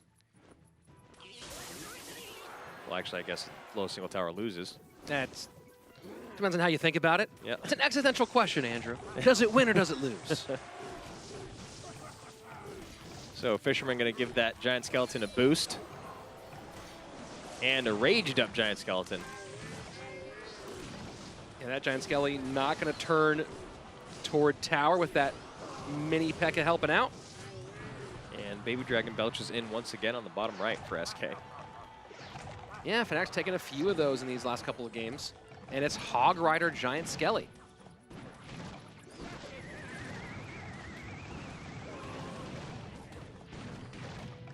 Very nice job using their spells and buildings to manage that push. And you know, we've seen this deck many times, and we know exactly, and so does SK, how Faye and Mikkel would like to coordinate those pushes.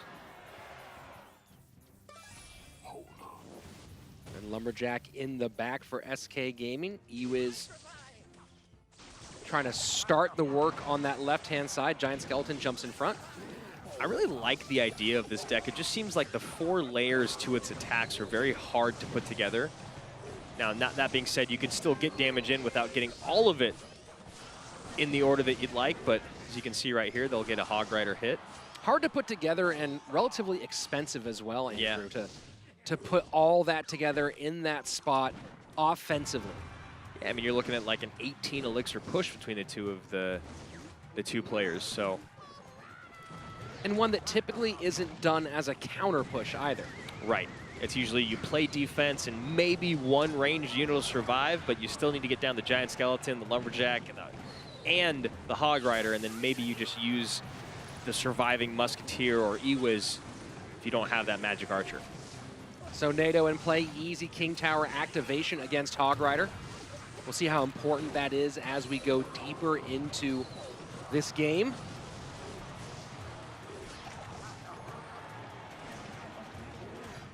So here again, we might see them go Lumberjack Hog.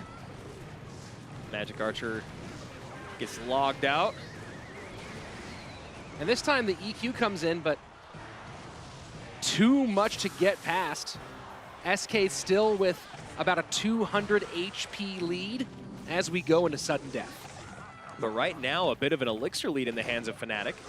Finally having enough to put all that together and still enough in hand to defend and get a Magic Archer down. So that is the idea right there. They spent a lot on the previous sequence. Giant Skelly Bomb doesn't quite get there, but what we're seeing is actually the results of the previous offensive push. And it does feel like this one was a bit aggressive. Maybe should have held back for just a moment, recoup some elixir. Now SK's turn to go on the offensive.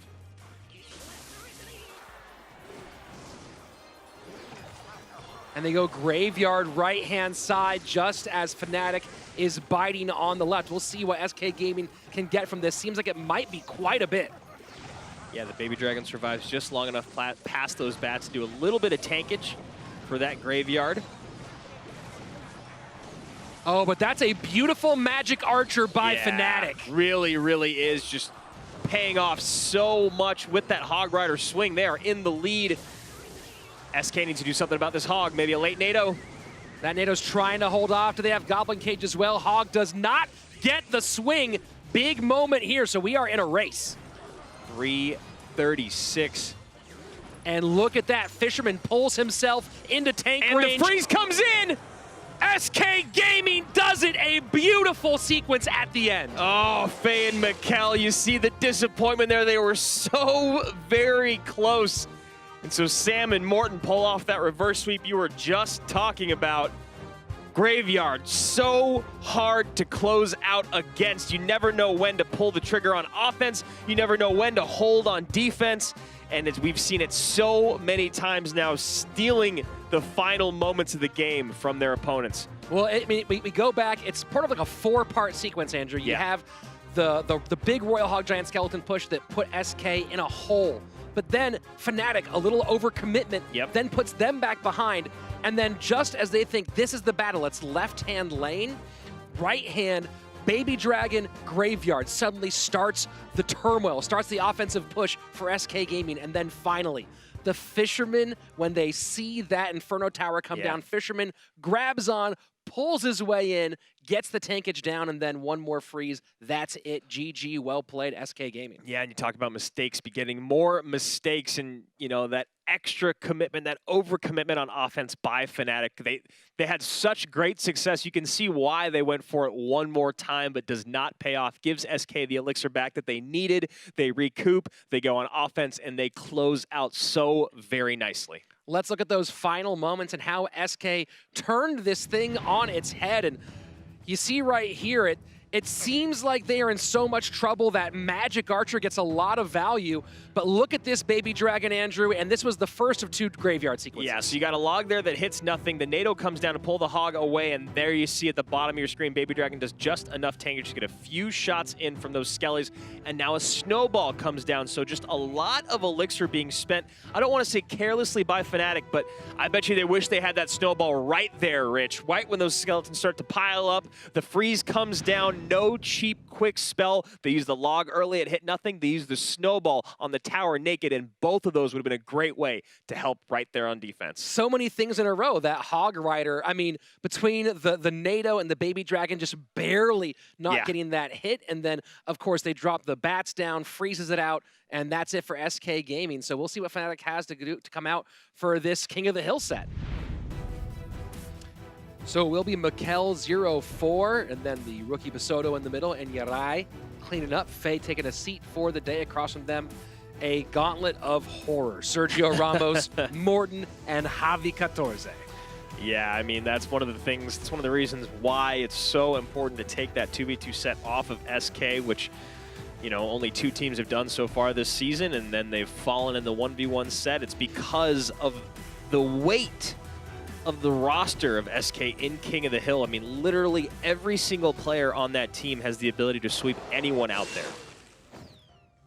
Yeah, you take out Sergio Ramos, which he'll get 1 game off you most of the time, and then often 2, sometimes 3.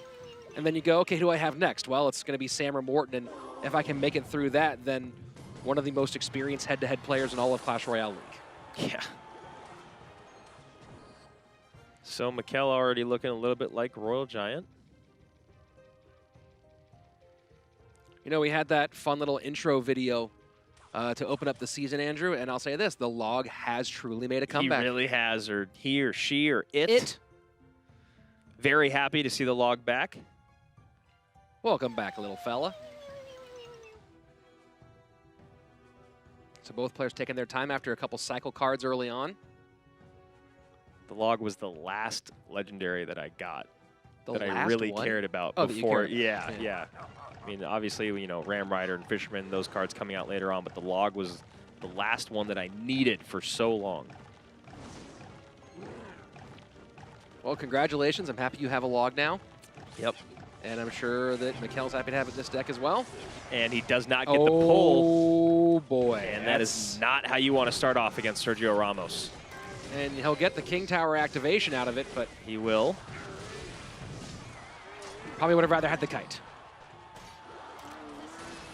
So very nice cleanup with that mini P.E.K.K.A. And I was going to say, the Hog Rider's got to be coming. So maybe expecting a Furnace with that attempt at a prediction EQ. Doesn't pick up a Furnace, but does pick up quite a bit of damage. 1687 on the right-hand side. Yeah, Mikel might have switched this deck up just a little bit. Usually going to be a Furnace and Lightning as the last 2 cards, so we shall see. Now going heavy to the left. So there is the Lightning, and the Fisherman will turn around. Now this Hog Rider is going to always get a couple of shots, though, unless Fisherman is being saved for the Hog Rider, but then you have that Giant Skeleton to contend with. Yeah, so we got double Fisherman and a Baby Dragon on the left here, and you know, Sergio's taken quite a bit of damage. So Giant Skeleton and Executioner dealt a big, heavy blow by that Lightning. Here we go, sudden death overtime. And Sergio Ramos not happy with the sequence for that Hog Rider. Yeah. Maybe going to have to start to give up on that Hog EQ push at the exact same moment. Well, there is still some value without a building there, Andrew, because of the slow that the EQ gives, but that E-Wiz can kind of shoot lightning far. Yeah, yeah, and the slow for 3 Elixir, you wonder if maybe that's more of a killing blow or an opportunity to get some spell damage in when you were already having your Hog connect.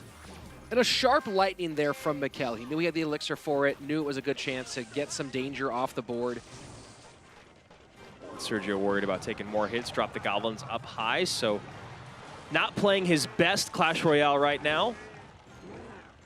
Mikel playing very, very sharp. Yeah, after that original missed kite, he's been nothing but nails. And he is doing very, very great lightning work as well. Solid tornado from Sergio Ramos, and he's got to figure something else out. As you said, the great lightning work. Not worried about getting tower damage necessarily with it, just making sure that there's not one errant one errant Hog Rider that sneaks on by. Yeah, because, you know, the best way for Sergio to stop any hits from the Royal Giant is ended up using a NATO. So you see right there, even with the mini P.E.K.K.A. early on and the Giant Skeleton on, he still gets a hit in.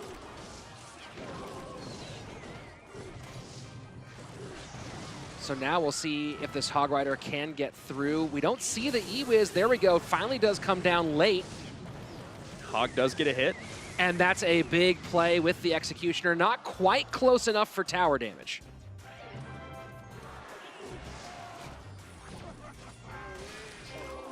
And now NATO not available to stop this Royal Giant play. And look at that pull of the Mini P.E.K.K.A away. The Earthquake has to come down to try to slow the Royal Giant, but Mikkel plays that very, very nicely. Yeah, that was very, very well done by Mikkel the entire way through, and it was just didn't have the greatest responses to the Royal Giant. The EQ there became kind of a rough card to use, not having a Furnace on the opposite side. And Mikkel, good deck construction and very, very good play as well. Yeah, really surprising to see that Ewiz come in for the Furnace and how much it paid off. That one card swap out made that Earthquake basically useless. And honestly, the first couple times that Sergio did use the Earthquake, it was honestly more of an elixir suck than anything else. You saw at the end there, he ended up getting some value, hitting the tower, the Ewiz, and the Skellies, but at that point, it was just not going to be enough. So Fnatic strikes first here in a set that SK has not yet lost. Remember, this is the guy who did it last season. Mikkel swept SK, taking out Morten, Sam, and Soking. So he feels confident in this spot against Morten coming up next.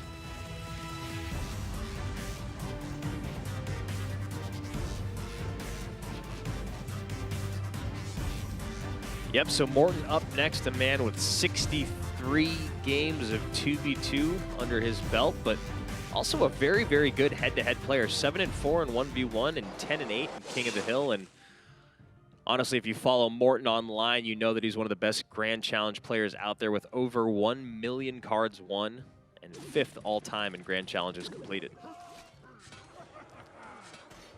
Yeah, something over 400 Grand Challenges done, so that's pretty wild.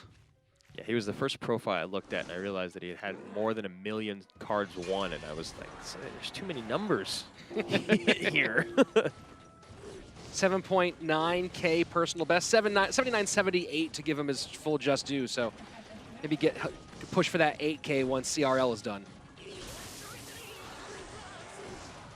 So Mikkel looking like the new version of Bridge Spam with the Fisherman in there.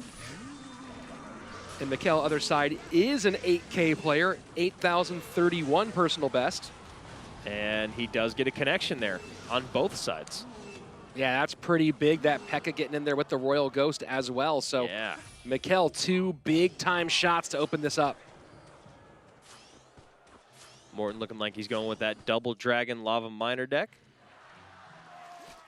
Any chance to get the chance to say double Dragon, and I'll take it. I prefer Battletoads. And we've dated ourselves.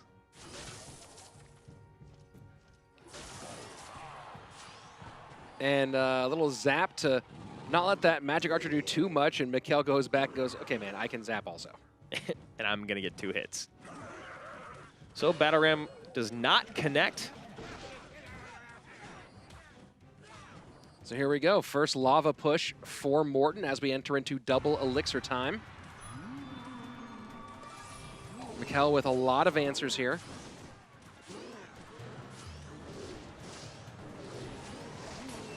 Mikkel does not protect his Magic Archer. We'll see if that ends up. And look at that miner going right to the E-Wiz. Very heads-up play by Morten. And that Inferno Dragon is shredding the tower. Yeah, you know, and the Lava Hound stayed alive for a lot longer than Mikkel had anticipated, so that miner going to the E-Wiz actually does so much. Magic Archer not being defended, cycles back around, but only 75 HP remains. That's why you got to protect those ranged troops. And that was a really, really smart heads-up miner play by Morten. Some people get into the automatic mode, and they go, okay, that miner's going to go to a specific spot on the tower. He saw the E was on the Inferno Dragon, saw it taking care of the Lava Hound, and said, I can do a ton right now. And there you go. That's why he takes this win. Yep, so Mikkel does a great job in game number 1 against Sergio Ramos. Morten makes this one look easy in game number 2. Fnatic and SK all tied up in King of the Hill. Mikkel did a good job, did a great job, got a lot of damage on early. Yeah. But in that final sequence, Morten was 1 step ahead, and you take a liver shot like that, it's kind of hard to come back from. Morten able to pick apart the defense of Mikkel, which is the reason why he ends up coming out on top and taking some damage early on to mount that Lava Hound push was exactly what he needed to do. It never feels good to take that damage, but Morten knew exactly what he was doing. Intentionality, Andrew, that's the word of the day. We saw that with the Ice Spirit play earlier today. We saw that with the Miner play just now. Putting troops in a place to benefit the overall picture. Well played. Up next, Basoto for Fnatic.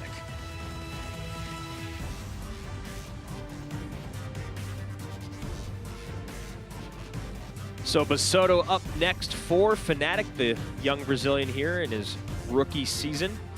1-4 overall in games played. Those have all been head-to-head. Another 8K player, 8.1. Yeah. Just trying to get to that 6-6 over here. And Morten calls a good game right out the gate. Yeah, expecting that Princess Hog mini P.E.K.K.A deck, I'm assuming.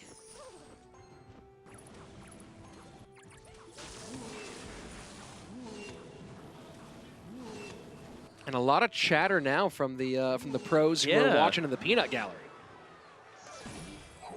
So there is the Hog out for Basoto. And Fisherman will go ahead and get that King Tower activation taken care of.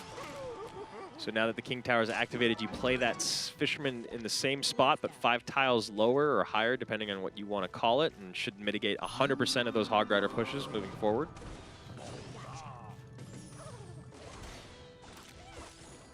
So Royal Ghost will come meet that princess. She didn't even know it was coming.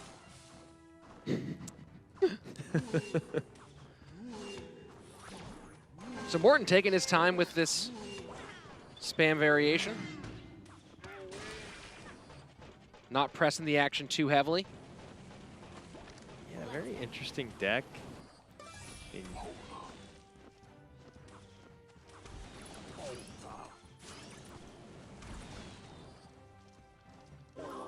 And that was going to line up, so you see the log come out from Basoto, making sure no extra value, both taking the princess out and getting princess tower damage. Royal Ghost comes in again to meet that princess, and mini P.E.K.K.A for the battle ram. So Basoto right now with all the answers. There you go, Fisherman will take care of that Hog Rider. Hog Rider does get the shots though. Yeah, played on towards the tower as opposed to on the other side of that middle line. So a slight misplay there by Morten. And the Ice Spirit turns the Fisherman just the wrong way from those bats, so not able to make room to try to sneak past the mini P.E.K.K.A would have got it anyway. And Basoto doing a great job of keeping princesses on the board. Very difficult for Morten to get to. You can tell he hasn't used any big spell, and now he plays the Fisherman on the other side of that middle line. And here we go. This is where things might begin to change for Basoto. A lot on the board to deal with. Yeah, there you go. There's the first connection with the Bandit on the right side. Royal Ghost does not get a shot. That Bandit does not get a dash off. Does get the tower, though. Fisherman down to pull the Hog Rider. Yeah, Hog Rider there looked like it was played in the middle to distract the Magic Archer, but still gets a hit. So that Hog Rider does a lot for Basoto.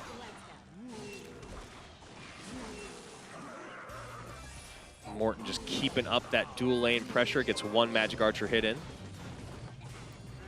Now Bandit in front of the Magic Archer, looking for a dash, doesn't get it.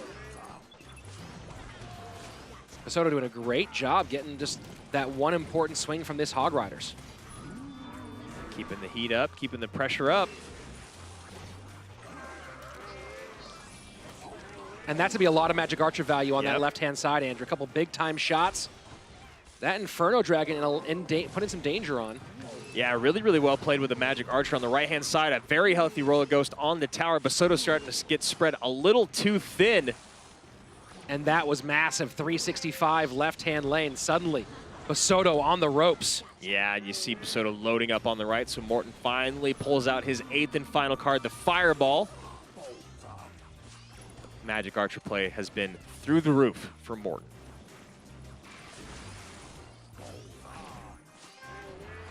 Basoto might load up a little bit left on the left here. So now with that mini P.E.K.K.A out of cycle, you got to think Morten's going to try to pull the trigger on another battle ram. Has to deal with this Hog Rider push first. Royal Ghost high. Fisherman way across, and that's a good pull on the Hog Rider. And recognize what he did. He waited till the Royal Ghost plus the Zap took out the bats and the Ice Golem, then dropped the Fisherman to ensure that he pulled the that's it right Hog. there. Royal Ghost does the work. Morton takes out Basoto. 2 down, 1 to go. Yeah, just the water wearing down the mountain there was Morton and Basoto. Just never gave up, chipping away on either side all throughout that entire game. And Morton there found himself in a very comfortable position after a few minutes of Basoto doing a really good job, having a lot of the right answers, doing a great job keeping the Princesses on the board, but all of a sudden Morton was just a little bit too much to handle.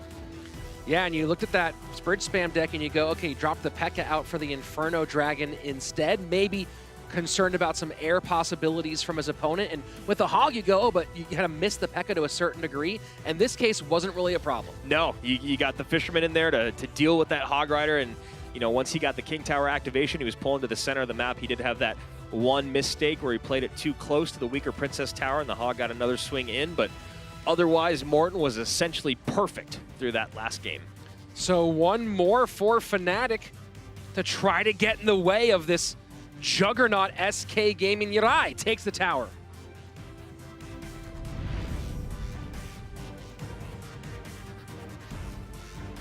So Yirai coming out next for Fnatic, a guy who's had some pretty good successes in head-to-head play this season. He swept Azilius in 1v1, which was in their second match. And then, of course, 3-3 in King of the Hill. He's been right down the middle. Miner to the safe spot to open up for Morton. Cycled bats and a snowball to stop that extra shovel damage on the right-hand side for Yirai. And so far, Morton showing signs of a deck that's started to become very popular here at CRL. It's been a Miner Exy Valkyrie balloon cycle deck. And there you go. Wow, you just said all the things, and they all happened exactly at that moment. $1 million. $1 million. Exy, though, not going to get shots. So right now, it's just a little bit of minor damage on both sides as we go past the first minute of regulation. Yeah, these guys just even, right down the middle. And Royal Recruit Miner deck. So 2 decks that we've seen a lot over the last week.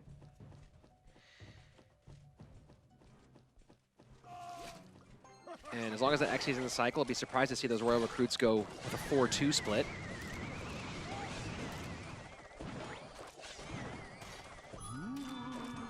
So everything cleaned up pretty nicely. And defensive Miner, all that's available for that Royal Ghost. Yeah, with the NATO just being used, you can't activate King Tower, so unfortunately that defensive Miner does have to come out for Morton. Comes out ahead by about half an elixir or so. And this is a moment where Yirai probably wishes he had Fireball instead of Poison as his last card. Just Poison doesn't offer quite as much utility against this deck. Bats get zapped out. And look at that tornado. Yeah. Big, big time play. That's going to be a connection for Morton. Yeah, it started with the snowball kind of pushing the balloon forward for Morton. And then he recognized that those units were placed right in the middle of the map. A great NATO to give him that big bomb drop. And a really nice Ice Spirit to deal with those bats. That could have been a lot of damage on the right-hand side. Has to go ahead and eat the minor damage, but very, very heads-up play. Yeah, it looks like he may be able to get death damage in. Nope, not going to be the case this time. Oh, no, excuse me.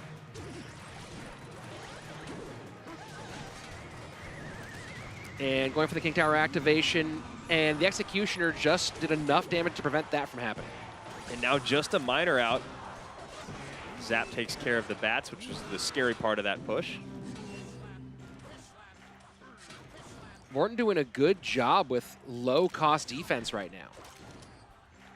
Yeah, I mean, this deck is as popular as it's been at CRL, is a very tough deck in the sense of your defensive options and the ability to defend with just 1 elixir cards and how you are forced to be just nails with those. And notice when the Executioner and Valk were out of cycle, Uri went 4-2 in the opposite lane, but back around to a second Executioner very quickly. Not too much damage done. And the Musketeer actually focusing on the balloon instead of the Valkyrie, so this is not going to be a great push here for Morten. Death damage will get in, though, and Valk behind. That's actually going to turn into something really significant. Wow. Valkyrie gets a one swing in, and Executioner should get one throw. Look at that. Wow, there you go. Miner's going to finish things off, goes to the inside. Morten takes the win and the King of the Hill sweep. Yeah, and that is going to be a straight up sweep. SK Gaming stays perfect through 6, and Uri looking like he just didn't know what decision to make there in those final moments, and Morten capitalizes on it.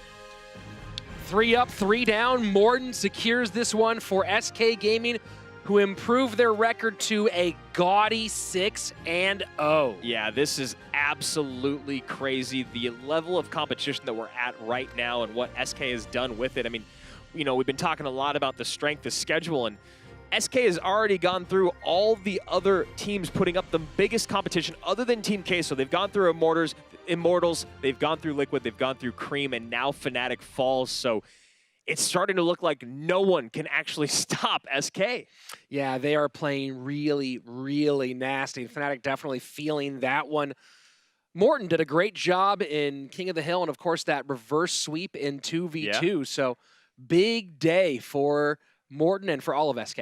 Yeah, it's one of those things where we talked about it before. If Morten and Sam are technically your weak links when it comes to head-to-head play, that's one of the reasons. Yeah, I know, right? It's like if those are the guys that we have to kind of be our gimmies in King of the Hill and won't be in 1v1, then that's one of the reasons why, and maybe arguably the reason, is that the backup strength of the King of the Hill roster for SK is just through the roof. That's, if you have those two guys doing what they do in 2v2 and then again in King of the Hill, it does really seem like they are unbeatable. Yeah, and so nasty today with Morten stepping in, getting those 3 games out. We talk about this a lot, but you know, Sam already had his sweep. We don't have to see Javi today. We only saw 1 game from Sergio, so we get to preserve some more deck pool depth for those other players. Yeah, and Sergio's had his King of the Hill sweep. Sam's had his. Now Morten has his. And the fact that you don't need Javi to show up in King of the Hill, but he already has numerous times is, again, SK just seems unstoppable.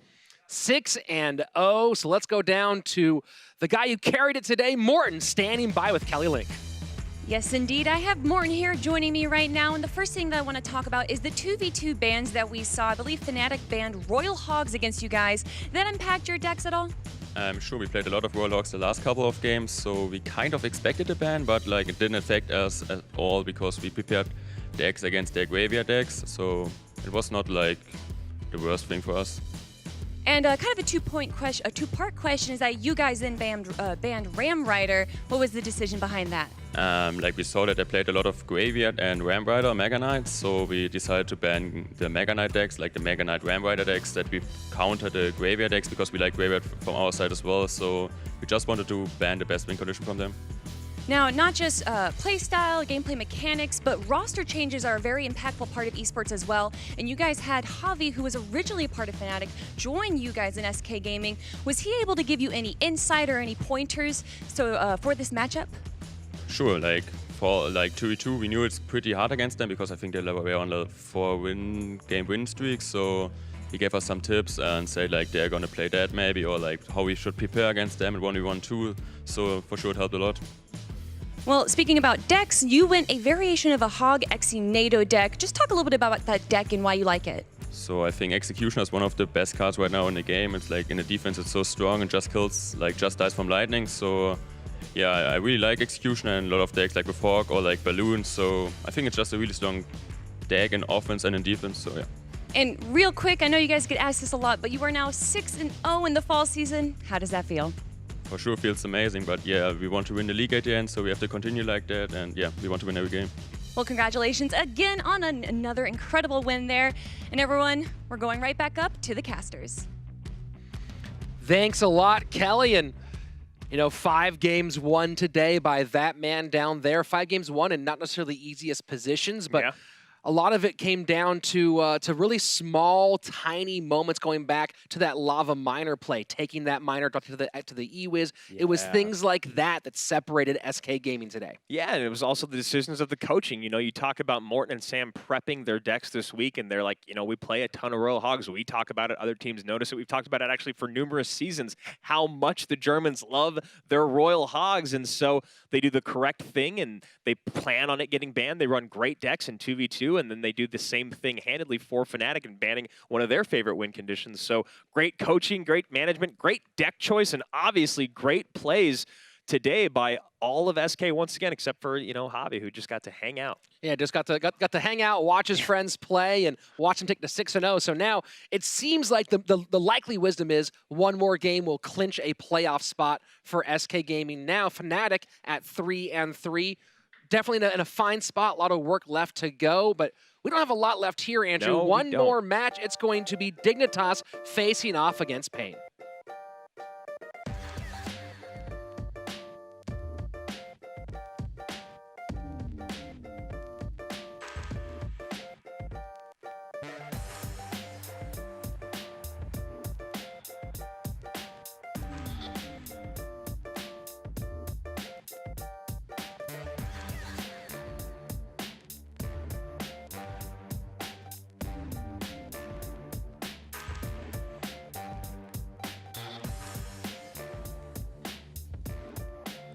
And for our final match of the day, Dignitas back to the wall in a spot where they could take advantage of Pain Gaming, currently on a pretty nasty losing streak. Yeah, I mean, Pain now at 2-3, Dignitas at 1-4. Both these squads really trying to bring their seasons back around to the positive, get into the playoffs, and with SK pulling more and more away. Honestly, I think if I'm one of the teams in the middle of the pack, I want SK to keep winning. Yeah. I don't want them to actually narrow the gap. I want them to be so far ahead that maybe that 6th place spot becomes much more reachable if I'm at 1-4 or at 2-3.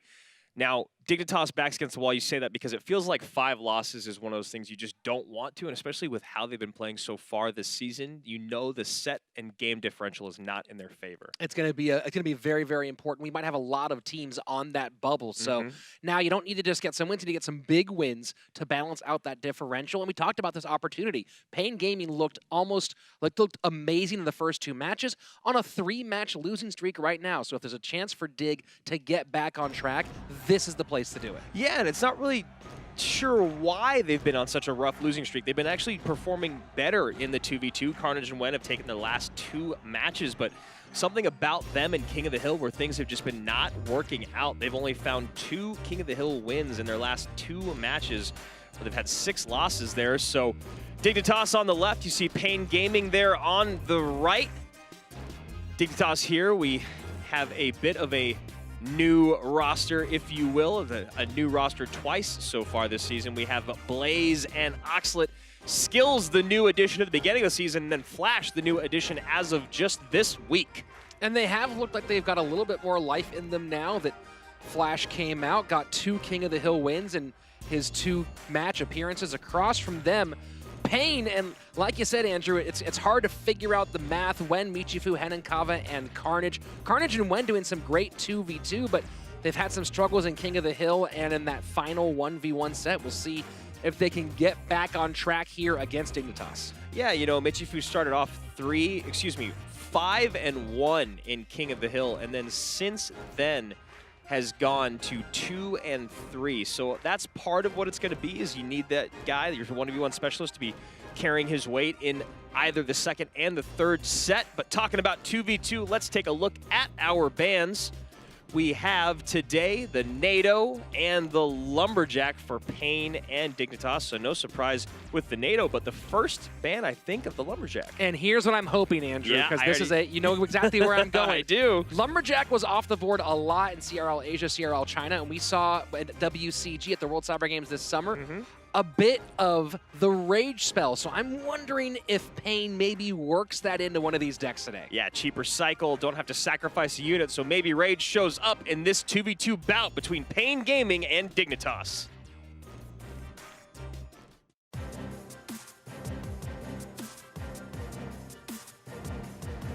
So no surprise here. Oxalate and Skills on the tower one more time for Dignitas. And I'm happy to see Carnage and Wen back, and I'm really curious to see if they come out with that double Expo deck one more time. I mean, when we saw that Expo lock in those final moments last time, it was, I think we were all a bit shocked, and you saw how excited Carnage and Wen were that was really Frankenstein's monster, and you have to feel that it was those two that created it.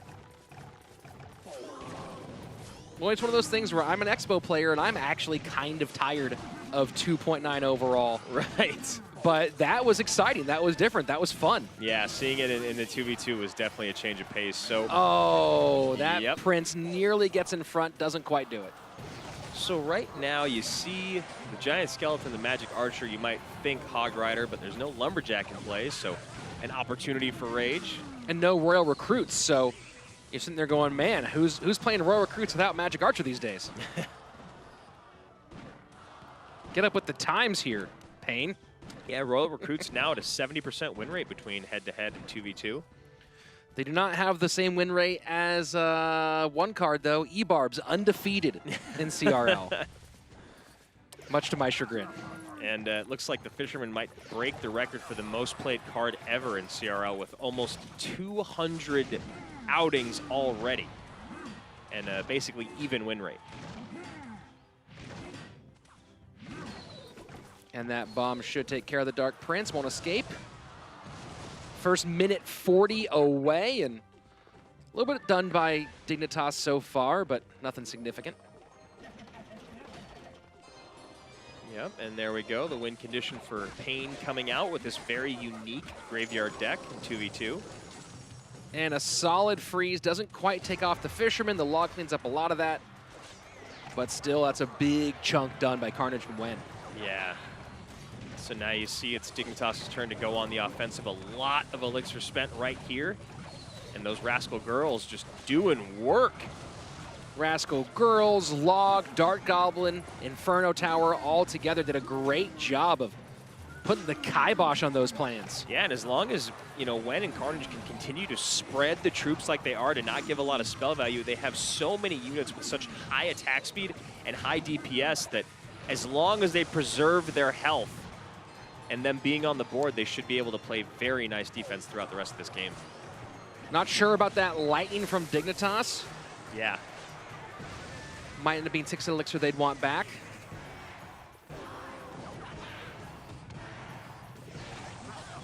So Prince gets behind the Rascal Boy, tries to put him on skates, but it meets a Giant Skeleton.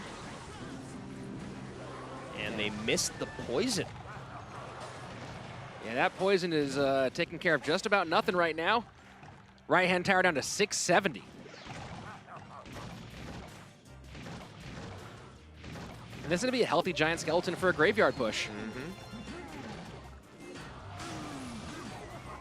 Not tanky, but look at that Magic Archer. Yeah, so nice. The Magic Archer just squeezes in there, and Payne takes this one very easily in game number 1.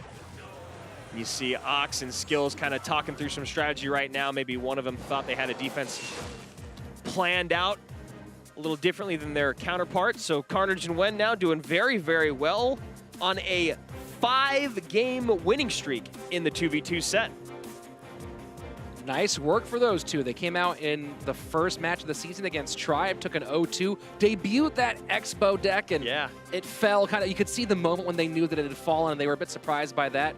Took some time off, regrouped, and come back, and so far they are perfect since their match number 4. Well, I love that they took 2 matches off, and then they come back and they run the same deck again. Yeah. Nice and stubborn as Expo players are, and they end up getting that win. So Lampia, their coach, goes, all right, fine, you guys can keep playing in this 2v2. So Carnage went out to an early lead against Dignitas.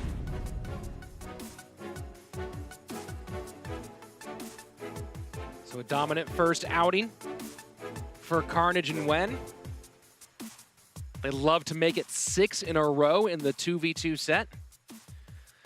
Skills and Oxalate looking to pick up their second set win as a duo together. They did take out Kuchiku and Ruben of Team Queso in their second to last match.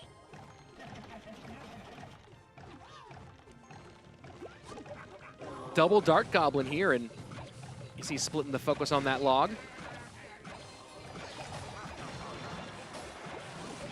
And this time, Carnage went going graveyard very early. Yeah, Dignitas, though, very happy to have that Dark Goblin in the back, but probably not so happy about that giant skeleton bomb on the right. Why? Why is that not good? You can see Wen kind of chuckling to himself. I don't think he imagined that was going to happen.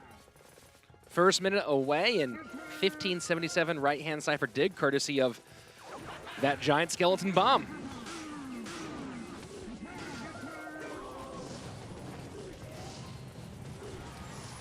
Interesting high Inferno Tower here.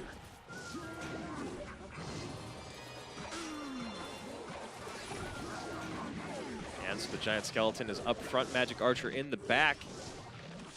Still a lot of damage in from this graveyard. Yeah, we saw the giant skeleton got retargeted by the Ice Spirit, leaving the baby dragon alive, and then only doing a little bit to that Dark Prince, so turned everything around. Not exactly how Carnage and Wen hoped that one would play out.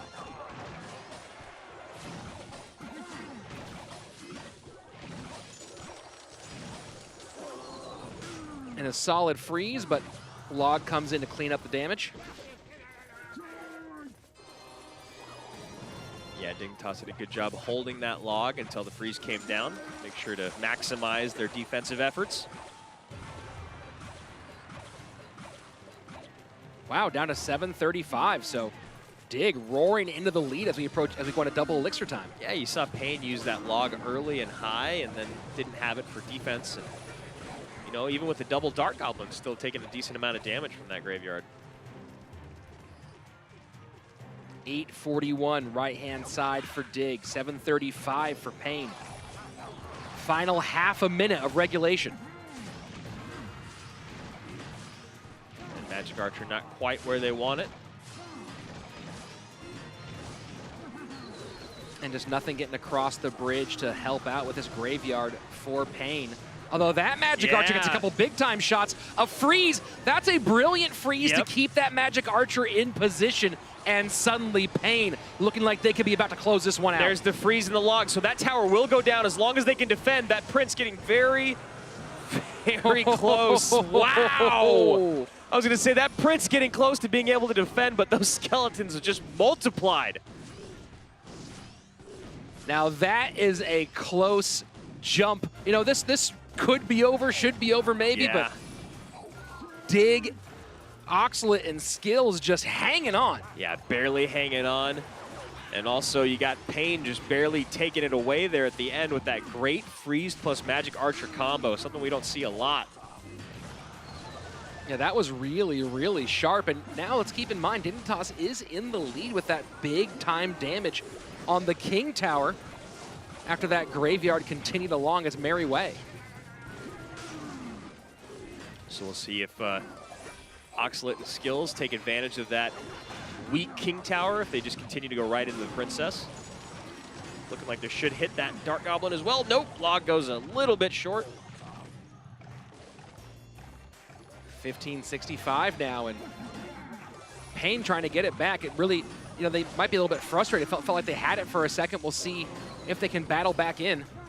Yeah, nice freeze there to get the Dark Goblin and the Magic Archer plus both towers, but still very little damage coming in.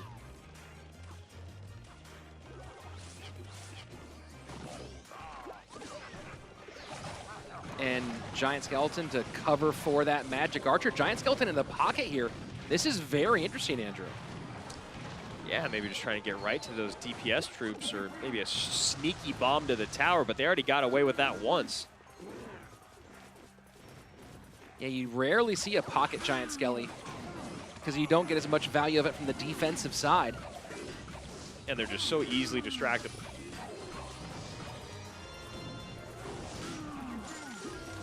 And Graveyard freeze out again for Dignitas. And now look at that damage on the King Tower from the Dark Prince. A lot of damage hit. Fully healthy, now below 1K. Final 50 seconds. Dignitas can just play smart defense here. Yeah, and honestly, that's what they should do. And part of that smart defense when running a graveyard deck means getting your graveyards down, but not over-supporting.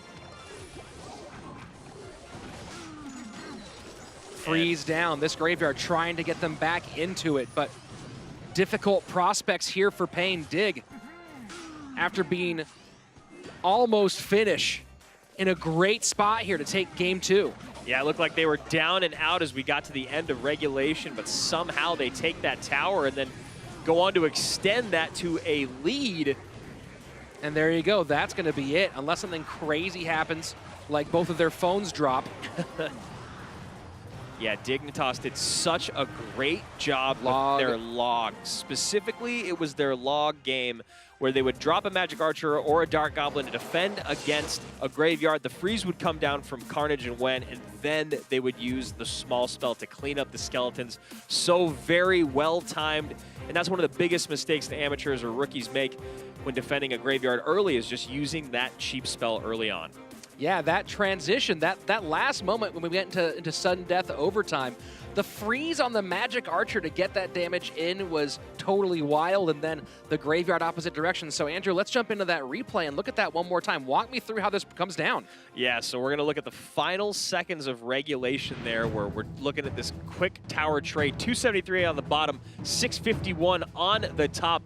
There's the graveyard out, and that's the log plus the poison. Pain knows they've got it.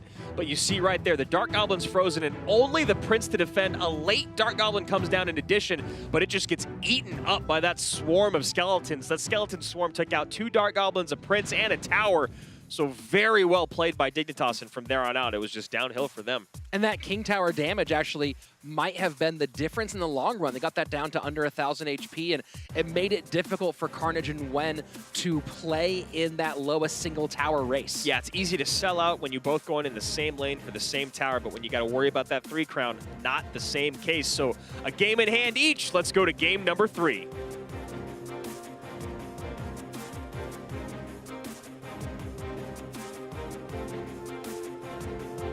One for Carnage and Wen, one for Ox and Skills. All of it's been pretty back and forth thus far. We'll see how it shakes out. And one thing to notice always when they're playing 2v2, Wen tends to turn in towards Carnage. Maybe a little, visual contact as well as the comms as well. So we get Giant Skeleton split by Pain. And Magic Archer early on getting some damage in. And double Giant Skeleton drop.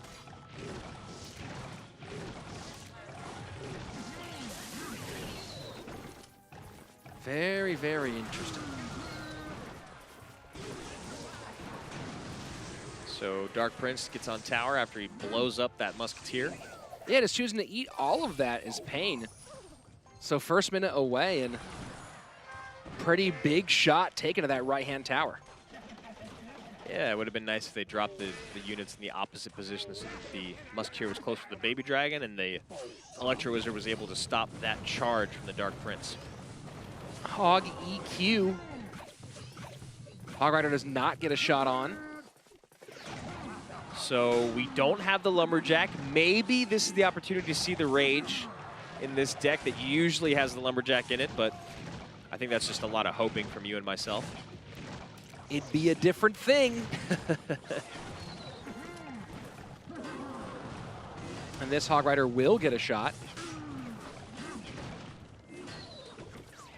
Giant Skeleton Bomb should clean up both those units, so really nice for Pain. And then just loading up. They have been very, very aggressive with the Giant Skeleton play so far.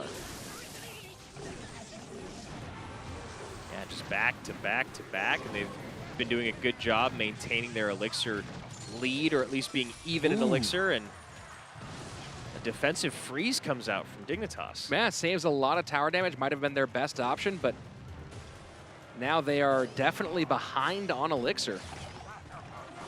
We'll see if Carnage and Wen can pick up the pace here and punish them for that. Yeah, and it's always a bummer to have to use your freeze first defensively, because it's always a nice surprise to drop on your opponent offensively, but if that's all you got, that's all you got. Graveyard met by poison. Baby Dragon will do a lot of damage, though, on that right-hand side. Yeah, I mean, basically just completely unmitigated Graveyard other than the poison, something that you don't see often. So very surprised by Pain. And EQ tries to break through, but doesn't quite pull it off. So they opt to not play any defense to do a sellout push on the left that actually does not get very much of anything accomplished.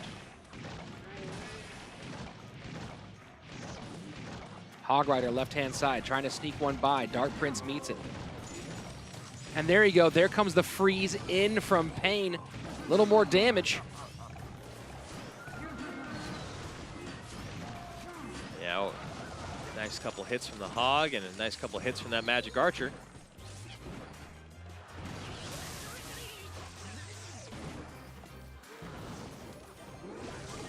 And again, Hog EQ push. This Hog might get one shot on the tower. Yes, it does.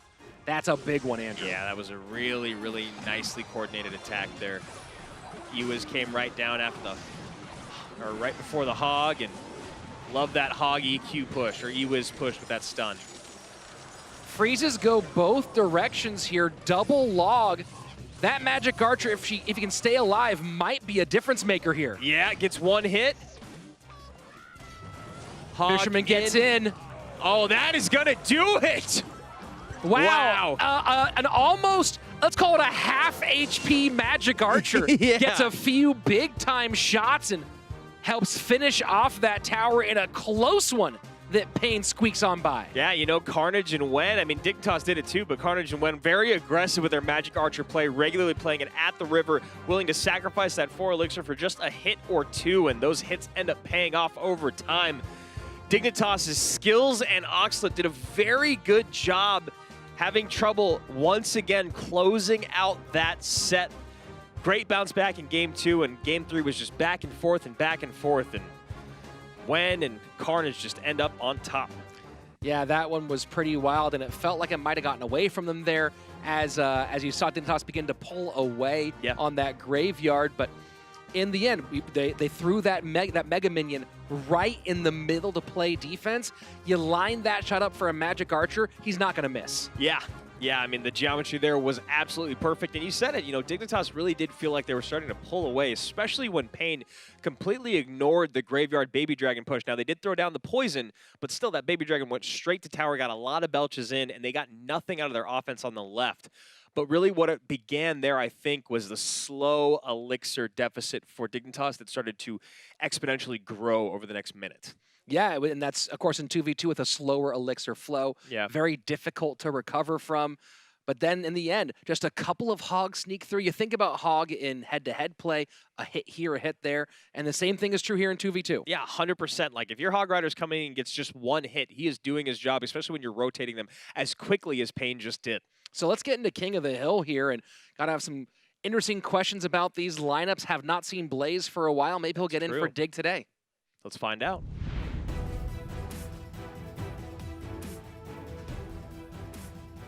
In King of the Hill, haven't seen him since their second match. Oxalit in the middle and Flash batting cleanup. Wen leading things off for Pain Gaming Carnage, and then the rookie Michifu in the number 3 spot. Yeah, looking to bounce back after getting swept in King of the Hill by Cream. Lindsay just ran the town over Michifu, Henenkava, and Wen. Henenkava not in the lineup today, and as you said on the other side of it, happy to see Blaze make another appearance after 3 matches. And immediately a Miner in. Miner in and Miner a couple steps off, but still does get some damage. Blaze looking like a Royal Giant.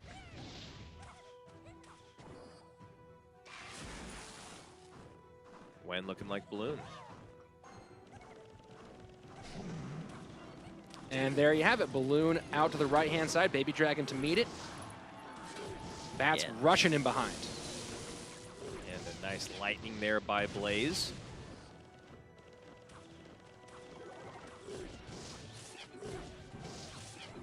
Couple big shots of the Baby Dragon there. Put this thing back in contention. First minute away.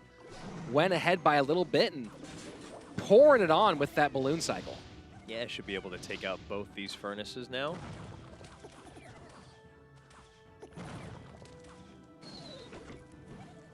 So Wen gonna be fast and furious with this balloon cycle deck, and you saw the first time he pulled the trigger was when the furnace was on the opposite side of the map and Mega Minion was out of cycle. And Miner to the safe spot one more time. And a bit of an early RG here from Blaze, but I guess deciding with where the cards were in cycle at the moment wasn't the worst call on his part. Yeah, I mean, the biggest thing you got to worry about is getting punished by the balloon opposite lane, and since he just defended against it, happy to try to get some damage in with his RG, and he definitely will. Yeah, Lightning takes some of that off down to 1670, and Baby Dragon, if it can turn around, might add to that, just barely does not. Yeah, I don't know if that snowball was the best use of the 2 elixir there, maybe getting a little overly aggressive. And doesn't have the snowball now, so this balloon going to be a lot of trouble here. And there's the connection. And you can attribute that literally back to that 2 elixir spent on the snowball for the Baby Dragon to maybe get a hit. So Blaze not quite thinking 3 steps ahead. Well, you know, you don't have your snowball and you have that furnace played on the opposite side, so you know, you can correct that issue with the snowball in hand, but yeah, both of those things being out, and now that's why we see that big damage on the right-hand side. Yeah, and honestly, if I'm Blaze, you don't need to play the furnace anymore. You can just kind of hold on to it and make it so that your opponent cannot comfortably play their balloon over and over. And So, just can't get something in front of that Royal Giant. Doesn't matter, though. Royal Giant stays on that left-hand tower. A couple big-time shots. Yeah. Hunter's not going to stop it. That is it. Blaze just steals this one when cannot believe it. yeah, Blaze plays that great. He just loads up at the river, even with not being able to play the defense that he wants to. Now 1-2 in King of the Hill on the season, improving his win rate overall in King of the Hill to 3-5 now, 60%. And it really felt like when had that thing in control, Blaze was making some difficult moves there. The furnace and the snowball both not available for that balloon defense, but taking that minor damage on the left-hand side, choosing to eat it and build up a big Royal Giant push turned out to be the exact thing he needed in that moment. Yeah, and you saw so much crossing the river right then and there when he tries to use the Fisherman and just pulls the Royal Giant in, but doesn't actually stop the Royal Giant from hitting the tower, and then you still have the Baby Dragon and more to deal with. Let's go ahead and take a look at that replay, because here's the sequence that takes things in the right direction for Blaze. And first Royal Giant gets eaten alive, but this deck cycles so fast, Andrew, back to another Royal Giant. As you said, Fisherman could not keep it off the tower. Yeah, and the other thing about this is the Baby Dragon is tanking for the Royal Giant. So the Royal Giant actually is doing a ton of work with the Fisherman and the Hunter right on top of it. So, you know, it started off with the one Royal Giant push ending and another one begins right afterwards. So Blaze stays aggressive and it pays off. Yeah, big time win here. Haven't seen him in a minute, and I'm sure he's happy being the win column now, getting back on the tower. When down, up next, Carnage in the number 2 spot for Pain Gaming, seeing if he can derail the Blaze train.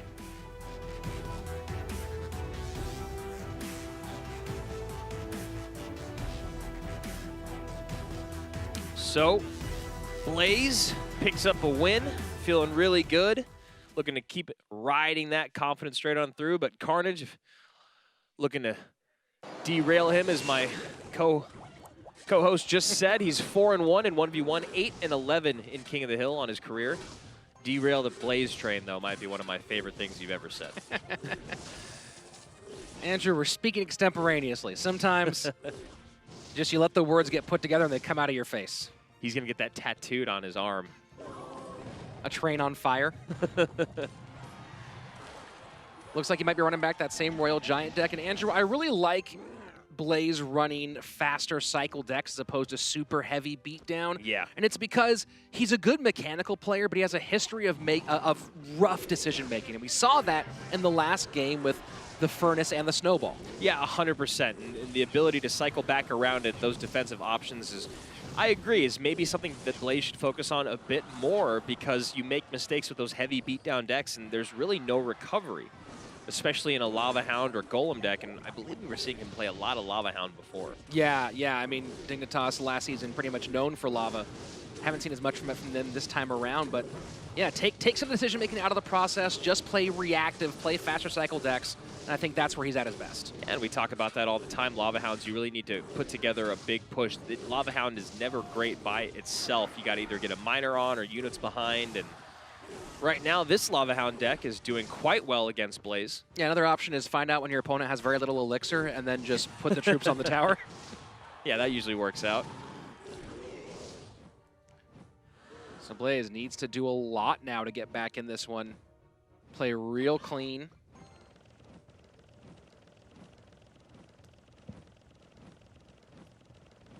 We'll see how he chooses to defend here. So inside Furnace. And that Inferno Dragon gets in front of the Lava Hound.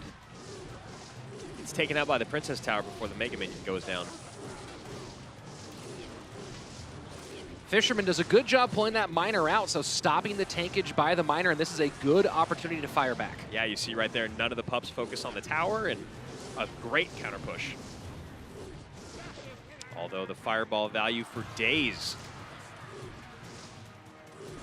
And Carnage playing very sharp, just taking his time.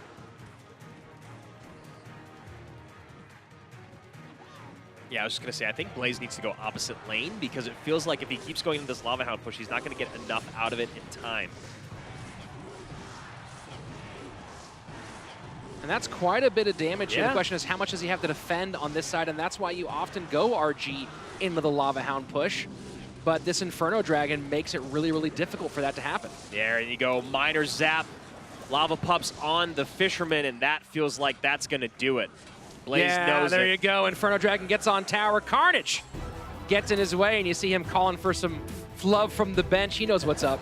So you said it right there. That's why a lot of the times you see RG go right into the Lava Hound. The moment that Blaze switched lanes, he was found wanting defensively elixir-wise, and it was a big, big blow that he landed on Carnage, taking that tower way down below. He actually took the damage lead for a very quick moment there, but Carnage knew exactly what was going on. He defended adequately and cheaply and doubled down on offense, and that is why he's still on the tower right now. One down for each side. Blaze did his job, got one off. Would have loved to get a second, but Carnage played that beautifully, and now it's Oxlet coming up to try to extend the life of his squad a little bit longer. Flash still in the wings for this team, so we'll see what happens. Yeah, Flash still in the wings, and he's been even so far, but Oxlet up next, 2-3 in King of the Hill. Here we go, game number 3.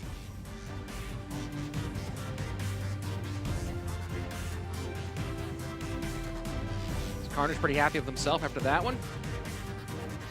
Yeah, I love that he looked at the bench and like, come on, give it up. Give me a little Oxlet.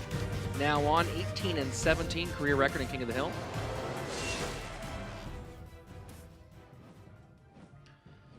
Yeah, most recently Oxlet took down Benihoo and Ruben to take the match win over Queso. And then a short outing against the God RF against Immortals. Yeah, RF and Royal did a lot of work in that King of the Hill set. So right now looking like a bit of double dragon, Lava Hound going on. We'll see if that's the case.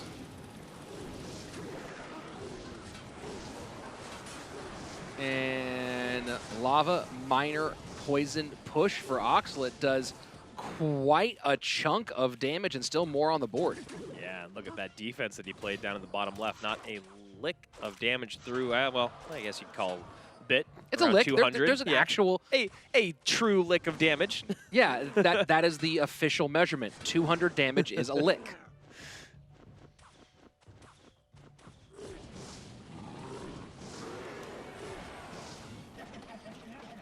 And Lava Hound's right back up with the Inferno Dragon well out of cycle. Carnage finds that funny, apparently. Well, the word cycle is a funny word. And Inferno Dragon going to burn off that baby, reset by the zap, and turns away towards the Goblin Brawler. And Snowball looking to make it a little bit more room there. We'll see if it does pay off for Oxlet. Gets a few more shots. A lick and a half, maybe 2 licks. So now Carnage with a strong elixir lead opts to switch lanes and try to get something done.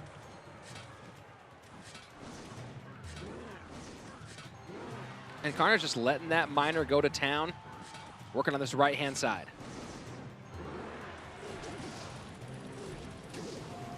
Baby Dragon's Meat in the middle. Inferno Dragon's Meat on the right. And that Inferno Dragon for Carnage is doing a lot. So Miner down hoping to pick up the next Inferno Dragon shot, potentially. Baby Dragon gets in as well.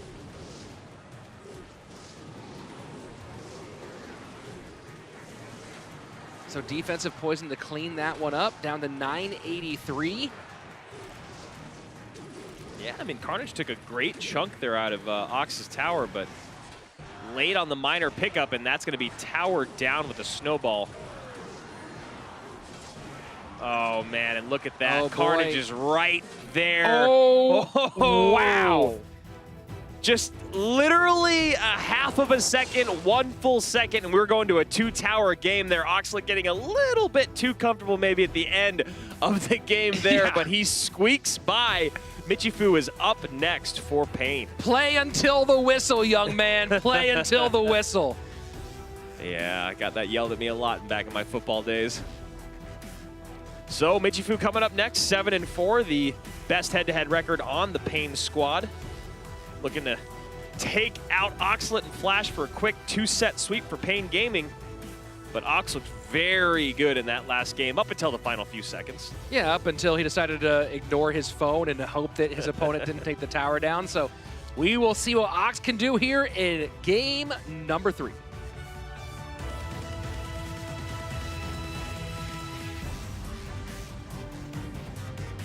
So game number 4 getting on its way right now. Oxlade looking to stay on this tower for one more and take down the remainder of Pain Gaming, which is just Michifu.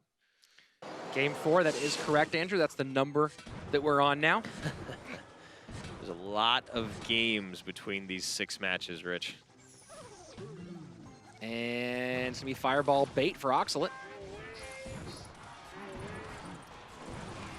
And some left alone Piggy's right-hand side, getting some lunch in. All the way back to Miner again. Very fast cycle there from Michifu.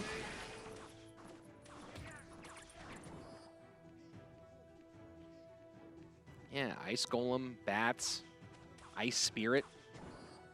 Pretty quick all the way around the horn.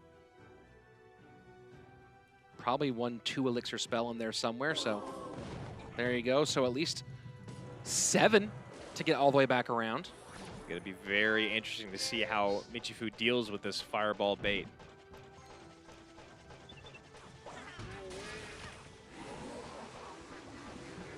So a high early poison because he knows the Mini P.E.K.K.A is going to keep the Flying Machine in there. So just a straight Miner Mini P.E.K.K.A control deck. Yeah. Classic Miner poison control. Got a Mini P.E.K.K.A in there and a good old Inferno Dragon to bring all those Royal Hogs to the center. But if you look, there's just very, very little splash damage in all of Michifu's deck, and he's got a lot of units to deal with. Yeah, I'll be curious to see how he manages this fast cycle deck and tries to keep damage off towers. He can get back to that Inferno Tower or the log or whatever other little piece he needs fairly quickly.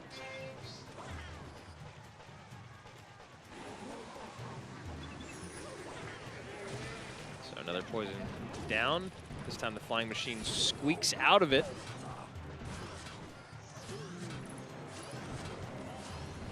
And Bats don't help. Very, very nicely placed Ice Golem by Michifu.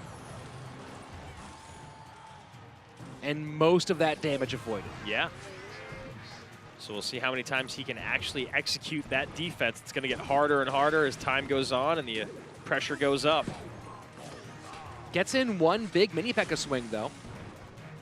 Here we go, final 15 seconds of regulation going into sudden death overtime, and this has already been a fascinating back and forth. Yeah, really nice timing on the log there to make sure to hit everything as it comes down. Flying Machine in the sweet spot.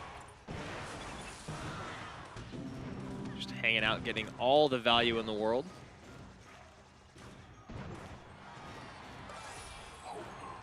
Cycling Magic Archer left is Oxalate. An immediate poison from Michifu. So Michifu doing a great job. This time the bats do stay alive, however, but doing a great job getting the most that he can out of every spell spent. And okay. And that's exactly what Andrew was saying. Was the most you can do with a log is just cycle it on Thank you tower. for reiterating my point.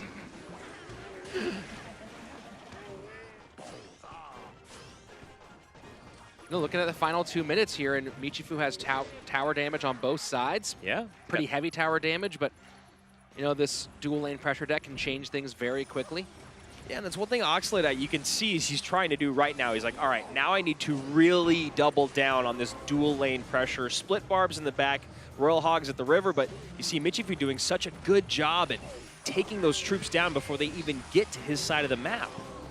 And those Hogs almost get away. One gets on tower for a couple big-time shots, but you know, we're starting to see the logic behind Michifu cycling that log, was getting to max, and now he knows that this could very well be a lowest single tower situation. Yeah, honestly, at this point, it feels like it has to be unless Michifu makes a big mistake. There's no way, though, that Michi actually takes a full tower at this point, unless Oxlade also just falls asleep at the wheel. So Michi just needs to continue to mitigate the damage. Well, that's the kind of poison value he needs right there, getting the flying machine and the magic archer.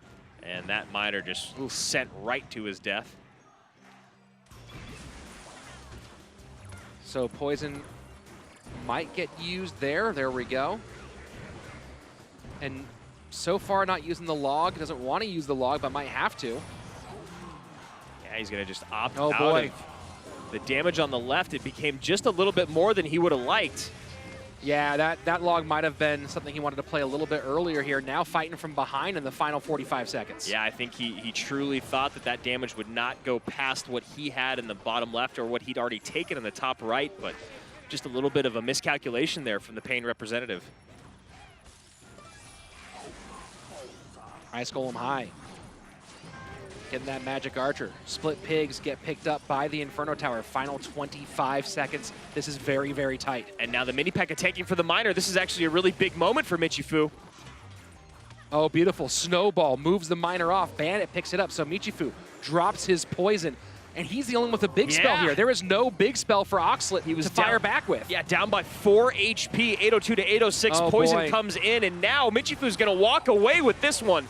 That is a big time play. Michifu takes the win, gets Oxlade off the board, and is now 1 away from putting Dig down in 2 straight sets. Now, I know from a beginner standpoint, it might not look as fun to see a 6-minute draw, but the management of the game, of the macro and the micro by Michifu, and honestly by Oxlade as well, was so engaging, so entertaining. If you ever overcommit or if you wasted a spell other than a log, a big spell, there was no way you could come back from it. You can see right now Ox knows that was such a great, well-fought battle, and he just came out on the bottom. And now you see how close that was on the left-hand side with that final magic archer shot through the Ice Golem. And now you see the value of those logs on the left-hand side, getting that early damage in.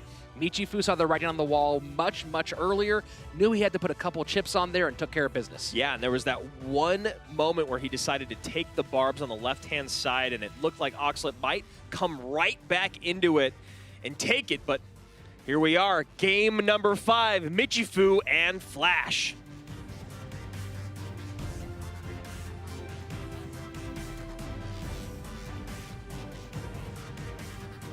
One more man remains. Flash coming out for Dig. He's gotten 1 win so far in each King of the Hill appearance. Really needs 1 right now. Yeah, Dignitas does not want to fall to 1-5 on a 2-set sweep.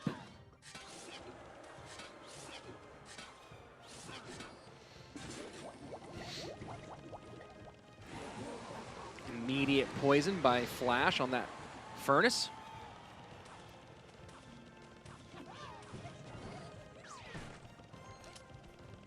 Flash looking more and more like Graveyard, and Michifu goes for the balloon immediately. He sees the Mega Minion and the Musketeer out of cycle.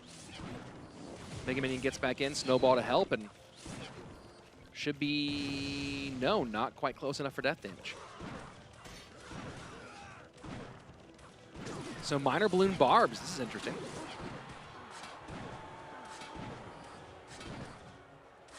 Miner doing some good work right now. And that Barb gets one extra swing, so 16-21 on that left-hand side. Michifu putting some distance between himself and Flash as we approach the midway point of regulation.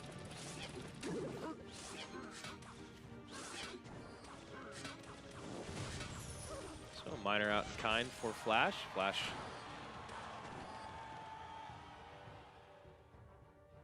starting to look like he's not running the deck that I thought.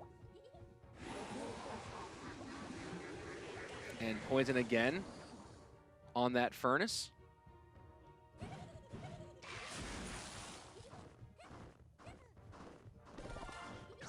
And it's the Royal Recruits deck.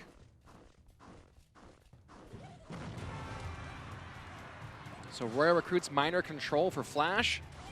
Miner Loon cycle with Barbs for Michifu.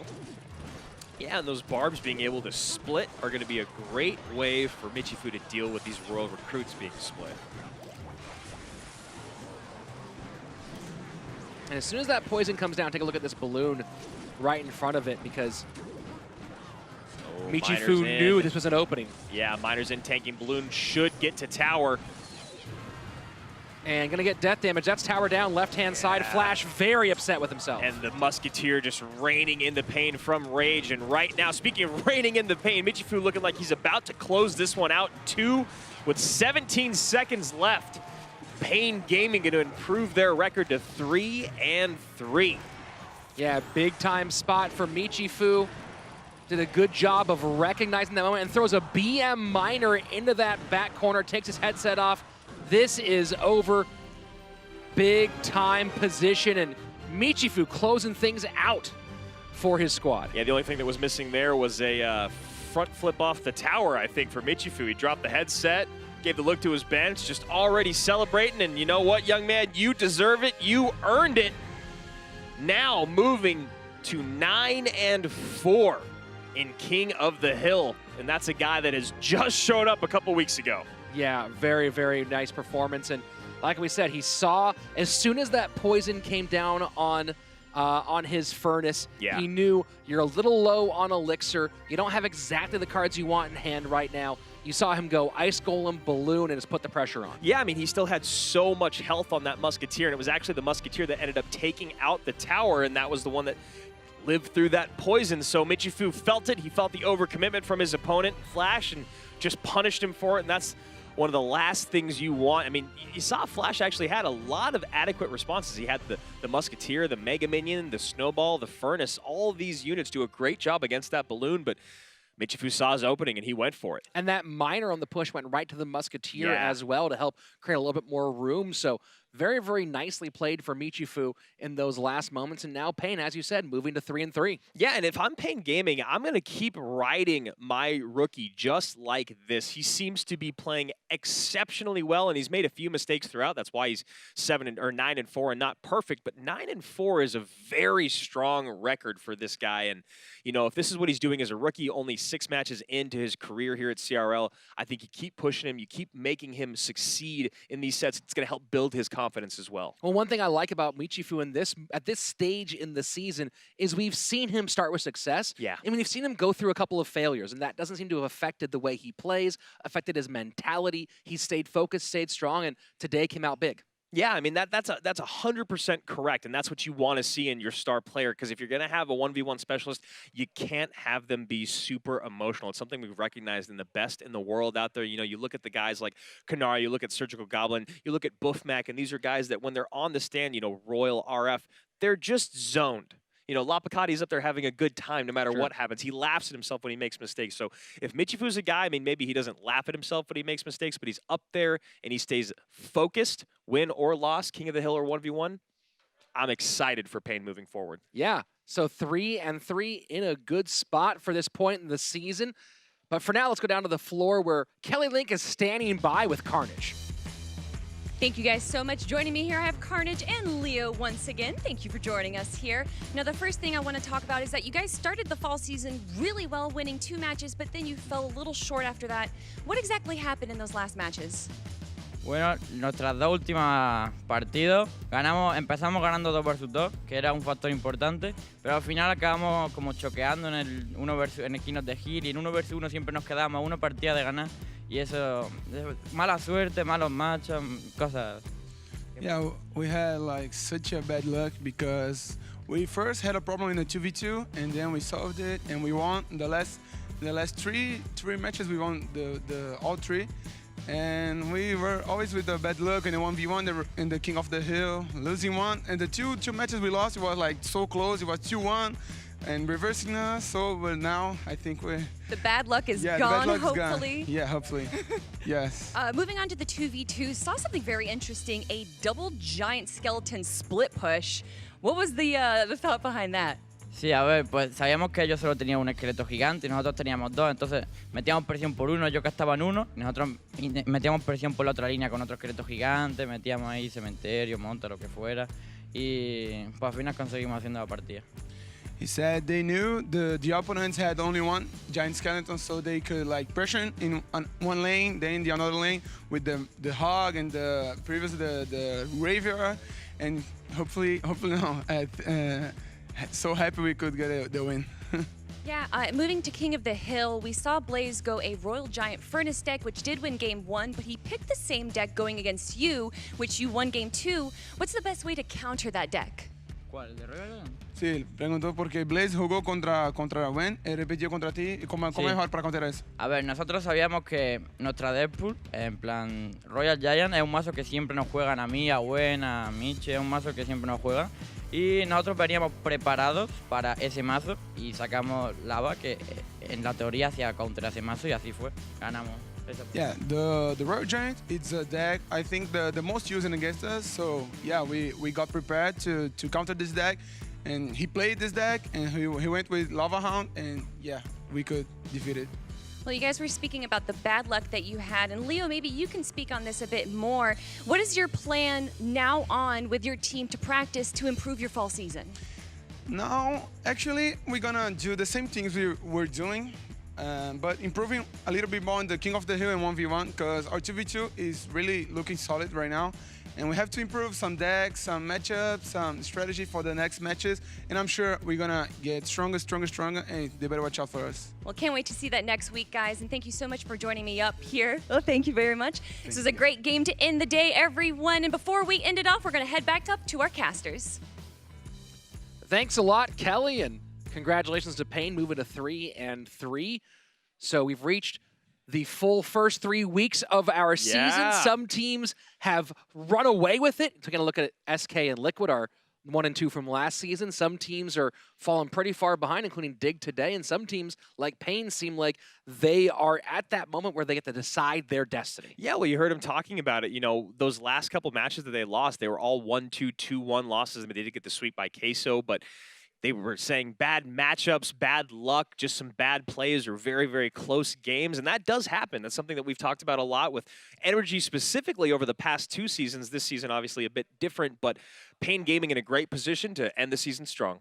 Yeah, and this has been a big day for a lot of these squads. Let's go ahead and take a look at the results for this Super Sunday. Opening things up, Cream Esports took that win off of Payne Gaming. Of course, they got theirs back at the end, and then Team Liquid with a 2-0 over Tribe, and Immortals with that big-time rivalry win over Complexity. Yeah, Energy goes on to sweep Misfits, SK sweeps Fnatic, and then close it out. Payne sweeps Dignitas. Looks like red is the winning color today. Yesterday it was blue, but today all the red teams walked away with the W. Yeah, the curse of the blue side is broken, and some curses just seem to stick around, and today the big one was for Complexity and for Dig, both squads with only 1 win, and both squads now with their backs really against the wall. Yeah, it's almost kind of shocking and almost a little unsettling when you talk about Complexity being at the very bottom of the standings along with Dignitas, you know, a team that we really respect, a lot of players that are very, very highly regarded in the community, but they just can't seem to put it together. So as we look at standings, we'll see those teams that have really pulled away, especially SK. So just continuing to widen that gap is SK Gaming now at 6-0. Team Liquid right behind them at 5-1. We have Team Queso and Immortals tied up at 4-2. And now Fnatic at 3-3 in 5th place. Now, there are a bunch of other teams tied at 3-3, but remember, we go head-to-head, then set differential, then game differential, which is why they are ahead of Cream Esports, Energy, Pain Gaming, who are all also at 3-3 at 6th, 7th, and 8th place. Misfits Gaming 9th place at 2-3, right in front of Complexity and Dignitas, who are both at 1-5. That's right, Complexity 1-5. A shocker, I know. And Tribe Gaming 12th place, 0-5 still. So halfway through our regular season, Andrew, and the playoff picture beginning to come together more clearly. Some teams running away with it, like last season's 1 and 2, Complexity and Liquid. Some teams have a lot of ground to make up, and this is important because we have something big to tell you about right now. This December in Los Angeles, it's the CRL World Finals, so find your way to sunny Southern California, whether it's plane, train, automobile, bicycle, by foot if you feel like you have really good shoes and your bunions have been taken care of so far, and we're really excited to see you there. Yeah, can't not wait to be at the World Finals once again. Can't wait to see who CRL, Asia, and China put forth, and of course, who ends up on top from here in the West.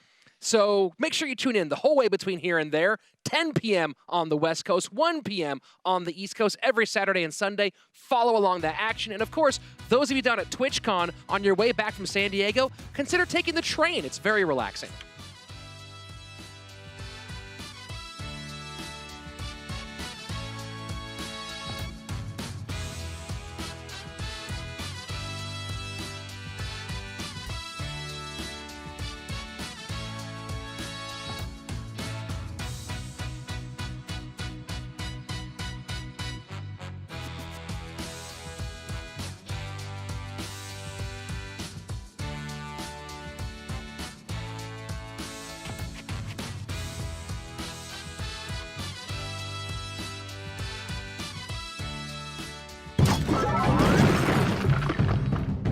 Yeah.